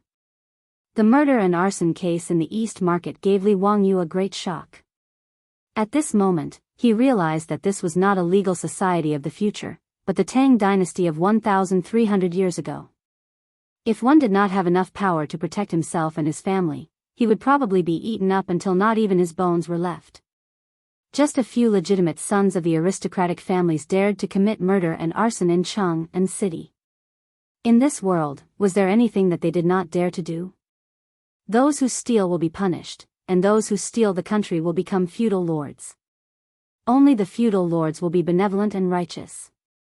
The so-called benevolence and righteousness of these aristocratic families was indeed hypocritical. After a brief discussion with Su Chongqing, Li Wangyu called for Niu Wu. The two of them rode on horses and rushed to Chang and City. Chapter 277. Li Wangyu naturally went to Chang and to complain. Although he had the title of a county baron, he had no power or influence. Other than complaining to Pai Lupi, he had no other choice. Li Wangyu was just a white-collar worker who graduated from a second-tier university in the future. He did not know how to solve cases, nor was he as intelligent as Zhuge Liang. If he was bullied, complaining to his parents was his only choice. Fortunately, his current parent was also powerful enough. No matter what, Li Er was still his uncle who hadn't gone beyond 5 generations. Li Wangyu naturally would not be pretentious. He wanted to take responsibility for everything. When it was time to cry, he would not be stingy. In the legislative hall of Taiji Palace, Pai Lupi summoned Li Wangyu as usual. "Zio, why did you come to the palace again today? Is something the matter?" Pai Lupi asked with a smile. Li Wangyu would not come to Chang, and if he had nothing to do, let alone to Taiji Palace. Pai Lupi was very clear about this. His nephew was good at everything, except that he was too tired. If he had nothing to do, he would definitely hide in Dingzhou village and live a carefree life. Yesterday, Li Wangyu had just entered Taiji Palace and created such a good show. Pai Lupi was very satisfied, but he did not know why he had come to the palace today. Li Wangyu's face was full of misery. "Uncle, I came to the palace today to ask you to save my life." What happened?" Pai Lupi asked, puzzled. Li Wangyu took out the contract he had signed with Wang Ziqiao and the others, and handed it to Pai Lupi with both hands. "Uncle, a few days ago, I had some conflicts with the legitimate sons of Taiji Wang clan, Bowling Chui clan, and a few other aristocratic families. Feeling indignant, I made a bet with them. I bet that I could sell 10,000 copies of the Romance of the Three Kingdoms within 10 days. Pai Lupi looked at the bet and motioned for Li Wangyu to continue. Yesterday, after my promotion, the bookstores in Chang'an sold more than 4,000 books of the Three Kingdoms. This little nephew was about to win the bet, but who would have thought that last night, the bookstore that helped this little nephew sell books was set on fire and all the books turned to ashes. When Pai Lupi heard this, his expression slowly turned grim. Li Wangyu sighed and continued, if it was only the books that were burned, it would be fine. But the key point is that even the clerk who was on night duty in the bookstore was killed. This is really... At this moment, Li Wangyu's acting skills were off the charts. He was just short of wiping his eyes with an onion. Uncle, I don't expect to win any bets. I just hope that uncle can help me talk to this aristocratic family and cancel the bet. Sigh, with my small arms and legs, I really don't dare to get involved with such a vicious person. His words were very pitiful, but Pai Lupi understood the meaning of his words very clearly. He was insisting that the aristocratic family had committed murder and arson in order to win the bet. Pai Lupi glared at him with a gloomy face. He waved his hand to summon an attendant, have the 100 Horsemen Department investigate what exactly happened in the East Market. Not long after, the attendant in charge of palace affairs from the 100 Horsemen Department entered the legislative hall and reported to Pai Lupi. Reporting to everyone, the 100 Horsemen Department has already investigated. Last night, at 1:00 in the East Market, Sun Ji bookstore caught fire. The clerk who died was also stabbed to death with a blade and then abandoned in the fire. Pai Lupi coldly asked, did you find out who did it? We're still investigating, but after the 100 Horsemen Department examined the corpse, they confirmed that the method of murder was the method of an old soldier in the army. The clerk who was killed should have been in his sleep.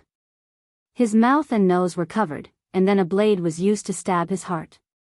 The blade was inserted between the bones, and he died on the spot. The method was very skillful. This is definitely not something that a thief can do. After the curfew last night, did the patrolling Wuho ask about it? Did you find anything strange? Pai Lupi asked again. In Chang'an City, there was a curfew after nightfall. The streets, which were more than 100 meters wide, were like natural barriers that separated the various markets. And on the streets, there were patrolling Wuho at any time. Wanting to quietly climb over the high walls of the market, then pass through the 100-meter wide streets, and climb up the wall to enter the East Market was not an easy task. No, the patrolling Wuho have already interrogated, but did not find anything. But the 100 Horsemen Department can confirm that there are 4 murderers. After carefully inspecting the walls of the East Market, the 100 Horsemen Department found the footprints of 4 people on the wall near the Peace Square. And the same footprints were also found on the other side of the Peace Square. To be able to avoid the Wuho, and quietly climb over 2 walls, it's not easy. Reporting to everyone, the 100 Horsemen Department also deduced that the murderers must be fierce soldiers from the White Army, or else they would not have succeeded so easily. Pai Lupi heard this and could not help but look at the bed in his hand again. The murderers went from the Peace Square to the East Market. Last night, Taiyuan Wang clan, Bowling Chui clan, these aristocratic families, did anyone stay at the Peace Square to drink? Taiyuan Wang clans Wang Zi Qiao, Qinghe Chui clans Chui Daogu, Bowling Chui clans Chui Hong, Fanyang Lu clans Lu Xiyang, these 4 people stayed at the Peace Square last night. Pai Lupi sneered, humph, 4 murderers committed murder, and the 4 of them were drinking at the Peace Square, what a coincidence. Order the 100 Horsemen Department to continue investigating, especially the troops around these 4 people, find out what their identities are. Yes. The eunuch of the 100 Horsemen Department responded and immediately left to arrange the investigation. Li Wangyu also heard the conversation between the 2 clearly. After the eunuch left, he immediately looked at Pai Lupi with a pitiful expression. Uncle, you have to give your nephew justice. Pai Lupi glared at him, all right, stop acting, I will give you an explanation for this matter. 5 surnames and 7 looks, as expected, arrogant and despotic. Hearing Pai Lupi say this, Li Wangyu naturally stopped acting. He came to complain, and now that he had achieved his goal, he naturally did not want to continue acting. Li Wangyu said with a mischievous smile, Uncle, I made a bet with them, if they want to renege on the debt, you have to help me collect the debt. Stinking brat, scram. You want me to help you collect the debt, only you can think of something like that. Pai Lupi laughed and scolded. Hee hee, how about I give you half? Pai Lupi was so angry that he almost kicked him. The more he spoke, the more shameless he became. Your books have all been burned, how are you going to win this bet? I have already asked the bookstore to hurry up with the printing. Today, we will continue to send books to the bookstore. It won't delay matters. Pai Lupi nodded. Zu, the engraving printing that you came up with is really good, it can be considered beneficial for the country. With this engraving printing, books can be printed on a large scale, and it will not be so easy for those aristocratic families to monopolize knowledge. This is another merit you have made, I will remember it for you. Li Wangyu had already reported the engraving printing matter to Pai Lupi. Pai Lupi immediately saw the effect of breaking the aristocratic family's monopoly on knowledge, so he had already asked Li Wangyu to hand over the engraving printing technology to the work supervisor. Now, the work supervisor had already begun to copy the books stored in the palace, and was preparing to print them on a large scale and distribute them to the world. While Li Wangyu was complaining in Taiji Palace, Taiyuan Wang clan was not having a peaceful time. Chapter 278. Chang'an City, Fuxing Square, Wang Mansion. Taiyuan Wang clan's head Wang Renyu slapped Wang Ziqiao's face, leaving a red mark on his face. Bastard, who allowed you to be so daring? Wang Ziqiao covered his face with his hands, looking at his father in disbelief. What did I do? Didn't I just let my subordinates burn down a bookstore? Don't tell me I have to watch that bastardly Wang Yu humiliate me. Wang Renyu said angrily, just burn down a bookstore? You even killed a waiter in the shop with your troop. Just a lowly commoner, what's the big deal? Wang Ziqiao did not care at all. Burning down the Sun bookstore in the East Market, destroying Li Wangyu's books, and winning the bet, was his idea. Cui Daogu and Lu Xiang, under his and Cui Hong's encouragement, and after drinking a lot of wine, under the stimulation of alcohol, they also nodded in agreement. The four of them each sent out a highly skilled troop. Taking advantage of the night, they climbed over the Peace Square, and entered the East Market. Those few troops were also ruthless people. Originally they did not need to harm people's lives, but as a precaution, they directly stabbed the shop assistant who was on night duty in the bookstore to death. After pouring oil on the bookstore, and blowing on the fire, the four of them burned the bookstore clean, and then took advantage of the chaos when Wu Ho was busy putting out the fire, climbed over the wall, and slipped back into the Peace Square. After dawn, Wang Ziqiao and the other three woke up, and after sobering up, they started to feel a little scared. They were the rich young masters of aristocratic families, they bullied and dominated the market, and even snatched women, and they were not any better than that bastard Jinkangwa. But things like murder and arson, they had never done it before, and at this moment they could not help but feel their hearts palpitate. The four of them pretended to be calm, as if nothing had happened. After the Peace Square opened, they each led their subordinates back to the mansion. Wang Ziqiao was somewhat regretful, so he found his father Wang Renyu, and explained everything in detail, but did not expect to get a slap from his father in exchange. Wang Renyu snorted, foolish beyond compare. Do you think that Li Shimon's 100 Cavalry Department are all useless? You're just giving him something to use against you. There are many ways to deal with that Li family child, but you chose the stupidest way. Wang Ziqiao was a little confused. He forced himself to say, so what if it's the 100 Cavalry Department? Could it be that they would come knocking on his door to arrest him? I have already come to an agreement with Cui Daogu and the others. We will send those troops back to Taiyuan, Bowling, Fanyang, and other places. So what if Li Shimon's hands are long? What's more, these four troops won't betray us. Wang Renyu looked at the red mark on his son's face and let out a long sigh. Suppressing the anger in his heart, he explained, Ziqiao, you've underestimated Li Shimon and the 100 Cavalry Department. If he really dares to let the 100 Horsemen Department come to our door and arrest people, as long as we torture them, once your troops confess, do you think Li Shimon will let go of this good opportunity to humiliate our aristocratic families? At this moment, Wang Ziqiao was also scared. He asked in panic, don't tell me that Li Shimon won't give any face? Ah Nyang is his aunt. Idiot, do you expect Li Shimin to let our Wang clan go because of your mother? Wang Renyo's wife, Wang Ziqiao's mother, was Li Wangyo's only aunt, retired Emperor Li Yuan's younger sister, Princess Tongpan. When Li Yuan was guarding Taiyuan and had yet to rise up against the Sui dynasty, the two sides had become relatives by marriage. Wang Renyu was Pai Lupi's uncle.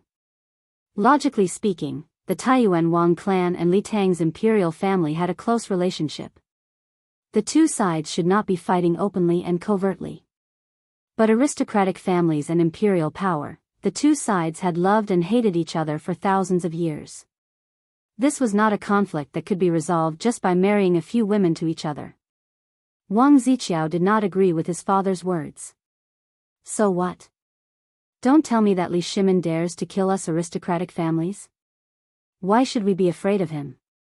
We are a 1,000-year-old aristocratic family. Wang Renyu only sneered at his son's words and did not say much. The aristocratic families had always been the core power behind the imperial power. They held power similar to the imperial power and could even shake the foundation of the imperial power. This was something that no emperor could tolerate. However, an emperor needed the support of the aristocratic families to sit on the throne. Hence, the imperial power and the aristocratic families were always in a situation where they used and opposed each other. Flourishing for thousands of years, there were aristocratic families with 100 years of history. However, there were no dynasties with more than 400 years of history. This was also the reason why aristocratic families like Wang Ziqiao looked down on the imperial power. Wang Mang wanted to change the situation of the Western Han's land annexation. In the end, the aristocratic families rebelled and overthrew Wang Mang's rule. The aristocratic families in Guangzhou supported the Nanyang Lu clan to establish the Eastern Han. At the end of the Eastern Han, the three kingdoms fought for hegemony, and the aristocratic families were the ones supporting them. The aristocratic families of the West Jin moved south, causing the treasury of the West Jin to be empty. The chaos of the five barbarians had a lot to do with the aristocratic families moving south. When the aristocratic families reached their peak in the East Jin, their power even surpassed that of the imperial power. During the Sui dynasty, Yang Jian created the imperial examination system in hopes of using it to keep the aristocratic families in check. However, it did the opposite, increasing the power of the aristocratic families. The aristocratic families made use of the imperial examination system to push the power struggle between the aristocratic families and the imperial power into the imperial court. When it came to the Tang dynasty, how could the battle between the aristocratic families and the imperial power be peaceful? Just a few days ago, the aristocratic families used the locust plague to force Pai Lupi to issue an edict. From this, one could see the relationship between the two sides. Wang Renyu waved his hand at Wang Ziqiao. Okay, I'll deal with this matter myself. You don't have to worry about it. Go take a look at your mother. She caught a cold recently and is not feeling well. After sending his son away, Wang Renyu closed his eyes and thought for a while. Then, he summoned the housekeeper and gave him a few instructions. The housekeeper lowered his head and left to carry out Wang Renyu's orders. Within the Taiji Palace governing hall, Pai Lupi and Li Wangyu were playing chess while waiting for the 100 Cavalry Division's report. The eunuch from the 100 Cavalry Division tiptoed into the hall with an embarrassed look on his face. Pai Lupi looked up at him. Speak, what's the news? Just now, the 100 Cavalry Division sent news that the Wang clan of Taiyuan beat a soldier to death for stealing property. After the Wang clan beat him to death, they sent someone to Cheng and County to report. Pai Lupi and Li Wangyu were stunned. They didn't understand what the eunuch meant. The Wang clan beat a soldier to death for stealing property. Was this news worth telling to Pai Lupi? Before Pai Lupi could ask, the eunuch continued, the Chui clan of Bowling, the Chui clan of Qinghe, and the Lu clan of Fanyang all beat a soldier to death for different crimes. They have all gone to Cheng and County and Wanyan County to report. As soon as he finished speaking, Pai Lupi immediately understood what was going on. In a fit of rage, Pai Lupi slapped the table in front of him and swept the chessboards on the table to the ground. These bastards! How dare they! Li Wangyu also realized what was going on. This was AF** king murder to silence them. The aristocratic families were so cruel. Chapter 279. The troops were not the property of the master, and their status was higher than that of the servants. However, if the troops made mistakes and were punished by the master, even if they were accidentally beaten to death, they would not be punished. The law of the Tang dynasty stipulated, if the master beat the troops to death, he committed murder, but he was punished to death or negligent homicide, he was not guilty. That was to say, if the troops of the Taiyuan Wang clan, the Boling Chui clan, the Qinghe Chui clan, and the Fanyang Lu clan were charged with violating the law due to negligence, they would not have to bear any responsibility after being punished to death. They only needed to report to the county government. The 100 Cavalry Department had just found out that there were 4 people who committed the crime in the East City, and was investigating the troops of the 4 sons of the 4 families. Then, there was news that the troops of the 4 families were beaten to death because of mistakes. Even a fool could understand what had happened. This kind of merciless method of silencing witnesses made Li Wangyu shudder. These aristocratic families did not care about human lives at all. Even the troops who worked for the aristocratic families were killed just like that. Li Wangyu could not understand or accept this kind of ruthless decision and the practice of treating human lives as grass. Pai Lupi's anger was more because he was played by the aristocratic families. The 4 troops were beaten to death without any disguise. They were clearly laughing at him, the emperor of the Tang dynasty. There was no evidence, and no evidence. Even if Pai Lupi was dead, what could he do to them? Wang Renyu was not a playboy like Wang Ziqiao. Sending the troops back to their hometowns would only leave behind hidden dangers. If the 100 Cavalry Department could find clues, the aristocratic families would naturally know. Last night, the 4 playboys hurriedly ordered their troops to attack and had already left a lot of clues. If the 100 Cavalry Department found out that it was the aristocratic families who did it, it would probably be a big trouble. Since they had already done it, they would do it to the end. Only the dead could keep an absolute secret. Therefore, Wang Renyu was merciless. He found a random reason to beat the troops of his family to death. The other 3 aristocratic families naturally would not be merciful. After receiving the news, they also chose to kill to silence. After venting his anger, Pai Lupi finally managed to control his temper. He waved his hand and dismissed the servant. Li Wangyu was also filled with helplessness and fear. Uncle, these aristocratic families are truly unscrupulous. Humph. Sooner or later, he would teach them a lesson. Ziyu, you will go now and urge the bookstore to quickly print the books for sale. You must not lose the bet. I want these aristocratic families to obediently lower their heads and hand over the gold with both hands. Pai Lupi said through gritted teeth. To Pai Lupi, the bet between Li Wangyu and the hedonistic sons of the aristocratic families was no longer just about Li Wangyu. He wanted Li Wangyu to win the bet and humiliate these aristocratic families.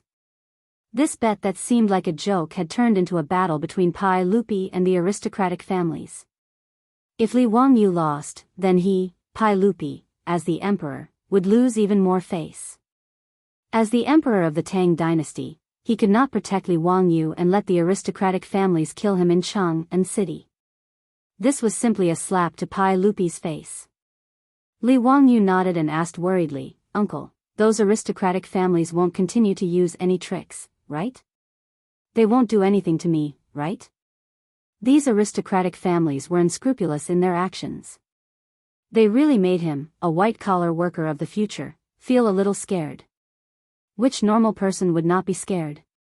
He was not a ruthless person who was used to murder and arson. He was just a white-collar worker. The most exciting thing he had experienced was a gang fight when he was in school. But now, 5 lives had already told him that this was the Tang dynasty. Pai Lupi glared at him. Why are you so timid? I will let the cavalry department protect you secretly. You don't need to worry, Ziyu. Li Wangyu was speechless.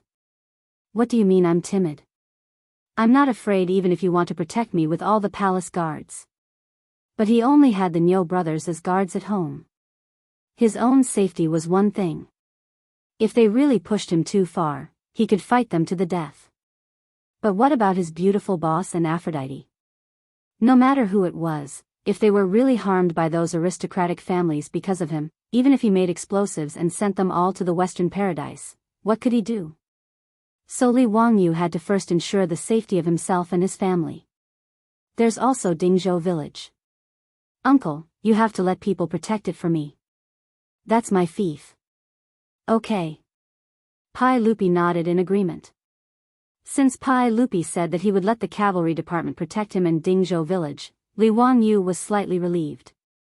He was ready to go all out and fight with those aristocratic families. After leaving Taiji Palace, Li Wangyu rode with Niu Wu to Hu County. He wanted to hurry Owner's son to print the books as soon as possible. Owner's son didn't waste any time. In half a day, he had the bookstore urgently print several hundred copies of the Three Kingdoms. After checking them, Li Wangyu arranged for a four-wheeled carriage to transport all these books to the bookstores in the east and west of Chang'an City for sale. However, what Li Wangyu and Owner's son didn't expect was that these books were all returned to the bookstores in Chang'an City after being shipped to them. Even the copies of the Romance of the Three Kingdoms that hadn't been sold out yesterday were all returned. Overnight, these bookstores all refused to sell the Three Kingdoms and cut off their cooperation with Owner Sunday. This sudden turn of events shocked both Li Wangyu and Owner Sunday. Li Wangyu came to a realization. This was definitely the doing of the aristocratic families, directly cutting off his sales channels. This method of removing the firewood from under the cauldron was even more vicious than Wang Ziqiao's methods of murder and arson. Given the influence and power of the aristocratic families, it was all too easy for them to force the 10-odd bookstores in Chang'an City to bow their heads. Moreover, the fire at Sun's bookstore yesterday had also frightened the owners of the other bookstores. Everyone had their own guesses as to why Sun's bookstore had been burned down. But today, the aristocratic families of the 5 surnames and 7 gazes had sent people to warn them that they were forbidden from selling the Three Kingdoms. Everyone immediately understood. No one was a fool. Putting the two together, the owners of these bookstores all understood that Owner's son had offended someone he shouldn't have offended, and that the root of the problem was the Romance of the Three Kingdoms.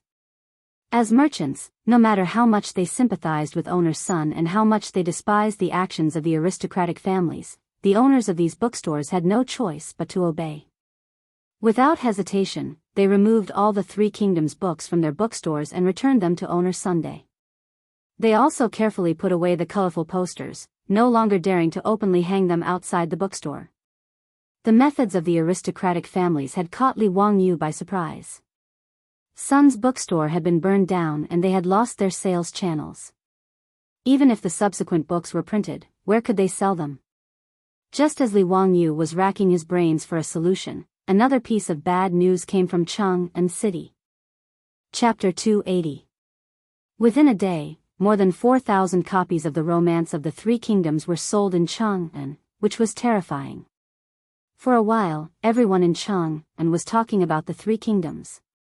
But when this famous book began to spread widely in Chang'an, it was criticized by many sour scholars.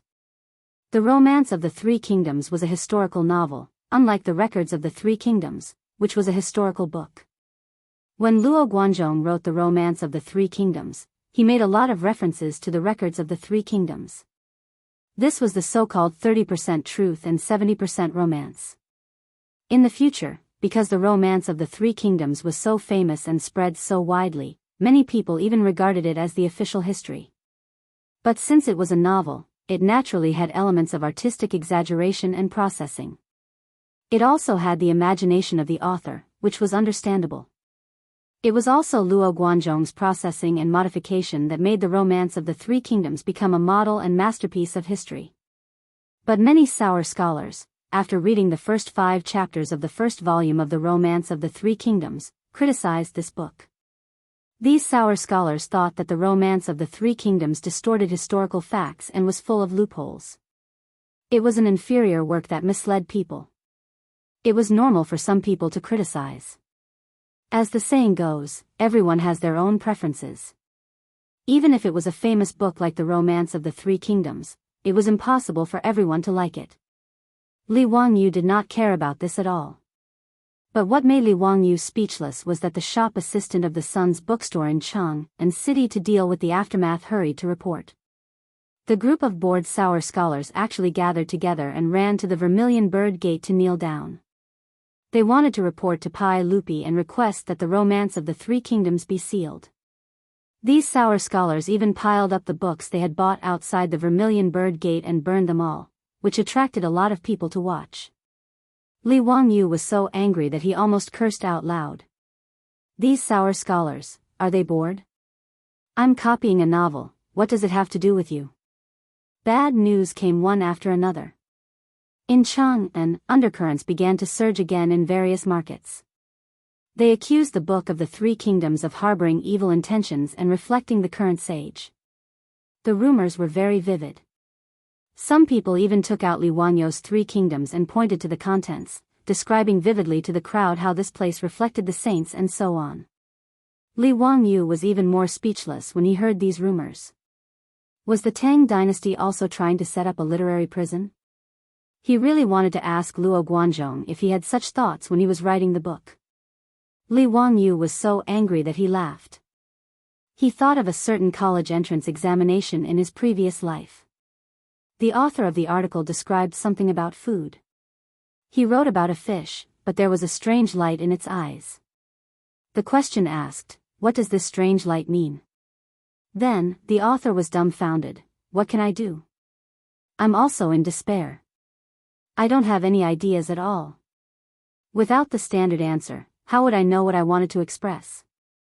Right now, Li Wangyu was in such a state of confusion, yet there was still someone who could decipher that he was reflecting Li Air from the Romance of the Three Kingdoms.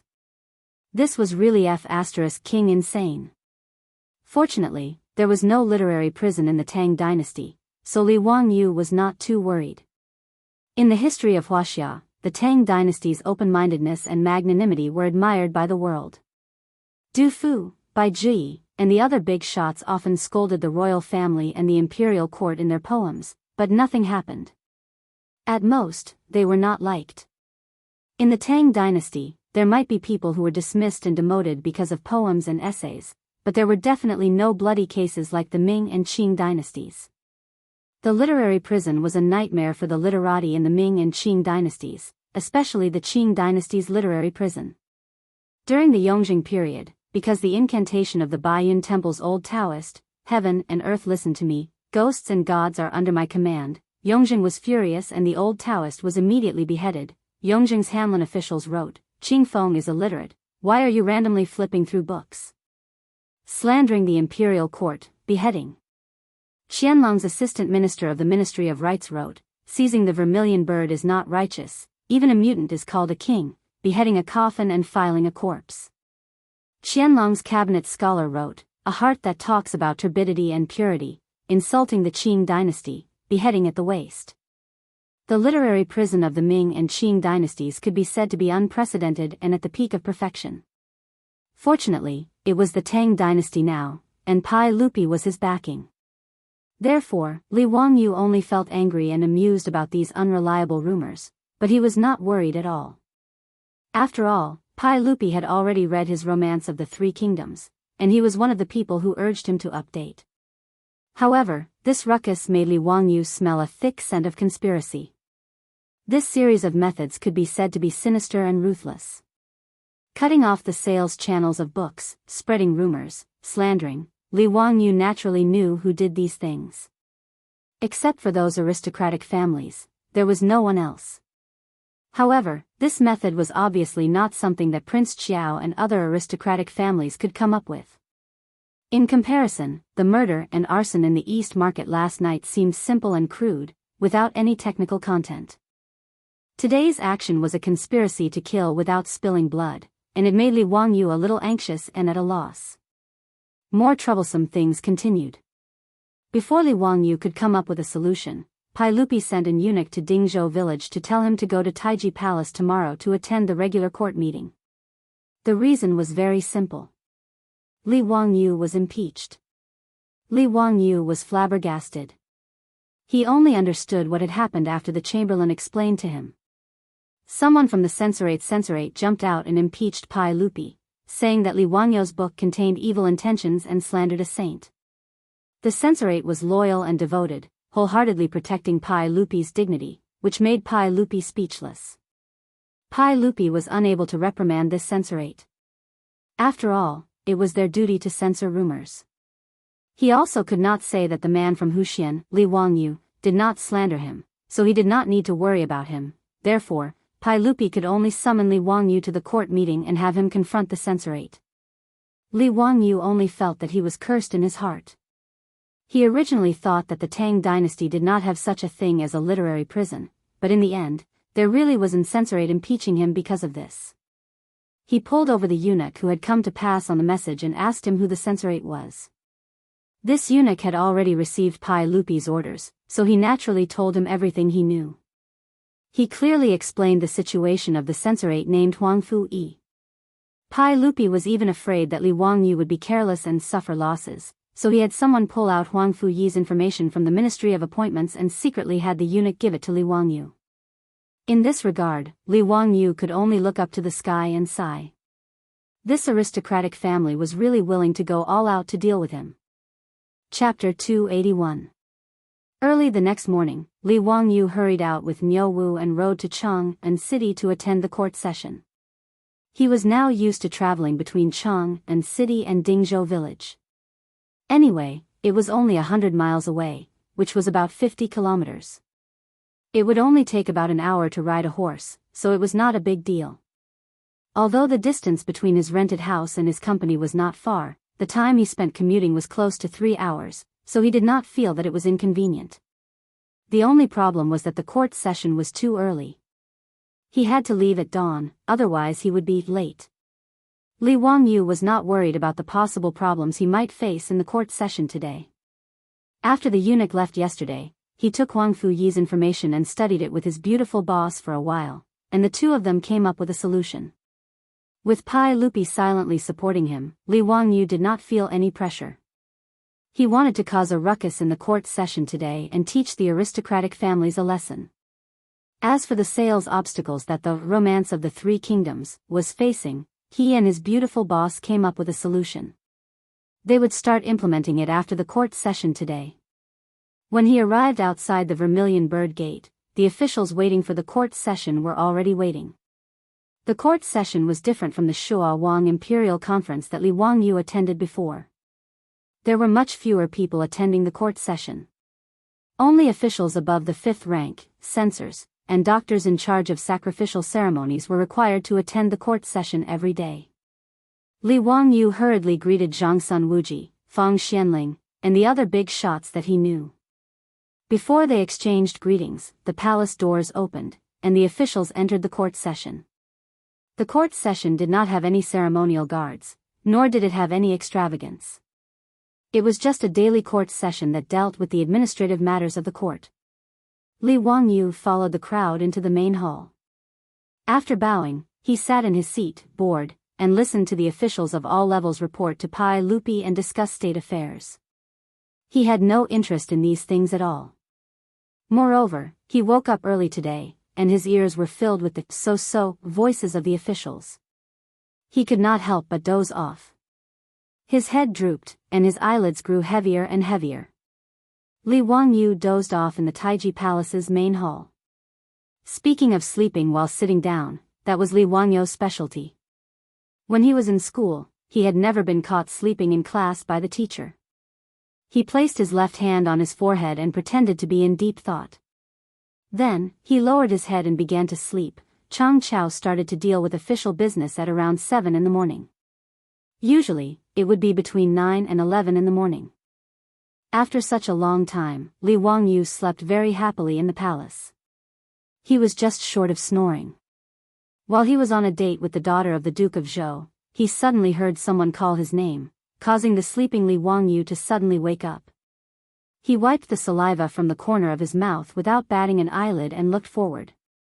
In front of Pai Lupi's throne, there was a young official dressed in 8th rank dark green official robes. Li Wangyou immediately understood that the meat show was coming. Presumably, this person was the imperial censor who had impeached him, Huang Fu-yi. Pai Lupi had a strange expression on his face as he looked over. Hu Xiannan, did you hear what Imperial Censor Huangfu said? How could Li Wangyu not know that Pai Lupi had seen him dozing off? His throne was in front of everyone and was high above the imperial steps. Naturally, he could see everything clearly. Li Wangyu quickly stood up and bowed respectfully to Pai Lupi. Your Majesty, I heard. Then what explanation do you have? I have nothing to explain. Explain my ass. He didn't even know what he had just said. He was sleeping soundly. He saw that the book in Huangfu Yi's hand was the copy of the Romance of the Three Kingdoms. Huangfu Yi saw that Li Wangyu didn't respond and immediately opened the book in his hand.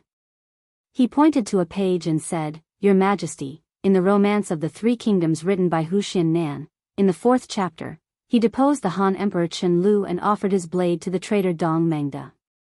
This is the proof of his disloyalty. Li Wangyu silently rolled his eyes. He was too lazy to respond and continued to watch his performance. Huangfu Yi righteously continued, Your Majesty, look at this book. Zhuo Qi supported His Majesty to the left and right and removed his royal ribbon. He knelt in the north and said that he would obey orders. He also called the Empress Dowager to serve the imperial edict. The Empress Dowager cried, and all the officials were miserable. This is clearly a reflection of the abdication of the retired emperor in the 9th year of Wuda. Hu Xiannan referred to His Majesty as Dongjue. He really harbors evil intentions. Li Wangyu almost gave Huangfu Yi a thumbs up. This scholar's mouth was really King amazing. Even in the book, Dongjue forced the Han Emperor to abdicate. He could forcefully say that he was referring to Pai Lupi forcing Li Yuan to abdicate after the incident at the Xuanwu Gate. When Pai Lupi heard this, his expression became very ugly. He naturally wouldn't believe Huangfu Yi's nonsense, but the incident at the Xuanwu Gate was a thorn in Pai Lupi's heart. Huangfu Yi used the incident at the Xuanwu Gate as an excuse, but Pai Lupi couldn't do anything. He simply looked at Li Wangyu with a gloomy expression. Zio, do you have any explanation for Imperial Censor Huangfu's words? All the civil and military officials in the court, including those who weren't from aristocratic families, felt that Huangfu Yi was too much. How could he interpret the text in the book like this? All the officials had already read the Romance of the Three Kingdoms yesterday. How could they see the meaning in it? Huangfu Yi was clearly making trouble for no reason.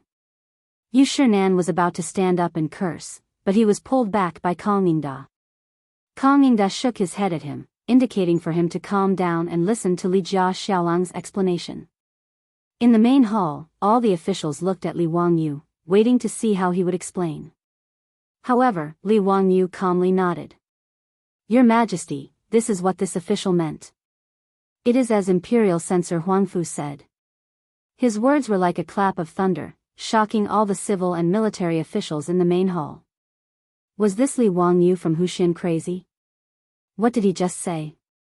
He said that he was referring to Pai Lupi? Referring to the incident at the Xuanwu Gate? After a moment of silence, the main hall of the Taiji Palace was instantly filled with buzzing sounds. The officials whispered to each other, asking if they had heard wrongly. Pai Lupi touched his ears in disbelief, wondering if he was hearing things. Ziyu, what did you say? Say it again. Your Majesty, the meaning in my book is that Imperial Censor Huangfu is slandering Your Majesty. That's right, that's exactly what this subject thinks, Li Wangyu replied slowly. Yu Shinan, Fang Xianling, and the others couldn't help but exclaim in horror. Ziyu, don't talk nonsense. Answer properly. However, Huangfu Yi was pleasantly surprised. He didn't expect that Li Wangyu would admit it in front of Pai Lupi. Originally, Huangfu Yi just wanted to discuss Li Wangyu and smear the Romance of the Three Kingdoms. Who would have thought that he would gain such a result? Huangfu Yi laughed. Since Imperial Censor Huangfu Yi admitted it, that's for the best. Your Majesty, this official asks Imperial Censor Huangfu Yi to punish him for slandering the sage and talking about the court. Before he finished speaking, he heard Li Wangyu say loudly, Your Majesty, this official is guilty. This official has an accomplice and is willing to confess. Chapter 282. Li Wangyou's words caused a commotion in the hall. Even Wang Renyu, Jing Yuanshou, and the other big shots of the aristocratic families were dumbfounded by his words. Was this Huxian man crazy? These big shots of the aristocratic families vaguely felt that something was wrong, but they couldn't figure out what the problem was. Yesterday's series of actions against Li Wangyu had been discussed by Wang Renyu, Jing Yuanshou, and the other big shots of the aristocratic families. The methods of this group of old foxes were naturally incomparable to those of Wang Ziqiao's group. They mercilessly flogged the troops who committed murder and arson in the East Market to death, cut off the 100 Horsemen Department's pursuit of clues, and turned the East Market case into an open case. Even if the 100 Horsemen Department and Pai Lupi were well aware of who committed the East Market case, so what? Without evidence, no matter how furious Pai Lupi was, he could only endure it. After that, they used the influence of the aristocratic families to set a trap for Li Wangyu. With a few efforts, Li Wangyu was badly battered. Yesterday, in the entire Chang'an city, not a single book of the Three Kingdoms could be sold. As for Huang Fuyi, of course, this was also arranged by the aristocratic families. Their purpose was to discuss Li Wangyu and Pai Lupi, and at the same time to defame the Book of the Three Kingdoms. In short, they only needed to cause a ruckus in the imperial court for a few days and delay Li Wangyu from successfully selling the book. In their view, in the face of this kind of impeachment, Li Wangyu would naturally not admit to it, and then there would be a lot of verbal arguments. In this way, it was very simple to cause a ruckus and delay the matter. As long as the impeachment was not settled, Li Wangyou's Book of the Three Kingdoms could no longer be sold on the market. If the bet was delayed for 10 days, the aristocratic families would win the bet. It was very simple and easy. The reason why these big shots of the aristocratic families began to interfere in the bet between Li Wangyu and Wang Ziqiao was not because they were unwilling to part with the 1,000 taels of gold. This amount of gold was not even a drop in the ocean for the aristocratic families. What they didn't want to lose was face. The foolish sons of the aristocratic families had drunk too much and let their underlings commit murder and arson. This was simply stupidly giving Pai Lupi something that could be used against them. For the sake of the aristocratic family's reputation, Wang Renyu had no choice but to kill his family's troops to cover up the truth. Although they did not care about killing a troop, the act of killing a troop of their own family in order to protect themselves made the aristocratic families feel that they had lost face. Thus, they became more and more jealous of Li Wangyu. As a result, Wang Renyu and the others took the bet seriously. No matter what, they could not afford to lose the bet. Otherwise, the reputation of their aristocratic families would be worthless. If Li Wangyu lost the bet, the aristocratic family's face would be saved, and they would be able to give Pai Lupi a slap in the face. So what if you, Li Shimin, are the emperor of the Tang dynasty? So what if you protect Li Wangyu? In the end, you could only watch your nephew lose the bet and obediently hand over the gold with both hands. But today, in the Chang dynasty, Li Wangyu actually nodded and admitted Huang Fuyi's impeachment. He even said that he had accomplices. What was going on? After the shock, Pai Lupi immediately realized that something was wrong. Not to mention whether Li Wangyu really had such thoughts, even if he did, he was not crazy, right? How could he admit it in front of everyone? Looking at Li Wangyou's faint smile, Pai Lupi could not help but breathe a sigh of relief. This bastard must have a backup plan. In the main hall, Li Wangyu said loudly, "Your Majesty, this subject is guilty. This subject also has accomplices and is willing to confess. This imperial censor Huangfu is this subject's accomplice. The reason why this subject slandered your Majesty in the book was all because of imperial censor Huangfu's instructions." As soon as he said this, everyone was stunned again. And Huang Fuyi, like a cat whose tail was stepped on, immediately exploded. Nonsense. Your Majesty, Huxian Nan is speaking nonsense. This subject does not know Huxian Nan at all, so how could I order him around? This subject is also not his so-called accomplice. Your Majesty, please investigate this. Li Wangyu gave him a sidelong glance. Your Majesty, this subject has evidence. Pai Lupi looked like he was watching a good show. He did not care how Huangfu Yi defended himself and only asked, Ziyu, what evidence do you have?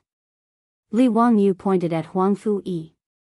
Imperial Censor Huangfu, you are a grand scholar in the first year of Zhenguan, right? That's right, so what? Hu Xin Nan, don't you dare slander me and slander me. Huangfu Yi shouted angrily. Li Wangyu ignored him and bowed to Pai Lupi. He continued, Your Majesty, Imperial Censor Huangfu has long been dissatisfied with Your Majesty. The poem he wrote during the spring examination is proof. Huangfu Yi was stunned when he heard this. The poem he wrote during the spring examination last year was his proudest work. Although he had submitted to the Wang clan of Taiyuan before the spring examination and became their disciple, the poem he wrote during the examination was also very well done. Otherwise, he would not have been given the important position of Imperial Censor after passing the Grand Scholar examination. Li Wangyu recited, Spring grass grows in Xuanwu Lake, vaguely thinking of Cheng and city. Later, thousands of people rose like clouds, hating that the king's plan failed. The people lost their virtue, the road to society was crooked, and tears were stained in several places tonight. Imperial Censor Huangfu, you wrote this poem during the spring examination, right? That's right, I wrote it. Huangfu Yi nodded angrily. He did not feel that there was anything wrong with his poem. Similarly, Pai Lupi and the civil and military officials in the hall did not feel that there was anything wrong with the poem. They all looked at Li Wangyu. Li Wangyu laughed and bowed to Pai Lupi again. Your Majesty, this is an anti-poem written by Imperial Censor Huangfu. The Xuanwu Lake in the poem alludes to the Xuanwu Gate. He is saying that Your Majesty ascended the throne after the Xuanwu Gate and hated that the king failed.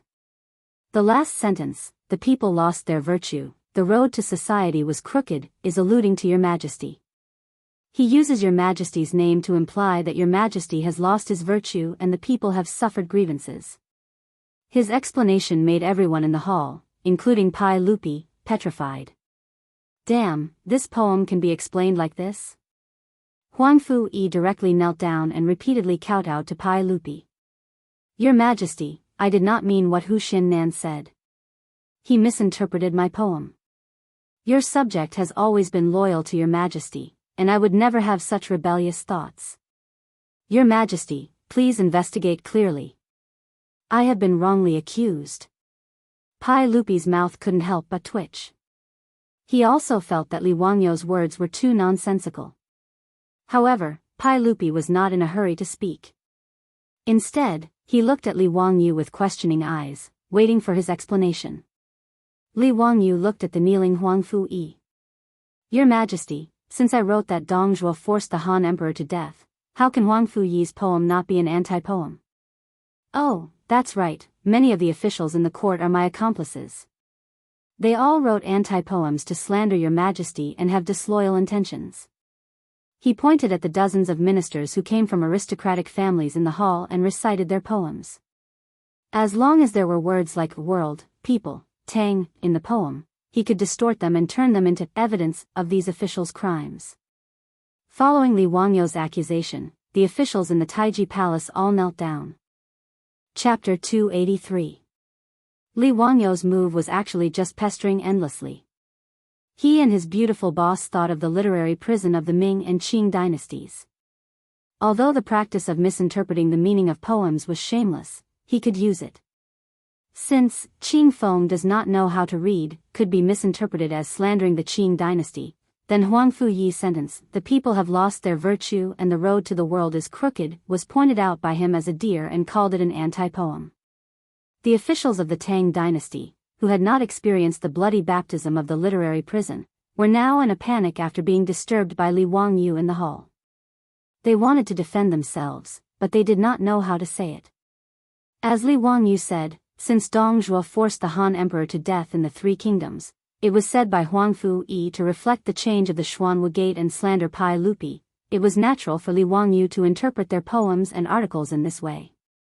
Zio, don't talk nonsense. Pai Lupi saw the situation and understood Li Wangyu's meaning. He held back his laughter and reprimanded him. Your Majesty, if Censor Huangfu said that I was reflecting Your Majesty, then I am not talking nonsense. These people are all my accomplices. Li Wangyou's words made Huang Fu-yi hate him. It would have been better if he hadn't said anything. As soon as he said that, those officials who had been dragged out by Li Wangyou to be targets all looked at Huang Fu-yi with resentment. It's all because of this bastard. Why did he provoke a county man? He was writing his own novel. Do you have nothing better to do? Why did you impeach him? Facing the angry eyes of the crowd, Huang Fu-yi was even more speechless. He could not explain to the crowd that it was the idea of Wang Renyu and the other big shots, could he? That would be akin to courting death. The people in the hall were all smart. Yu Shinan, Fang Xianling, and the others, who were originally worried about Li Wangyou, also saw Li Wangyou's intention at this time. They didn't say anything and just sat there with a smile on their faces, like qualified onlookers. This aristocratic family wanted to discuss Li Wangyou, but they didn't expect to be dragged down by this brat Li Wangyou. Interesting, really interesting. Now that things had developed to this point, Wang Renyu and the other big shots from the aristocratic families were all dumbfounded. This bastard actually didn't defend himself. Instead, he openly admitted Huang Fu-yi's impeachment. Then, he pulled Huang Fu-yi and a group of ministers from aristocratic families into the water. This move was too vicious. Wang Renyu, Zheng Yuanshou, and the other big shots of the aristocratic families naturally couldn't sit back and watch this farce continue. If Pai Lupi took it seriously, their aristocratic families would suffer great losses. They looked at each other and could only brace themselves to stand up and speak. Your Majesty, the Tang dynasty is not guilty because of words. Your Majesty's mind is even more tolerant. Why do you care about these word games? Pai Lupi looked at this group of big shots from the aristocratic families and coughed softly. So, you also think that Imperial Censor Huang Fu's impeachment is nonsense? This, we all think so. In the face of Pai Lupi's question, Wang Renyu and the others could only pinch their noses and admit it. If they dared to say that Huang Fu-yi's impeachment of Li Wangyou was right, Pai Lupi would really dare to dismiss all the ministers in the hall who were named by Li Wangyou and investigate them. In any case, Li Wangyou only had an empty title and no official position. Even if he was impeached and lost his title, it was no big deal.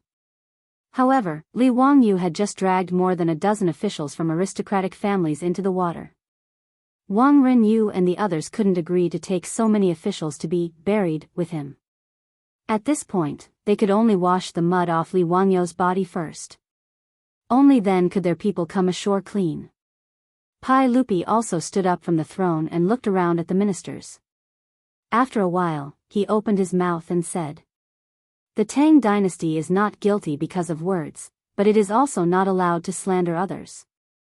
I am not the first emperor, and I will not burn books and bury Confucians.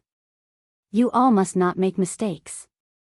Few people in the world read the history of the Three Kingdoms. Only Li Zio's Romance of the Three Kingdoms is known. I like Li Zio's Three Kingdoms very much. This matter ends here.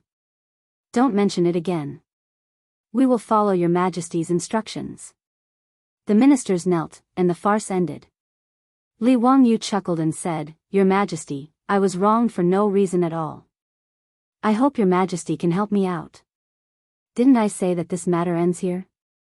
Pai Lupi didn't understand Li Wangyou's meaning and asked in confusion. Li Wangyou pointed outside the hall and said, "But the people in Cheng and don't know. Your Majesty, why don't you write me a note to prove my innocence?" Pai Lupi was speechless and said, "What are you trying to do now? What do you want me to write for you?" "Hee, Your Majesty, just write the sentence you just said. It's I like Li Zio's Three Kingdoms very much. These few words will do." Pai Lupi began to have a toothache. This bastard, what is he trying to do now? He wanted to refuse, but the ministers in the hall were watching, so he couldn't bring himself to do so. He asked the servant to grind the ink, picked up the brush, and wrote down the sentence. Then he threw it to Li Wangyou. "Court is dismissed." Pai Lupi wrote down the sentence shamefully. He didn't want to continue talking nonsense, so he turned and left. Li Wangyou came forward with a smile and picked up Pai Lupi's calligraphy. He carefully dried the brush and ink and put it away. Then he proudly raised his eyebrows at Wang Renyu, Zheng Yuanshou, and the other aristocratic leaders. Zheng Yuanshou said angrily, "This bastard, we still underestimated him." Wang Renyu smiled disdainfully and said, "He's lucky, but so what? Now the big and small bookstores in Cheng and aren't selling his book. Can this guy make Pai Lupi issue a decree and force the bookstores to sell his book? There are still 2 days left. I'd like to see how he can sell a few thousand books." Zheng Yuanshou thought about it and agreed. If they blocked Li Wangyou's sales channels, no matter how capable he was, he wouldn't be able to sell his book. They looked at each other and couldn't help but laugh.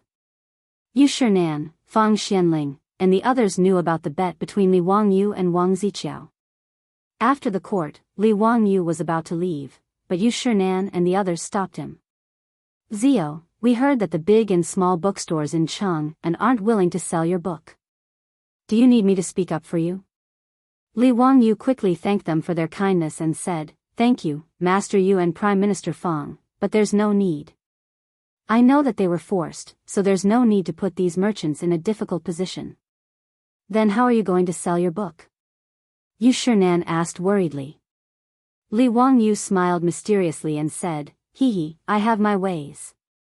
He didn't believe that he could only eat pigs with hair after leaving Butcher Zhang. If he wanted to sell his book, there were many ways. Yu Shinan and Fang Xianling wanted to ask more, but Li Wangyou just smiled and didn't answer. He only said that they would know tomorrow. In this regard, Yu Shinan and Fang Xianling could only shake their heads helplessly and let him be. The next day was the last day of the bet between Li Wangyou and Wang Ziqiao. The morning drum sounded in Cheng and the city gate opened. A team of carriages drove in from outside the city. Chapter 284. In the Tang dynasty, Cheng was a city with only 1 million people. It was the most prosperous city on earth. Every day, there were countless horse carriages, ox carts, and camels entering and leaving the city. As the guards of the illustrious Virtue Gate, they were used to seeing these carriages. However, when the illustrious Virtue Gate opened today, the carriages lining up to enter Cheng stunned the guards and colonels. The colonels of the illustrious Virtue Gate were familiar with these four-wheeled carriages. They were the carriages of the Shun Feng Express Carriage Company. These four-wheeled carriages were very powerful. For horses could pull 30 stones of goods and they could run very fast on the official road. The colonels also knew that the Shun Feng Express Carriage Company was the property of Empress Zhongsun. Therefore, the colonels of the illustrious Virtue Gate took good care of these four-wheeled carriages entering and leaving the city. However, the four-wheeled carriages that appeared in front of the guards and colonels were filled with books. This was not strange. What left everyone dumbfounded was that there was a banner hanging on each of the carriages. The words written on the banner made the soldiers and colonels who were guarding the illustrious Virtue Gate unable to believe their eyes. A sign was a sign that a shop in ancient times used to attract customers. "Colonels, do we need to kneel down?" a soldier asked softly. The colonels of the illustrious Virtue Gate stared at him and said, "Kneel my ass. Go check the public examination and let them enter the city." Although he knew that these carriages belonged to the Shun Feng Express Carriage Company, the colonels did not dare to let them pass. They had to check the public examination one by one. Otherwise, if something happened, he would not be able to bear the responsibility as a mere colonels. Nearly 100 four-wheeled carriages formed a long line as they waited to be checked into the city. The banner hanging on the carriage also stunned the merchants and pedestrians waiting in line outside the city gate. After half a day, the guards finally finished checking the public examination and let the carriages enter Cheng city. Seeing the carriages leave, the colonels could not help but look at the signs hanging on the carriages again. Was this really okay? After the carriages entered Cheng city, they immediately spread out and headed towards the markets that had just opened. The old soldiers guarding the gate, the marquis patrolling the streets, and the citizens of Cheng were all stunned when they saw the four-wheeled carriages. Those who were literate all stared at the banner on the carriage in a daze. Some of the more cowardly ones even knelt down and kowtowed to the four-wheeled carriage. The illiterate commoners beside them hurriedly asked these people what was written on the banner hanging on the carriage. Why did they have such a reaction? After hearing the explanation, many more knelt down. Even the scholars who lived in the market bowed to show their respect when they saw the banners on the four-wheeled carriages. The reason why these four-wheeled carriages attracted so much attention and caused such a commotion was because of the banners hanging on the carriages. There were 11 words written on the banners. We like Li Zio's three kingdoms very much. This was what Pai Lupi had written yesterday in the Great Hall of Taiji Palace, unable to refuse Li Wangyu's request. But Pai Lupi would never have thought that Li Wangyu would use his handwritten words on the banners as an advertisement. The calligraphy written by Pai Lupi had been enlarged and copied by Li Wangyu and made into banners. There were more than 100 copies, hanging above each four-wheeled carriage. Everyone was so shocked because they saw the contents of the banners. Using the calligraphy of a saint to advertise was an unprecedented feat in the market. The onlookers did not know what the words written by the saint meant, so they asked each other. "Excuse me, Lang Jun, but what is the meaning of the three kingdoms written by Li Zio written on the carriage cover?" A passerby dressed as a scholar was stopped and asked. "Li Zio is the man who founded the country, Li Wangyu, the man who founded the country. His name is Zio. He is now very famous, and even became the royal tutor of the crown prince at the age of 16. Hiss. There was a sound of people sucking in cold air. The royal tutor of the crown prince, the man who founded the country, these titles were very important to the people. Lang Jun, what is the meaning of the three kingdoms? Don't you know what happened outside the Vermilion Bird Gate the day before yesterday?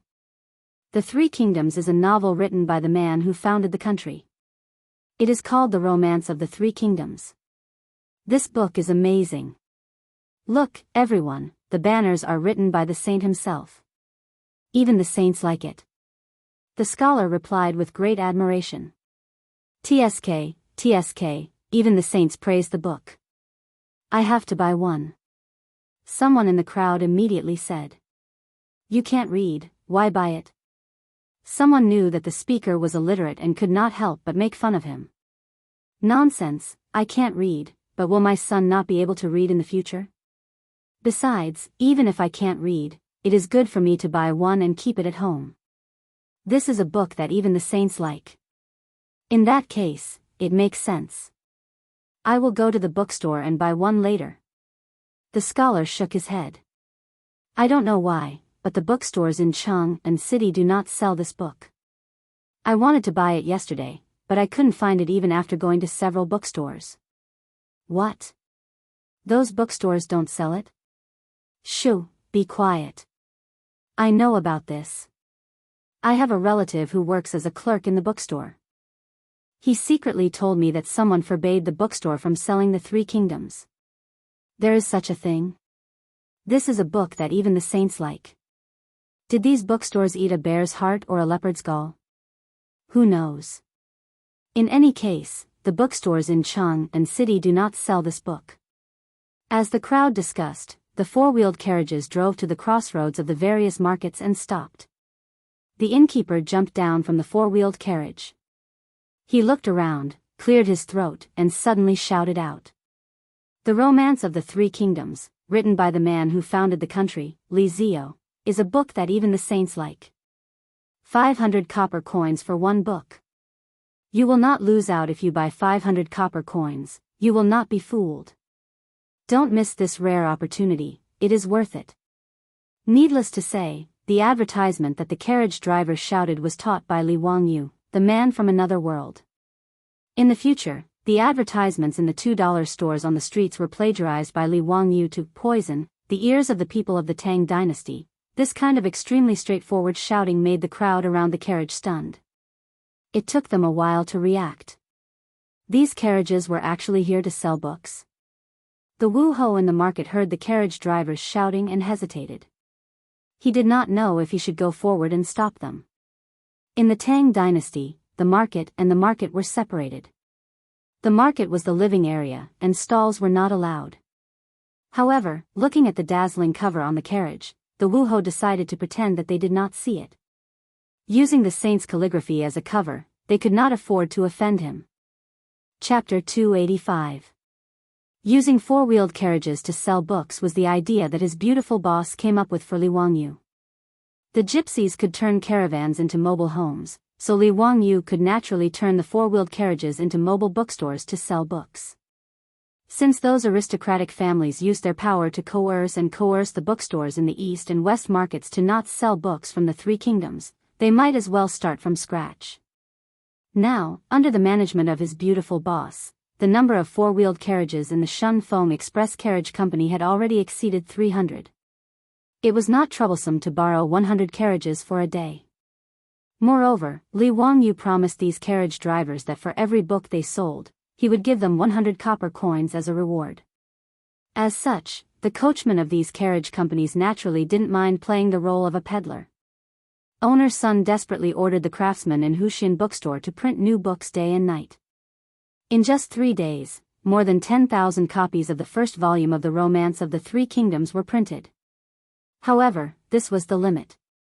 After more than 15,000 copies of the first volume of the Three Kingdoms were printed, the wooden engravings were almost worn out.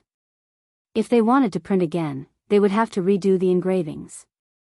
Now, these new books of the Three Kingdoms were piled up on these four-wheeled carriages. Following the shouts of the temporary peddlers, many customers quickly gathered around the four-wheeled carriages in the market square to buy books. Just like before, the crowd gathered around the carriages to buy books. Not only were the customers dressed as scholars, but there were also many illiterate Cheng and commoners who gathered around to buy books. They wanted to buy a copy of the Three Kingdoms that even saints liked. 500 copper coins. Although it was much cheaper than hand-copied books, it was definitely not cheap. A bolt of raw silk was only 470 copper coins. An iron hoe was only 50 copper coins. Due to the locust plague in the Tang dynasty, the price of grain had risen from 360 copper coins per bushel to 450 copper coins per bushel. In other words, one volume of the Three Kingdoms could be exchanged for more than 1 bushel of rice. Moreover, Li Wangyu knew that in history, in the 3rd year of Zhenguan, the price of grain would drop to about 20 copper coins per dough. In other words, one book of the Three Kingdoms could be exchanged for 25 dough of grain. Therefore, even if it was 500 copper coins, those who were willing to buy it were at least well-off families in the Tang dynasty. Ordinary people might not be able to afford it even if they wanted to. It could be seen that it was not easy to study in the Tang dynasty. Without a certain amount of wealth, it was impossible to support the education of the children at home. Even so, the four-wheeled carriage that sold books was doing surprisingly well. Those pedantic scholars who had once said that the Romance of the Three Kingdoms was a distortion of history all shut their mouths when they saw the cover on the carriage. They didn't dare to say anything else. Even Pai Lupi said he liked the book. Unless they were tired of living, they wouldn't dare to complain. The rumors and slanders in the marketplace were naturally dispelled. There was no market for the rumor that Huxian Nan's book was a reflection of the sage of the Three Kingdoms and harbored evil intentions. The calligraphy written by Pai Lupi himself was so dazzling that it could blind people's eyes. The carriages that went to Wuban Square, Pingkong Square, and Chongren Square to sell books were surrounded by customers who wanted to buy books with just a shout from the coachman. The 100 books of the Three Kingdoms on the carriage were all sold out in a short period of time. They were replaced by heavy copper coins that covered the carriage. Because Wuban Square was where the Imperial College was located, Li Wangyu specially arranged 2 carriages to sell books. They also quickly cleared out the books. These students of the Imperial College were no different from the college students of the modern era. They had no resistance to a novel like The Three Kingdoms. In addition, those who could study in the Imperial College were all descendants of officials and aristocratic families. They didn't lack copper coins to buy books. Many of them had already bought The Three Kingdoms from the bookstores in the East and West markets the day before yesterday. They loved it so much that they couldn't put it down. This novel, which was rarely seen in the Tang dynasty, naturally set off a wave of Three Kingdoms craze in the Imperial College. Many students rushed to the bookstores the next day to buy books. They didn't expect that after going to all the bookstores in Chang'an, they couldn't find a single copy of The Three Kingdoms for sale. Therefore, in order to borrow The Three Kingdoms from their classmates, there was almost a bloody conflict in the Imperial College. This showed how much they loved the Three Kingdoms. There were more than 2,000 students in the Imperial College. Today, there were only 2 carriages that came to Woburn Square to sell books. There were only about 200 books. For the student consumer group of Noda, this was simply a drop in the bucket. The Three Kingdoms books in the 2 carriages were sold out in an instant. The students who didn't buy any books surrounded the carriages and asked them to quickly bring the books over. They still wanted to buy more. The 2 coachmen were sweating profusely. They could only nod and agree. The 2 of them hurriedly drove the carriages and went to other bookstores to get more books. After going to 5 or 6 stores, they finally gathered another 200 or 300 books. Only then did they barely satisfy the students in the Imperial College. At noon, the East and West markets had just opened. The 4-wheeled carriages from Dingzhou village drove out of Chang, and one after another. All the books in the carriages were sold and exchanged for heavy copper coins. In 10 days, The Three Kingdoms by Li Wangyu had sold more than 14,000 copies in Chang'an. It was terrifying. He won the bet with Wang Ziqiao and the others without any suspense. Li Wangyu's actions today naturally couldn't escape the eyes of the aristocratic families. But they couldn't do anything. They couldn't send their own troops to smash the carriages selling the books, could they? As the books in the carriages were sold out, and they returned with copper coins, Wang Renyu couldn't help but sigh when he heard the news. He didn't expect that even after he acted, he still couldn't stop Li Wangyu from winning the bet. He beat his own troops to death and had to pay with gold and the aristocratic family's face. When he thought about how he was the one who proposed the marriage with Li Wangyu and even had to pay with gold, Wang Renyu felt even more sullen. This feeling of losing the wife and losing the soldiers made Wang Renyu even more jealous of Li Wangyu. However, Pai Lupi in the Taiji Palace laughed proudly. He was in an extremely good mood. He had already forgotten that when he heard the 100 Horsemen Department report that Li Wangyu, that bastard, had actually used his calligraphy as a cover, he was so angry that he almost wanted to send people to Dingzhou village to capture Li Wangyu and bring him into the palace to spank him. Guanyin maid, Zio has won against the aristocratic families again. Ha, delightful, truly delightful. Empress Zhongsun also covered her mouth and chuckled. Zio often does amazing things. The Wang clan of Taiyuan is defeated by him again. Tomorrow, I'll go to help Zio collect his gambling debts. I'd like to see how Wang Renyu and others perform. Pai Lupi clapped his hands and laughed. He was extremely excited when he thought that he could ridicule these aristocratic families again. However, Pai Lupi's wish to see the aristocratic families make a fool of themselves did not succeed. Before he could help Li Wangyu collect his debts, the aristocratic families took the initiative to send 1,000 taels of gold to the Lai Hot of Dingzhou village to show that they were willing to admit defeat. Li Wangyu received the gold, but he didn't feel any joy. He didn't think that the debts between him and the aristocratic families were settled. He hadn't avenged the Sun bookstore that was burned and the shop assistants were killed. The cynical man was not ready to forget the grudges with a smile. For a gentleman to take revenge, 10 years was too late. He had to seize every moment. Chapter 286. The first volume of the Romance of the Three Kingdoms had been printed by Sun Ji Bookstore, with a gross profit of 250 copper coins per volume. Li Wangyu had earned more than 3.7 million yuan just by selling books, which was more than 3,700 strings of copper coins. The 4 great clans also sent 1,000 taels of gold as a bet, which was equivalent to 6,000 strings of copper coins. In half a month, Li Wangyu had earned almost 10,000 strings of copper coins. He could be considered a rich man in Shanghu County. Li Wangyu was not stingy. He directly took out 1,000 strings of copper coins and gave it to owner's son as compensation for the destruction of the East Market bookstore. In response, owner's son repeatedly refused to accept it. Hu Xin man, this old man is ashamed to accept this copper coin. Please take it back. Li Wangyu shook his head. Owner's son, I know that your bookstore was burned down because of me, not to mention that your shop staff died because of it. Consider this money as compensation. I'll have to trouble owner's son to send 100 strings of copper coins to the staff's family as a token of my sincerity. How can I blame Huxian man for this? Sigh, this is fate. Old me has already sent 50 strings of copper coins to the staff's family as burial money. There's no need for Huxian man to worry about it. Owner's son shook his head and sighed. Li Wangyu said, after all, this happened because of me.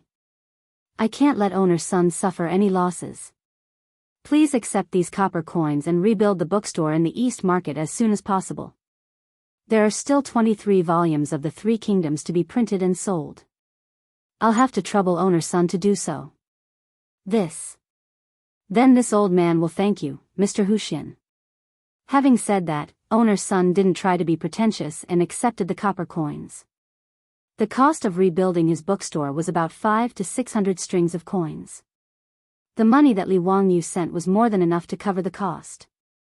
As for the staff's family, Li Wangyu only gave them 100 strings of copper coins.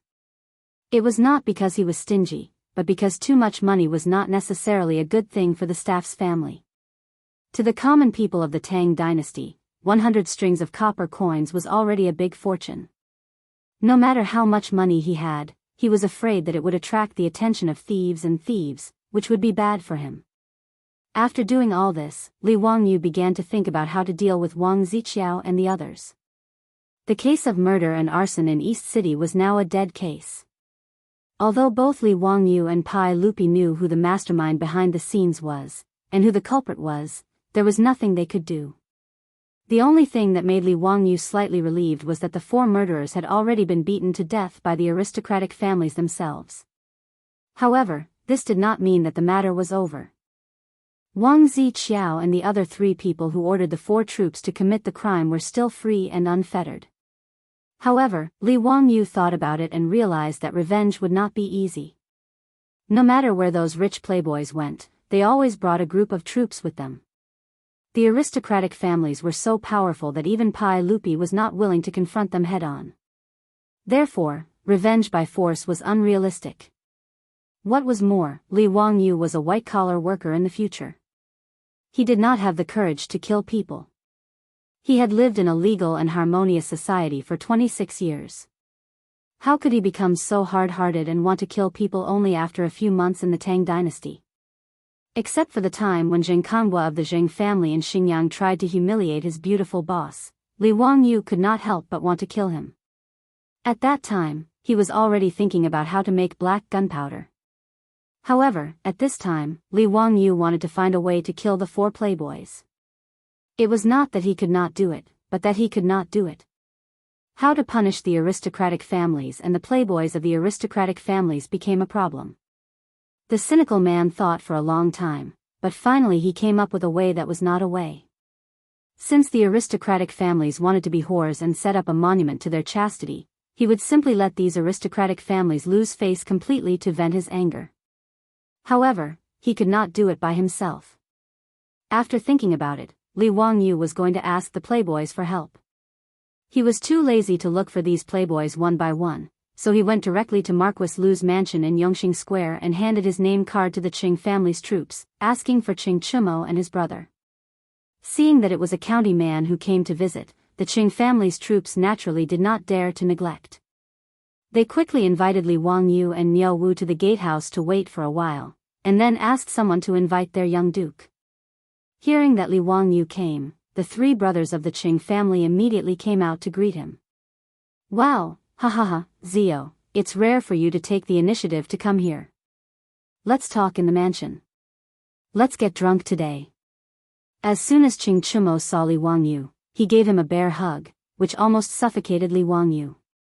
Without waiting for him to speak, it was a double bear hug. Qing Chuliang and Qing Chubi each gave him a bear hug, which made Li Wangyu suddenly wonder if coming to Marquis Lu's mansion today was a mistake.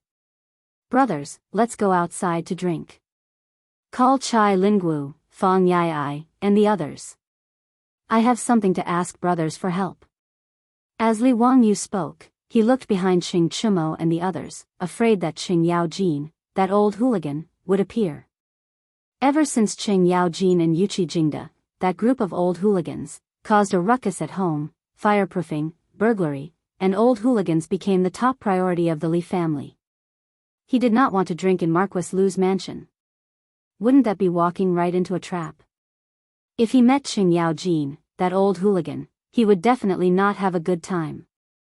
Seeing Li Wangyu say so, Qing Chumo and his brother did not refuse. Okay, go to Peace Square or the Hu wine shop. Li Wangyu was sweating like a waterfall.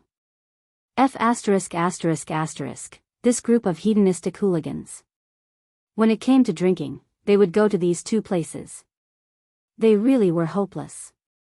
He thought that today's matter was not suitable for others to know. It would be more convenient to go to the Hu wine shop. Let's go to the Hu wine shop. As soon as Li Wangyu finished speaking, he saw the Qing brothers winking at him. What are they doing? Li Wangyu was baffled by the three brothers' actions. Ziyu, how was that Hu Ji you bought from the wine shop last time? Are you satisfied with her service?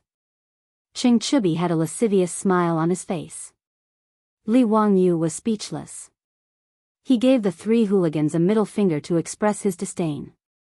Qing Chumo smiled and said, calling me brother is useless.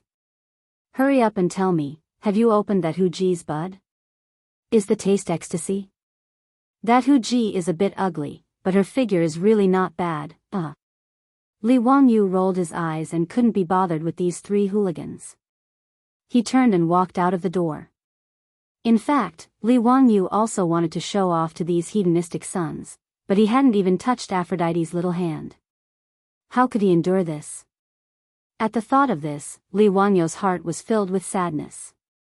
The young version of Angelina Jolie was right under his nose every day, but because of his beautiful superior's strict guard.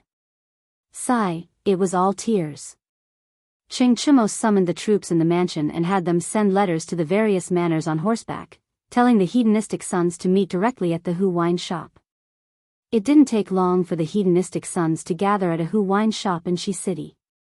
As soon as they met, Fang Yai was the first to shout, Ziyu, how long will it take for you to finish the second book of the Three Kingdoms? My lord has been thinking about it every day. I'm also waiting to read it. Chai Lingwu and the others also chimed in, that's right, Ziyu, your writing is too immoral. Just when we're itching to read it, we'll break it down next time. Aren't you immoral? I'll give you 10 days to produce the second book. Otherwise, don't blame me for living in your mansion and watching over you while you write. A bunch of people who want me to write faster, you win. Li Wangyu repeatedly begged for mercy and punished himself with several cups of wine before the hedonistic sons finally let him off with a laugh. Chapter 287. After 3 rounds of wine, when the atmosphere was at its peak, Li Wangyu suddenly chased all the Hu concubines out. Ziyu, what are you doing? Fang Ai asked, puzzled. Li Wangyu chuckled and said, brothers, I have something that I would like to ask for your help with. What's so mysterious? You even chased all the Hu concubines out? Ziyu, if there's anything you need us to help with, just say it.